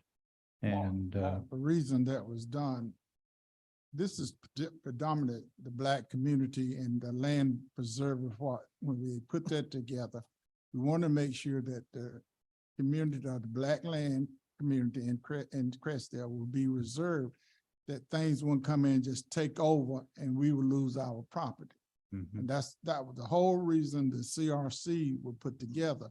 Now, before Miss English retired, she came back and upgraded it to CRC2, which gave a little bit more flexibility as things changed, because when we first did this way back in 15, 20 years ago, then we had what we really did, what we found out that we sort of tied our own hands as well too. So the CRC2 allow us to loosen up, and these are the setbacks, and certainly the number that the last one was the entrance. We put that in there so it will still make the lot or whatever built on it look nice, that people want to drive in on the front of our lot and have a front drive in through it. But I have strong from 8 feet to 5 feet. Now 8 feet is short. Now, Rob, you said we do already have 5 feet for duplex? For duplex, yes, sir. Here in Matthews? Yes, sir. In the CRC district, yes. Oh, yeah. Or where is that at? that is, that's in the CRC district. You have, for a duplex, single family attached, duplex 2-family dwellings, 0 feet on attached sides. Duh, they're attached. And 5 feet So on hard to run unattached between them. sides. Okay. So yes, that's the current standard, sir. Couldn't we just deal with the second statement and then disregard the minimum side yard? Because that would get to your point. It would, but I'm still, I know we don't have any elevations or showing what these gonna look like. And I would like to see those because this is your first project. But this I is. did send that to you guys in an email. Actually, I sent an email to the mayor and commissioners earlier just to show the initial rendering, just to give an idea, even though I know that's not what's to come before you at this time, just to give you an idea of what that would look like. So just for, and on the record, and I think all of you that have worked with me over the last 6 years, one of my goals since I've been at Habitat is we produce homes that are high quality, that aesthetically fit the neighborhoods that they go into. And so that is a priority for us, not only for the families that we're putting in these homes, but in going into the neighborhoods to make sure that they are able to transition and be a part of this community without any fear of retribution or, you driving past and, oh, that's a Habitat house. We want to aesthetically fit where we're going. So that is top of mind for us as we look at new construction homes. And that's it's not my concern. You've got more Habitat homes built in Crestdale than anywhere else. So I mean, I know what you build there, and I've been to a lot of home dedication along with Mark and several other people has been there as well. So I'm an affordable man, a person, and I'm in favor of that. I just want to make sure that this doesn't be something that's not going to line up with whatever the other property in that area is going to be. And I know why we put it there, and I just want to make sure we don't get too far away from that. Thank you. Sure. Commissioner Garner. Jay, or Rob, can you tell me about the, in the future, when there's upkeep, how that affects the neighboring properties? Because like I said, in the last meeting, when we talked about this, a 5-foot lot line, and you have a 2-story building means that they're setting their equipment up when they're maintaining the side of the home. They're setting it up in their neighbor's yard. So is there an easement that, or a neighbor agreement, or how is that dealt with? So I've lived at a property with 5-foot setbacks, and they actually both had AC condensing units located in those areas, but you'd be surprised what you can do in 3 or 4 feet. I mean, if you need to put a ladder up, I never, over several years of living there, really never felt the need, and this is personal experience, to traverse onto my neighbor's property, but every situation is different. 10 foot, sidewall to sidewall is really kind of a bare minimum. Under, John, I don't know, under like 3 or 4, you're getting into building code issues, getting much closer. Yeah. We've had problems with our, with the condos next door to us, using our property as their own. And so I want to make sure that that doesn't affect people who have been there, a long time, and you have new neighbors, you want to feel love for the community around you, and not the negative sort of backlash that happens after something like that. Further questions or comments?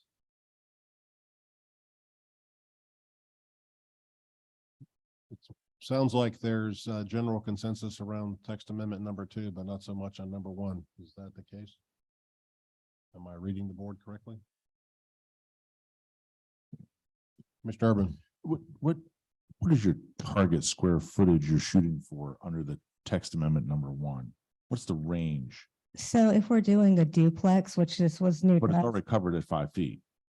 correct. Okay. And if we were doing a single family home, is that what you're asking? Yes. It depends, because we build based on the family size. So anywhere from just over 1,000 square feet to just shy of 1,600 square feet, 20 feet wide-ish.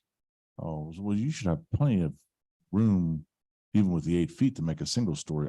I was thinking that you were pushing 2,500 square feet or something like that. No. Oh, okay.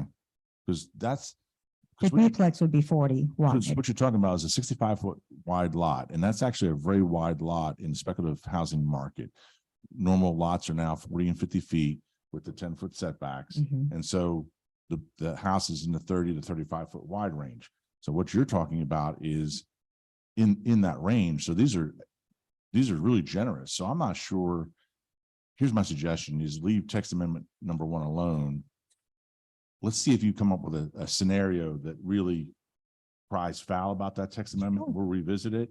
I think the important one is text amendment number 2, but I'm looking at number 1 and thinking I could get a pretty large house on a 65-foot wide lot, 4 or 5 bedroom actually up over 2,800, 3,000 square feet. So let's leave that one alone if at all possible and do what the mayor is suggesting. Is that a motion? Yeah, well, hold on. Were these considered 2 separate motions, Charlie? Because they're 2. You can adopt a text amendment that just grants the second text amendment and just omit any reference to the. So I would make a motion to approve text amendment number 2, deleting the 1 entrance shall be on the front elevation. And then it has a reasonable and consistent statement. Yes. Okay, all right, then it's consistent with the land use plan because it will provide for more flexibility in single family and duplex housing, which is encouraged as a way of diversifying housing types. And it's reasonable in that it provides for opportunity for more flexibility in the CRC zoning district, but continues to provide adequate protection with setbacks. Motion by Commissioner Urban. Do we have a second? I'll second that. Second by Commissioner Garner, Commissioner Whitley.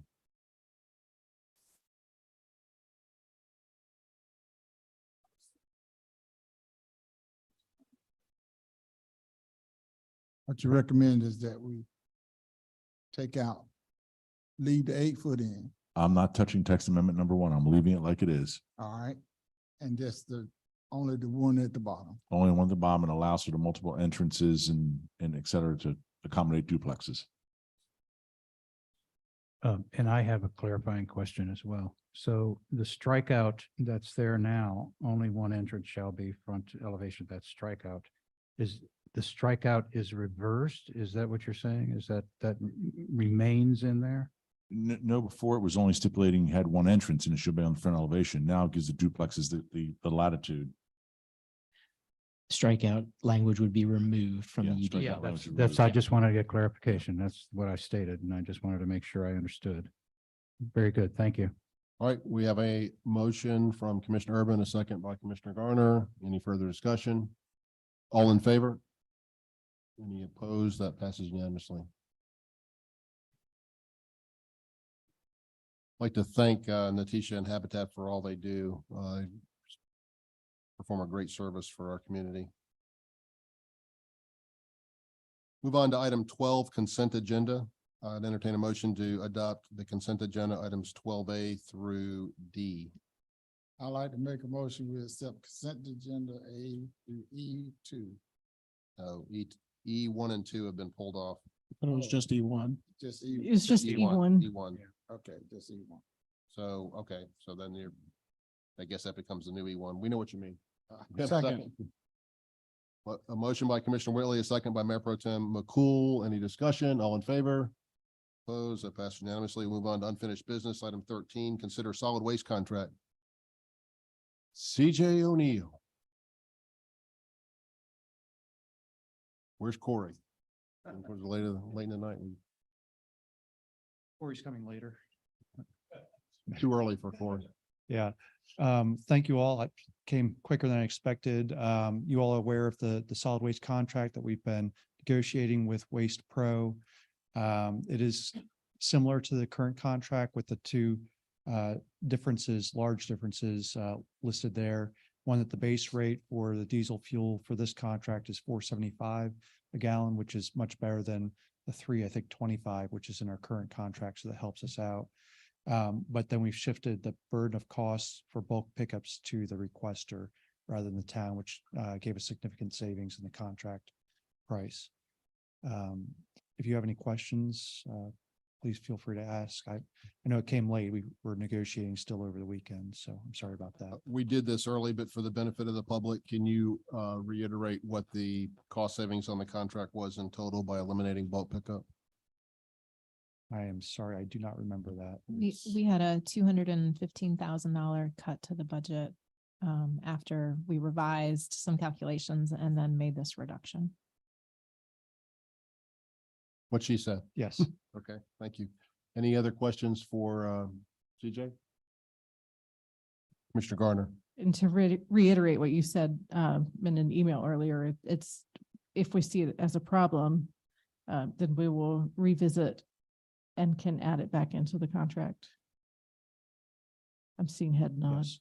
Yes, I've confirmed with them. Thank you.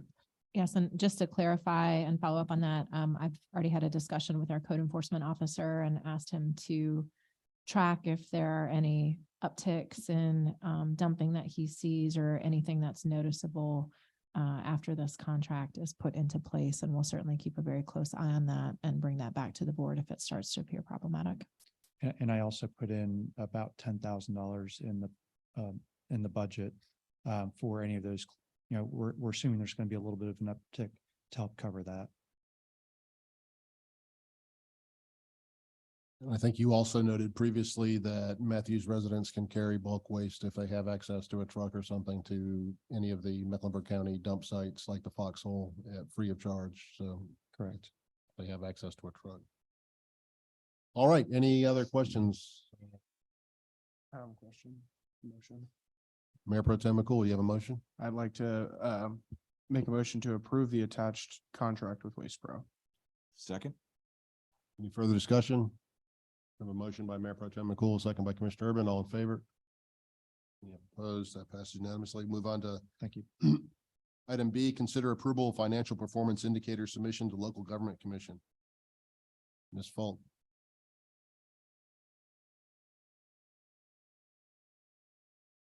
Thank you, Mr. Mayor and members of the board. You have before you a letter drafted to the local government commission, excuse me, pointing out the financial performance indicators from the audit. There were two findings in the FY22 audit. One was centered around the fact that we did have multiple year-end entries that had not been completed prior to sending the trial balance to the auditor. And then the second finding was related to the fact that the audit was not finished and to the LGC by the October 31st filing deadline. The North Carolina Administrative Code requires a response to the auditor's finding, recommendations, and fiscal matters. So the document that is going to the LGC points out the finding and then the town's corrective action plan to ensure that this does not happen going forward. Okay, and for the benefit of the public, I think we should add that this situation occurred because we had a unusual situation of staff leaving. Yes. So this is really no fault of your own. It was just that we were understaffed at this time, and so it's an unusual occurrence. Yes, we lost a significant member of the staff that, you know, so we were in a department of 3 being down 1 takes a big hit at that, especially at that time of year. And it took us 6 months to fill that position. Very good. Commissioner Tufano. Yes, I'd like to make a couple of statements, and I want to make absolutely clear to everybody here and in the public that perhaps none of this applies to this particular situation, but I think it needs to be brought up for education purposes, is that I'm going to refer to a North Carolina Treasurer's memorandum number 2011-03, and I'd like for the town clerk to actually add that to the packet. The North Carolina Treasurer thought it was so important to talk about the two deficiencies that we were cited with. One is called material weakness and the other is significant deficiency. And again, I want to make absolutely clear that the severity that is expressed in this particular memorandum does not necessarily apply to us, but I think the public needs to know that these two particular deficiencies have a considerable gravity to them. It was a memorandum that was sent to all local government financial officials and their independent auditors. Now, for those that are in the business world and for those that have gone through audits, a material weakness is a very serious in normal operation, is a very serious deficiency. It has sometimes actually caused multinational corporations to lose billions of dollars overnight. Their bond ratings sometimes have been decreased. Again, I repeat that that's not necessarily the case here, and I'm sure it isn't, but the fact that the terms material weakness and significant deficiency are not even mentioned in the remediation plan, I believe is a omission that should be corrected. But a material weakness is, according to this memorandum, is a deficiency or combination of deficiencies in internal control, such as there is a reasonable possibility that a material misstatement of the entity's financial statements will not be prevented or detected and corrected on a timely basis. So what this is implying is that there is a reasonable possibility that any report that comes out because of the material weakness may not be accurate. And I just wanted to make sure that the public was aware of that. It really goes into language here, which I am reluctant to mention, and I will not. If anybody wants to read the severity of that particular deficiency, they're more than welcome to read the memorandum that will be hopefully included in the packet. Mr. Tufano, with all due respect, if you know this doesn't apply to us, why would you even bring it up? Well, Is this a scare tactic? No, it is not, because What's your point? The point is that in the state statute, state regulation that was cited in the remedy, in 1B, it says the description shall provide specific and detailed steps with measurable results that allow the governing body to conclude that the procedure, process, or action plan as implemented and followed by the staff of the government unit will address the specific findings, that they will include dates. Now, I don't see any of that in this particular remediation plan. I don't see start dates, end dates. I don't see measurable results. So the reason I'm bringing this up is that I feel that this particular remediation plan is lacking, and it should have more detail to it and also to supply measurable results.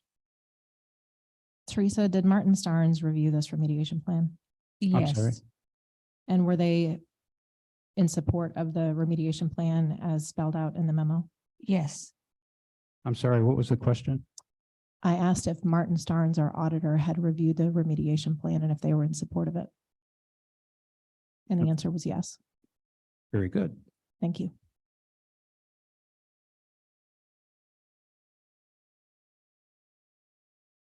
So reading, we don't need is this just? Yeah, we need to vote. We need to vote on it because it, The signatures of at least a majority of the town board are required. so do we make a motion or do we just sign that document? Make a motion.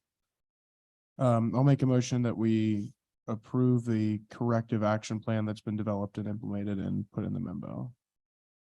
Be signed by a majority of the town board. Second. A motion by Mayor Pro Tem McCool, second by Commissioner Urban. Any further discussion? All in favor? Any opposed? We have a remediation plan that's been approved by a CPA with multiple letters behind their name and produced by our finance director and approved by our town manager. I guess ultimately we'll determine if the state accepts it, but somebody highly qualified has said it's sufficient, and I don't think we need to talk about companies losing billions of dollars as this has nothing to do with what happened here. We had an employee, we had 33% of the staff leave at the last second, and we didn't get the information in a timely manner. It's nowhere near as drastic or draconian as has been described, in my opinion. And I made it perfectly clear when Well, I bring it up. It has nothing to do, it has nothing to do it's with. not mentioned at all, nor is it described. Well, great. Thank you so much for educating us. You're welcome. Any, did we already vote on this? I think we did vote, 5-2 with Commissioners Hoover and Tofano once again against the motion. Thank you. All right, we'll move on to 13E1. We'll sign it at the end, those of us that care to, that aren't worried about global default. Let's talk about the Matthews Visitor Center, Commissioner Garner. Yeah, I wanted that pulled because if I watched the video to make sure I remembered correctly, but I thought that what we were going to do was issue the get to the conceptual design before we go ahead and fund schematic design and the detailed drawings and specifications. When I listened to the meeting again, I felt confident that was the agreement that we came to. So I just wanted to revisit that and make sure we're not getting too far down the road and funding more than we agreed to do when we first visited this subject. I'm happy to address that, Commissioner Garner. So the plan with the budget amendment was to essentially allocate the full amount of funding, but based on that prior conversation that we had, we would only be approving work one step at a time. So the first contract would just be through the first step of the process. We would bring that back to the board, make sure that the board was happy with the work that had been completed and wanted to continue, make any adjustments. And then we would fund, say, phases 2, 3, 4. So it's setting aside a chunk of money, but we would only be spending it in pieces with board approval along the way. I'm comfortable with that. I don't think that the memo reflects that. Can we pull up the memo?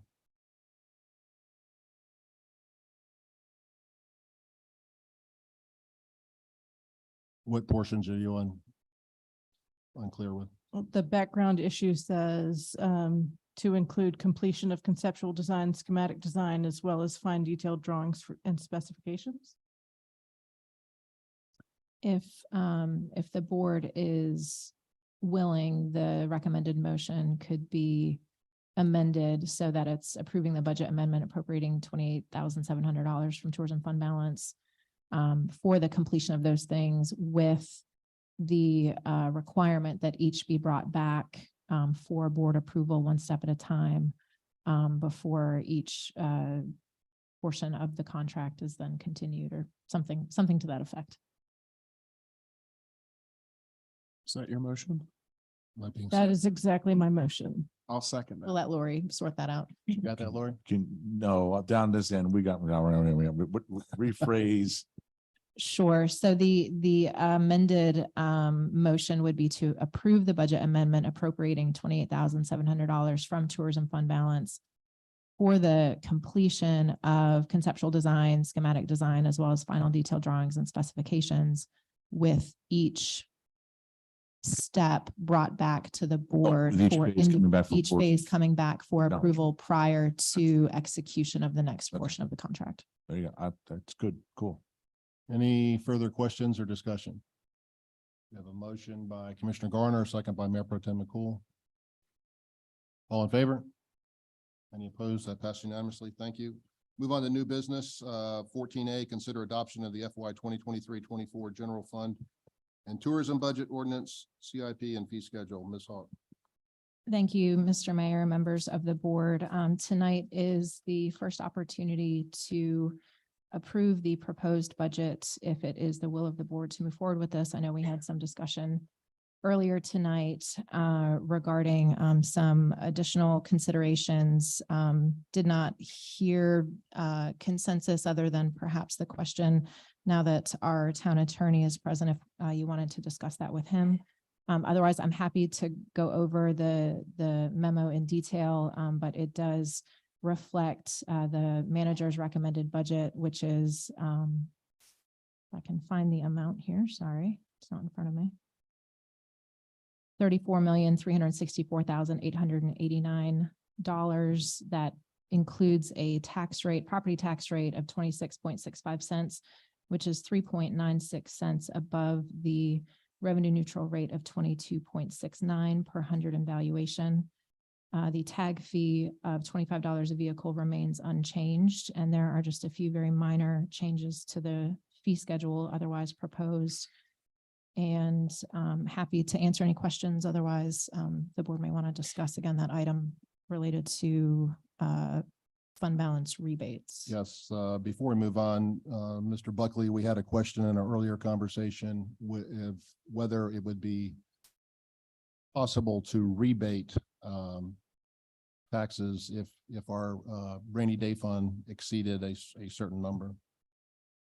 Is that a possibility? You know, if There are anything, only two ways to refund monies unlawfully levied or clerical error.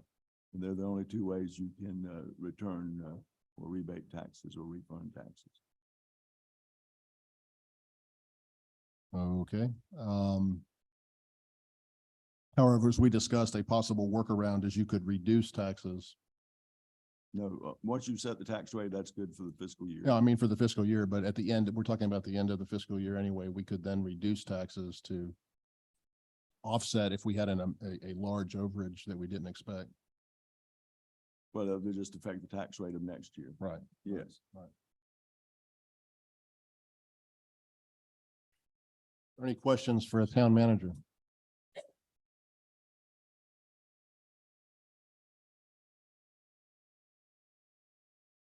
I have a few items that I wrote down that I'd like to discuss. The proposed budget at this April planning conference would have required a 27.5 cent property tax rate. And so to help cut the tax rate to the currently proposed 26.65, we as a group decided to cut affordable housing, which was allocated at $240,000 and was very important to many of us on this board, in particular Mayor Pro Tem McCool, but we agreed to cut that because of the other considerations. We also adjusted our solid waste services contract. The proposed budget for FY24 includes paying our staff competitive wages. 83% of our staff are first responders. This move is already paying dividends in the town's ability to recruit and retain experienced and talented staff, as we know who are leaving at a regular pace to join other municipalities nearby. This budget would deliver fire station number 3 to the community and provide funding for upcoming staffing needs. Building and staffing this fire station is vital to providing needed fire and emergency service coverage to a large portion of our town. The proposed budget increases our pavement maintenance by $500,000, but this is still inadequate to the amount we need. But it does move us in the right direction. Commissioners Urban and I have stated many years ago that it seems that this item just keeps getting kicked down the road. And I've often made the comment, some future board is going to have to pony up and pay for adequate paving. And I think that board is us. Our roads are going to fall into disrepair if we don't. This budget continues to provide solid waste, recycling, and yard waste pickup within the property tax rate instead of charging an additional fee as many other communities do.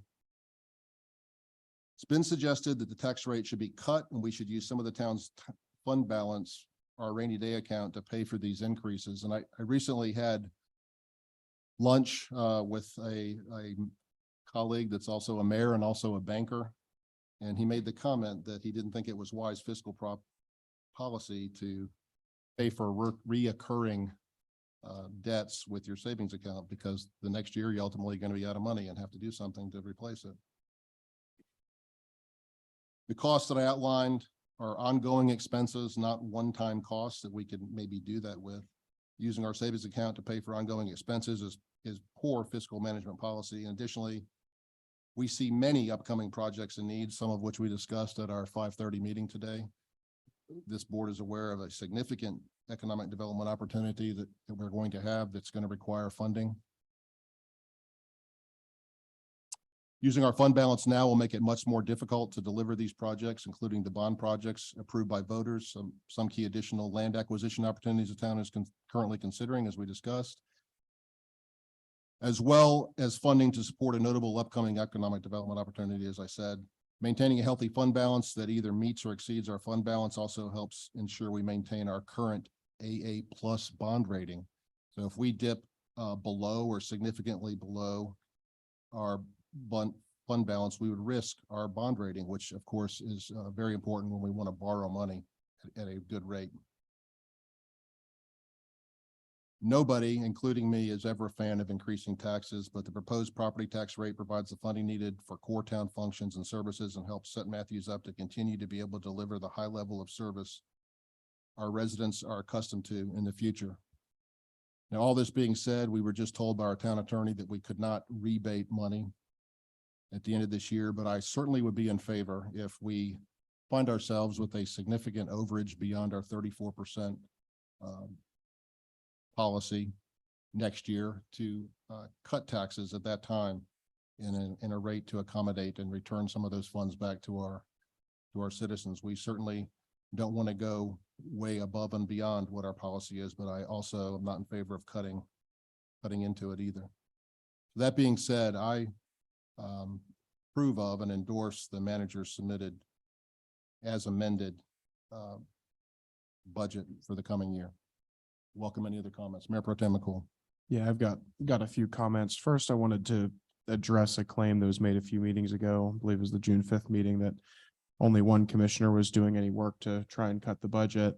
As the mayor can probably state, I'm pretty sure I've had more time on the phone with Becky and the mayor over the last month than my own fiance working through this budget. It's been a really long process. There's been a ton of work done. And as the mayor pointed out, he said a lot of my comments, but I feel like it's important to reiterate them.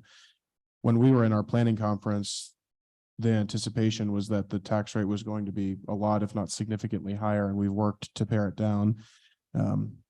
Affordable housing is something that's near and dear to my heart. We had a line item in there, but we had to cut it. We had to make that compromise to ease some of the tax burden. So I felt like that needed to be said. And I also want to point out that this primarily is funding the salary increases to our esteemed first responders, those who make our towns one of the most safest places to live. That's a big reason why people move to Matthews from bigger cities. Is it's a safe place to live. It's a safe place to raise your family, and you have to have the right personnel and people to protect you to do that. And we're paying those people finally a good rate. I'm also in favor of this budget. We've worked it. We've talked about it. We have tried to find cuts. There have been no reasonable cut suggestions made throughout the entire process. And I think this is a fair way to keep us forward. I also 100% support if we find ourselves with a huge surplus above that 34% next year, roll the tax rate back. I think that's a smart fiscal policy way to give back to the taxpayer. Thank you.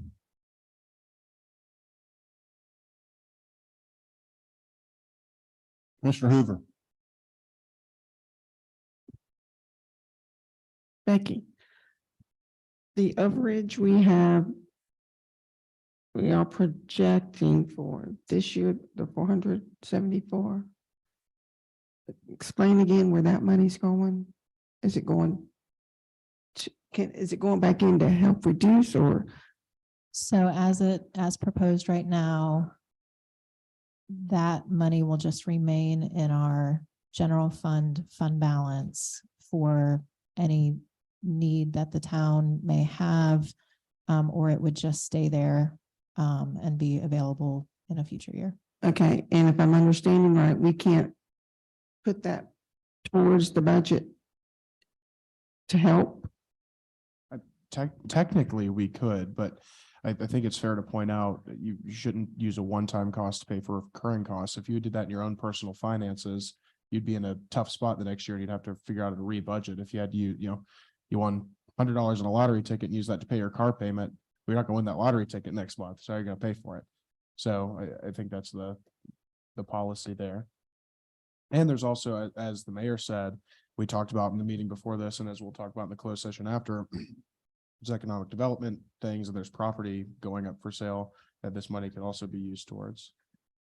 Okay, I get all that, but as there's the way I see it, when it comes to government, the first thing government does, we never look how we can cut back. We always go and charge more to the citizens. And for me, if that's something that can go back into the budget, that's just only a little bit of a 400,000 to help cut that down a little bit. To me, that be done.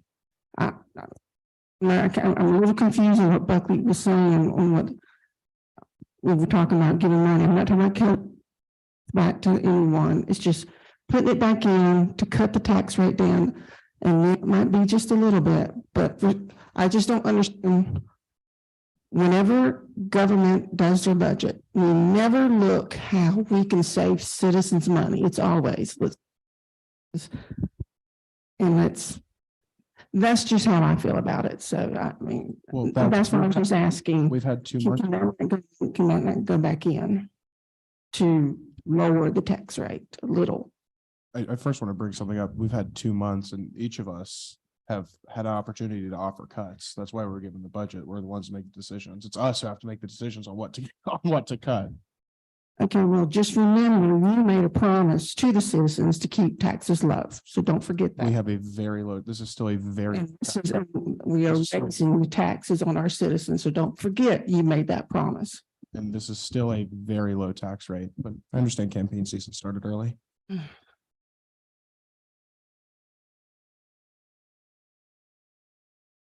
Any further discussion? Commissioner Hoover, let me ask you a question. Would you support the budget if we returned $474,000? If we cut that from it?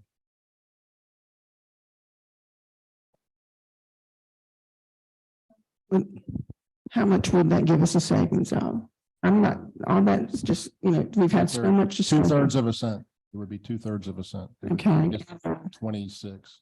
Okay, and then we're discussing tonight possibly selling property. And if we go through with that to apply towards this, that would help if that went through, I don't know. That It's would, not part of our budget. no, but I had mentioned if we sell the property in order to take those funds and apply it to the budget to help cut the budget to give back to the citizens. I had mentioned that. That won't be in time for this budget. It would not go to this budget. We couldn't sell it quickly enough. I mean, we'd have to get an appraisal and then all that. But we couldn't sell it by June, the end of this month. Well, that would have been nice to know when I had mentioned that. But no, I was led to believe. Well, I think there's a consensus on this board that we agree that we probably should sell that property and use those funds in a way that would, that would offset some tax increases in the future. Right. Okay. Thank you. Mr. Mayor, are you suggesting a percentage of that fund balance overage to cut the current tax rate, knowing full well, though, that you come back to the table next year? I'm just asking the question. I'm trying to get a mean, consensus. And what I would suggest is just, you said it's 2/3. I mean, why don't you just say $360,000 and it's a half a penny and see what that buys you tonight from that aspect of it. But I do know from experience that you'll probably be back at the trough next year. But if it makes folks comfortable, I would be supportive of it, but I'm afraid you're gonna come back to the table next year and be having the same conversation. Becky, do you have a comment regarding that? I would be very uncomfortable given the baked in costs in this budget, the ongoing expenses that we've either agreed to take on or we anticipate taking on. I would be very uncomfortable with anything less than the 26.65 when I look to put the budget together for next year. So obviously we are happy to push on revenues. We're happy to push on natural growth, but we have taken on millions of dollars in additional annual expenses, and the tax rate is what is required to support that.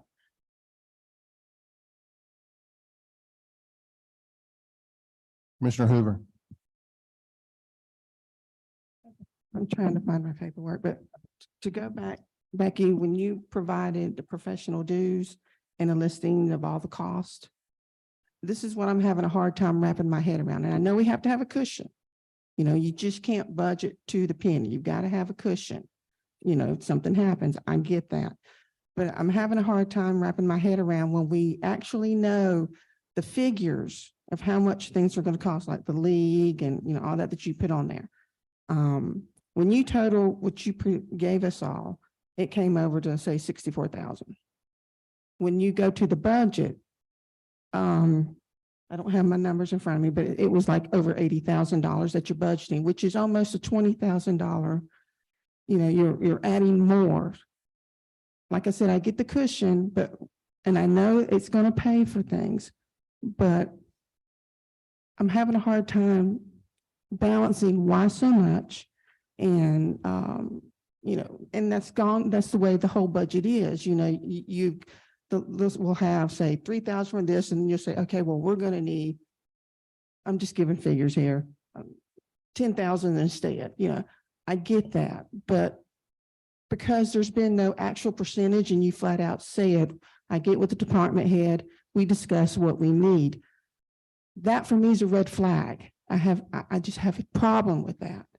And I understand that's how it's been done, but for me, there's got to be a percentage. You know, we need to know exactly. And I know you can't tell me everything and all that, but I just have a hard time wrapping my head over when we have so much, certain things are just so high, you know, like that. And then, like I said, I'm sure some of it has paid to the league. And when we go on to the banquet, the town hall banquet, I'm just guessing here, but this is what I'm having a hard time with. And when we say we can't cut back, this is where I see we can cut back, like the cell phones.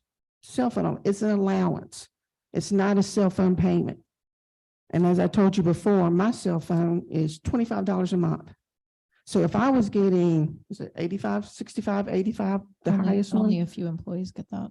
That would pay my bill and I'd be making a profit, you know? So to me, it's an allowance. So I look at that, okay, let's cut things back like that. Let's make it all $45 because it's an allowance. I look at things like that where we can cut back. So a couple of responses to that. So the professional dues, approximately half of the quote unquote unallocated dollars were in the governing body's budget.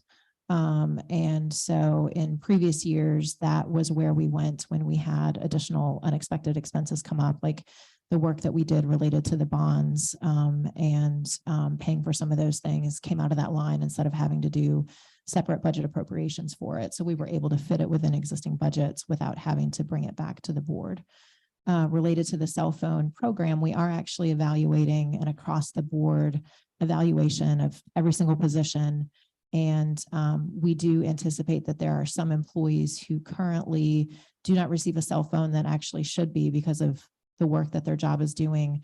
And then we are looking to pare back the employees that do receive $85. They would be receiving less. When we do the math, it balances out. So there isn't a cost savings that we anticipate from it, but we do expect to pare back that 85. But there's 17 employees in the entire town that get the 85. The vast majority either receive a town issued cell phone or they're on the $45 a month amount. So they're more in line with what you're talking about. So it only apply to the couple of employees. Right, because if you go $45 a month compared to $85 a month, I mean, that adds up. Yeah, and we're probably looking more in the $50 a month range for everybody because it is a taxable benefit. And so by the time they pay taxes on it, it would come out to closer to the $40 a month would be what they would be netting towards their cell phone. So we were looking to take that into account. So just know that is something that we plan to shift, but it's not something that would result in a cost savings. I will say we challenge our department heads. We push on the lines. It is not a status quo budget. We look at everything. And where there are little bits of cushion, that is where the department head does have a little bit of flexibility when the unexpected things do come up throughout the year to be able to make those purchases, to make that movement, to keep going without having to come back to you. we saw this year, and they were budget amendments that were approved within the last month or two. We had a couple of departments who had to bring budget amendments to you all because even with those little bits of cushion, they're not going to make it to the end of the year with what they have in their existing budgets. So we are that to the wire with what we're doing. In addition to anticipating or dealing with the cost inflations and all of those things that are coming up. So, you know, $1,000 extra in a budget, I'm not saying that that's nothing because it's still $1,000, but that $1,000 really doesn't take you very far at all when you're looking at 52 weeks throughout the year of things that are going to potentially come up. Yeah, I understand that. Yeah, I get that. But another example for you to understand how my brain ticks. When we had the standing up and we were, Commissioner Tefano, I think, asked about the tuition, how much had been used tuition, you would hear, oh, 90%, 95%. Well, to me, that's telling me it's not all being used. And yet we knocked the price up, I would say price, the budget up for it. And to me, we should keep things like that the same because we haven't used it. And here again, in government, we need to learn to watch our pennies as well, just like everyone. Like if I'm at home, I'm on a budget, and if I don't have the money, then I don't buy it. And the same goes here. The way I look at it, if you know, we need to keep things like it's things like that.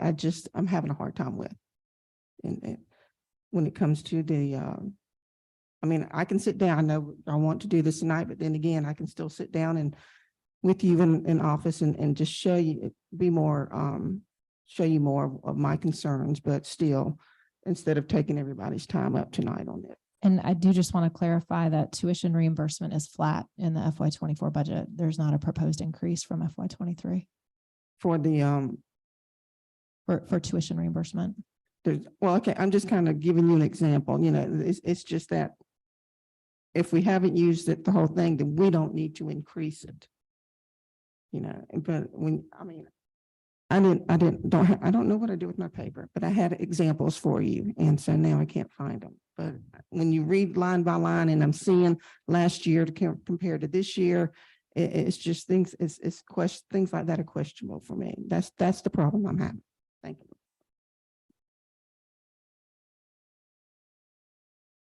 Mr. Whitley. Thank you, Mayor.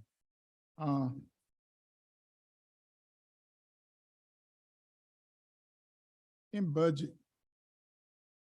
there are some things that we try to look when we make our budget, and I do a budget for my church and for my personal home as well too, and try to do the things for different departments.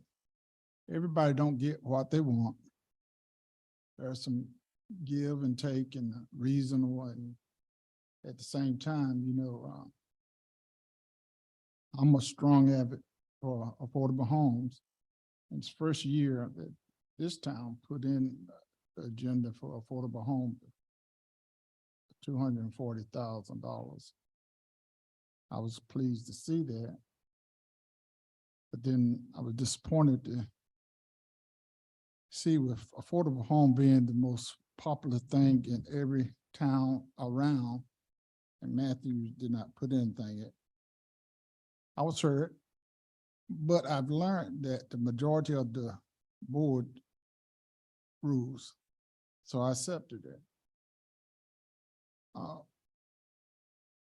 This is for Teresa and for Becky and Malia as well too. These ladies have put in some extra overtime in answering questions that everybody wanted. Now, I lay back and listen because some of the questions that other folks asked, I was going to ask, and so I just let them go. But at the same time, they have done tremendous amount of bringing back to this board. A lot of meetings that this board was called to sit in. Time is valuable, not only just to me, but to everyone. But we've been shy of 5 meetings talking about budget, maybe 6. I missed somewhere, but I've been in all of them. What are you saying, Commissioner Will, I'm glad y'all asked. What I'm saying is just that, we as the board were elected to make the best decision for the citizens of Matthews. And we've done that. Not just one person, not just two person, but all of us at some point have made sacrifices for the betterment of this board. And I commend these two ladies and three ladies for doing extra research of going back and bringing whatever you ask. Now, you might not got what you wanted, but did we deliver the best package to the citizens of Matthews? And I think we have.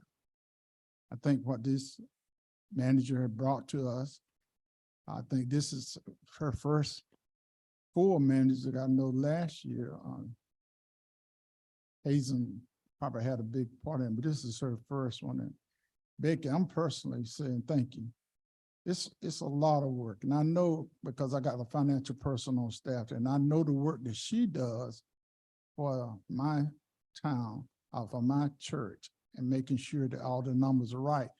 And we do have a rainy day fund. And not only that, it's wise, I think, financial tell you always have 6 months of payments build up in case hard time come. COVID brought some heavy times to the town of Matthews. Now, did everybody get what they want? No. But for the whole, we've done the best what we know is right for the town of Matthews. And therefore, I support this budget. And I thank y'all for doing and meeting and answering, and the long nights that we come here to try to make sure we give everybody a little bit of what they want. And because I don't get what I don't want, I'm going with what the whole board and what we're doing. And Fire Station 3 is a must need. I know it's expensive, but to put it off or get a delay is going to cost more. That affects the northern part of the citizens over there. And you say you love the fire department and police departments, and to deny a board that's going to affect them, and for the whole of making sure that our town stay competitive in hiring and promoting good officers and the best qualified people that we can to run this town and to move forward. I just think that's something that we must do when we don't always get what we all want.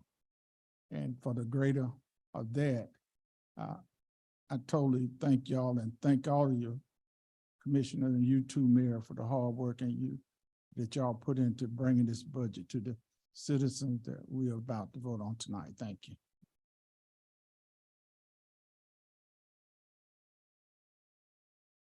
Would those commissioners that haven't spoken care to comment? Commissioner Urban? Try and make it as brief as possible. I don't know that I need to say anything. We all knew this day was coming. We were in planning retreats, not this year, but the year before.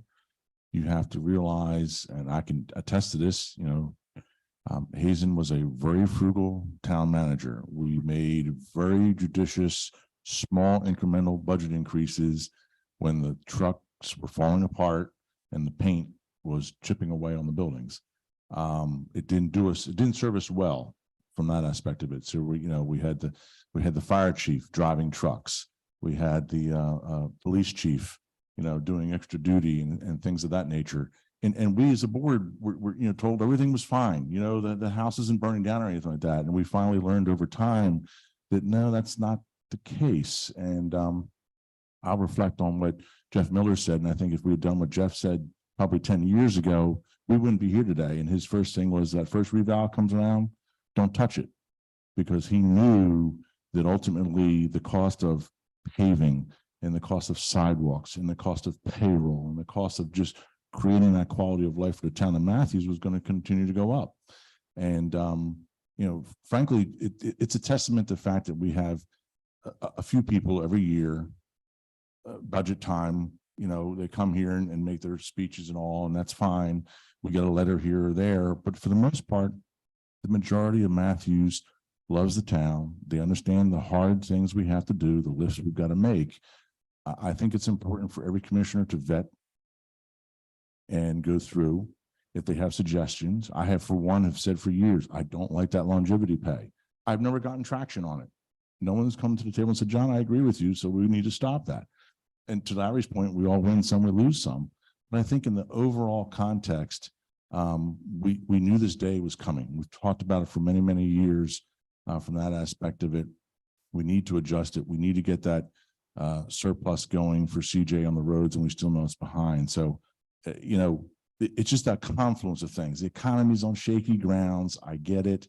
At the same vein, though, is Fire Station 3 has been on the books in planning for a very long time. And so that's 2 pennies. And then the road work, which we need to be pumping in an extra $1 million, we're putting a half 500,000 in. So that's, you know, 3/4 of a penny. So the reality is everything else we're doing on the back of this increase, it's everything else.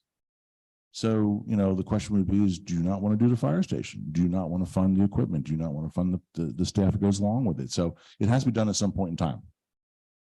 And I think I think we've got our ducks in a row. Becky and staff have done a tremendous job.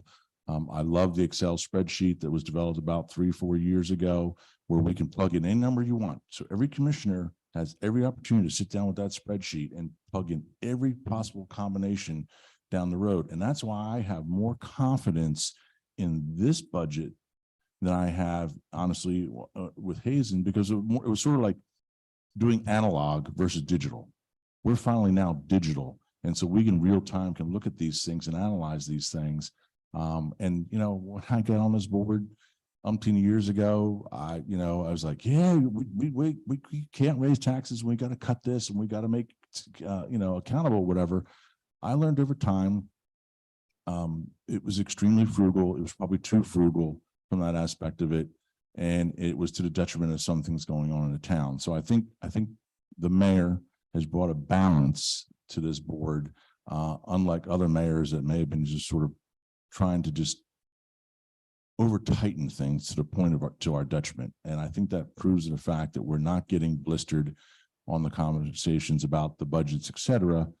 I'm sorry for Commissioner Garner, because, you know, I know how it's going to affect her family. I know how it's going to affect other families.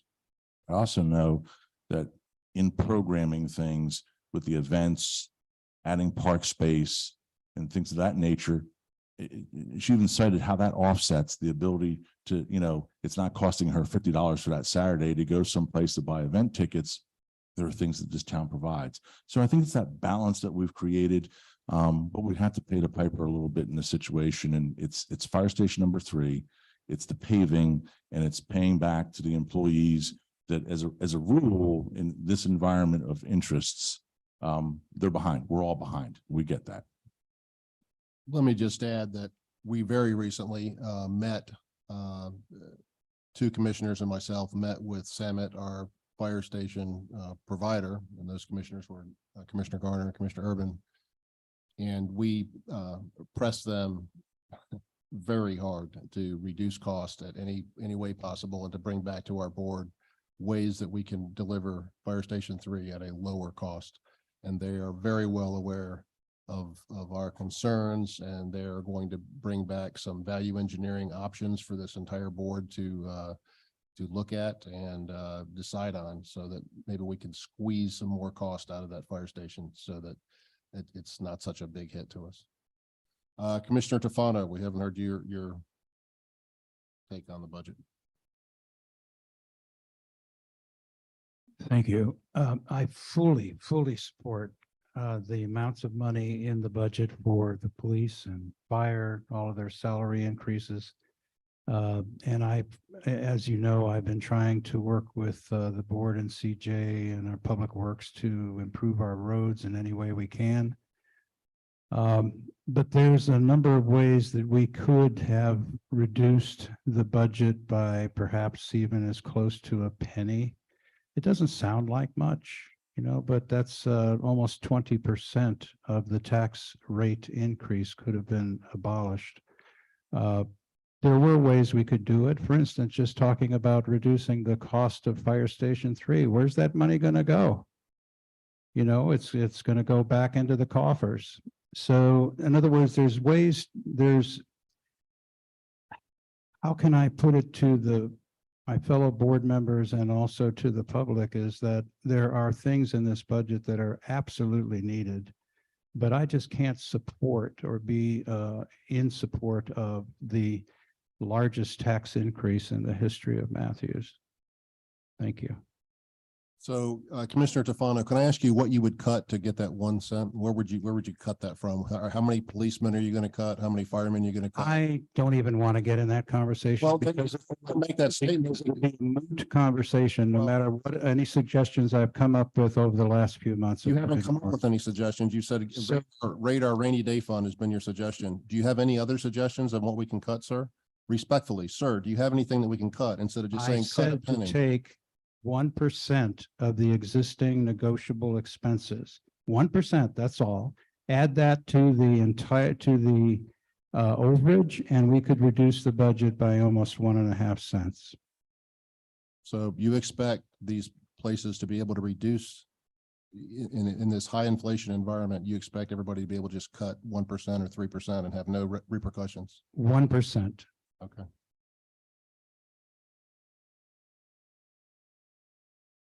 All right, Commissioner Gardner.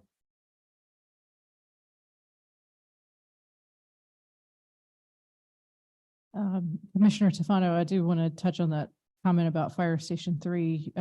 It's $1.5 million of this budget. And the fire station is going to cost far more than $1.5 million. So we have to have that money to get the process started before we can even see where we can cut. But I understand your point, and I have been trying to find some sort of common ground that we could move forward with. I haven't found that and didn't have success finding that in our budget discussions. And I know that, I know as well as anyone how hard this is going to hurt. And I guess despite comments to the contrary, that other board members were not looking for cuts, I was looking for cuts because I don't want to have to work more hours than I already am. This budget, there's very little squishiness to it, very little. And, I looked through it as much as the next person. I don't feel comfortable with some of the suggestions that were made where we could cut things. And I think that's where we land. It's, this is what we have here. And it's going to be hard to vote for it, but it is necessary moving forward, because I believe truly that somehow we have to take the reins and move this town forward. I mean, one of the things that we hear most sitting up here is the overwhelming number of apartments and how we offset those apartments. How we find the way to say no to more density is by raising taxes. It's an unfortunate balance, but it's the choice that we have before us. By having a town of high quality services, we have to make some choices. And as Commissioner Urban said, I'm fortunate that my family saw 80 years ago that Matthews was going to be a great place to live. I can walk to things, I can appreciate the parks, we can do things that are free for our family. We can find ways to offset the burden of just increasing cost, not just in Matthews, but everywhere. And for looking at that holistic view, we have the choice before us tonight to support this budget.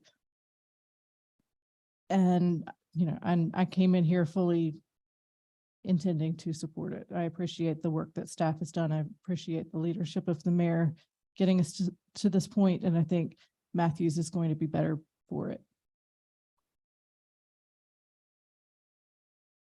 All right. I think we've heard from everyone. Would anyone care to make a motion?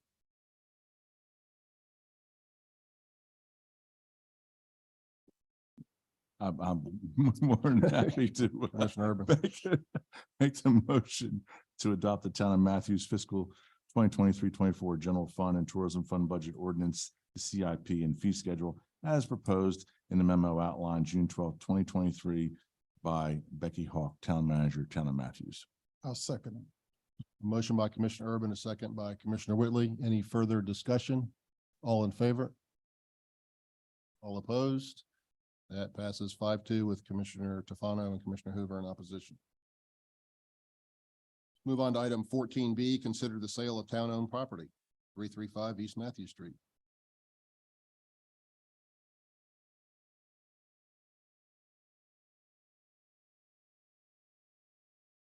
I need to consider my real estate broker's license.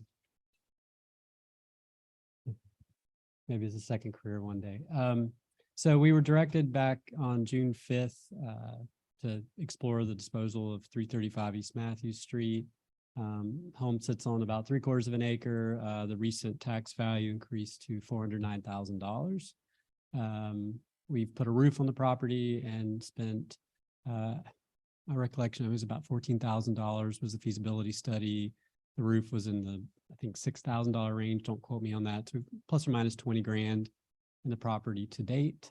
The property is impacted by the future silver line. So there will be a right-of-way expansion that's going to push into that property. So if redevelopment were an interest of a purchaser, they would have to take into account the future right-of-way from the silver line.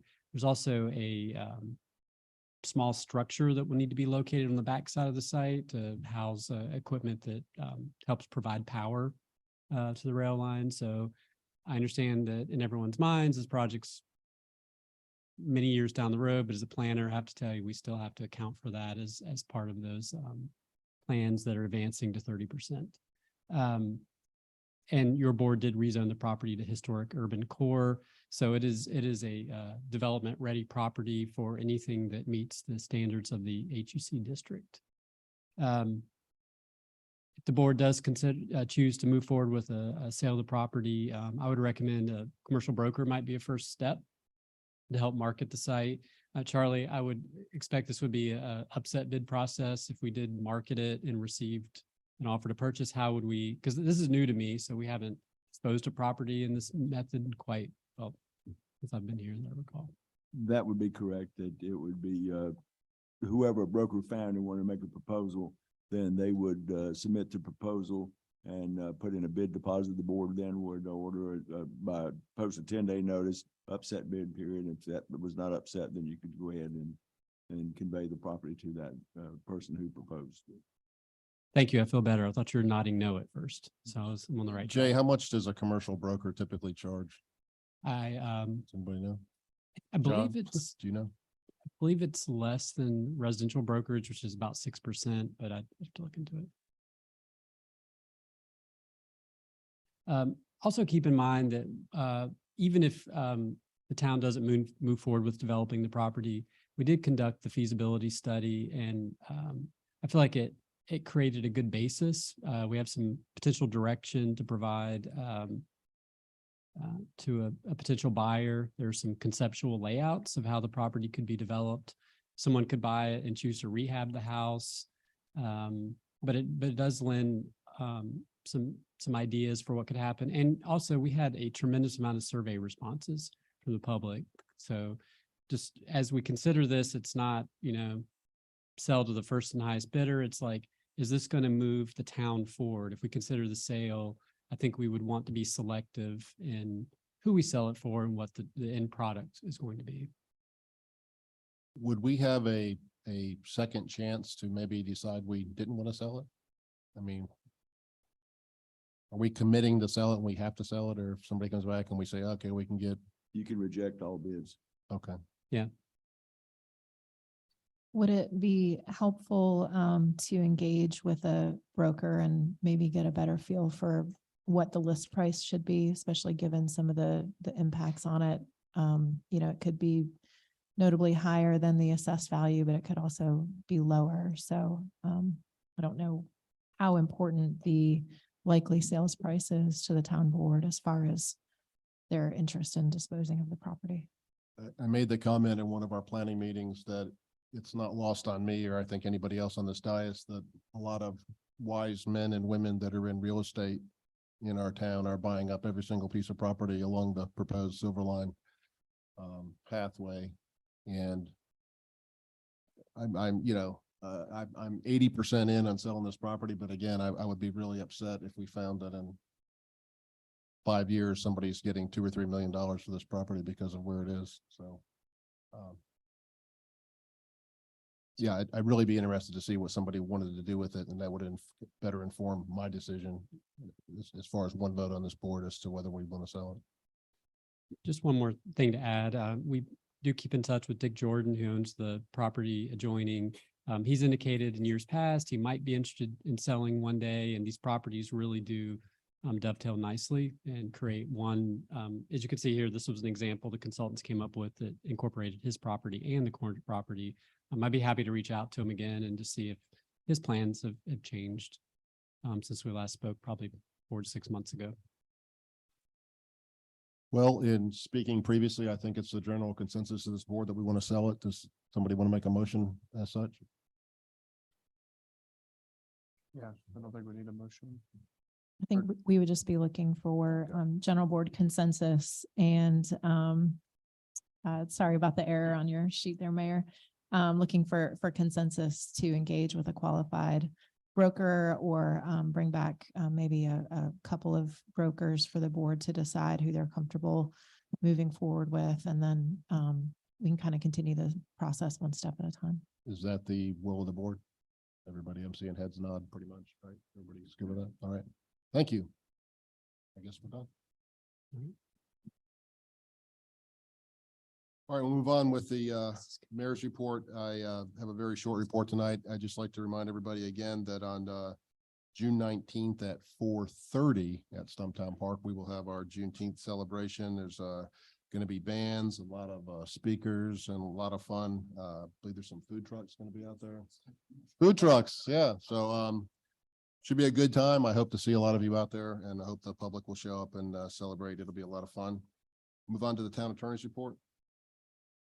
No report, Mayor. Town manager report. Just very briefly, I just want to thank staff for their work on this budget. It starts many, many months before it ever comes to the board, and it is hours upon hours of work within each department with multiple staff members. Teresa had the monumental undertaking this year of getting a new budget software system launched in the middle of a reval year, which was absolutely not a small undertaking. And she put a tremendous amount of work into making it happen.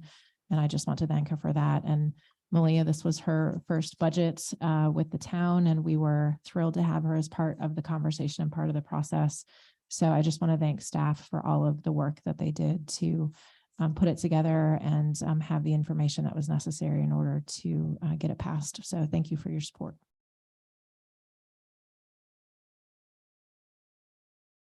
And you remained reasonably pleasant during that time period. Reasonably pleasant. All right, we're going to move on to item 18. We're going to return to a closed session that we started earlier pursuant to North Carolina General Statute 143-318-11A4 to consider economic development, and 143-318-11A5 to consider acquisition of real property. So I'll call for a motion to go in closed session as such. Second. Who's allowed to be? Do we need to? Well, planning before, so let me get that. Hold on, please. I got it. Board of Commissioners, Town Attorney, Town Manager, Assistant Town Manager, Planning Director, Parks and Recreation Director, and Town Clerk. And Corey's not. Corey was over Zoom, but I think we're gonna have to end the Zoom recording. But Okay. that's okay. His important part we got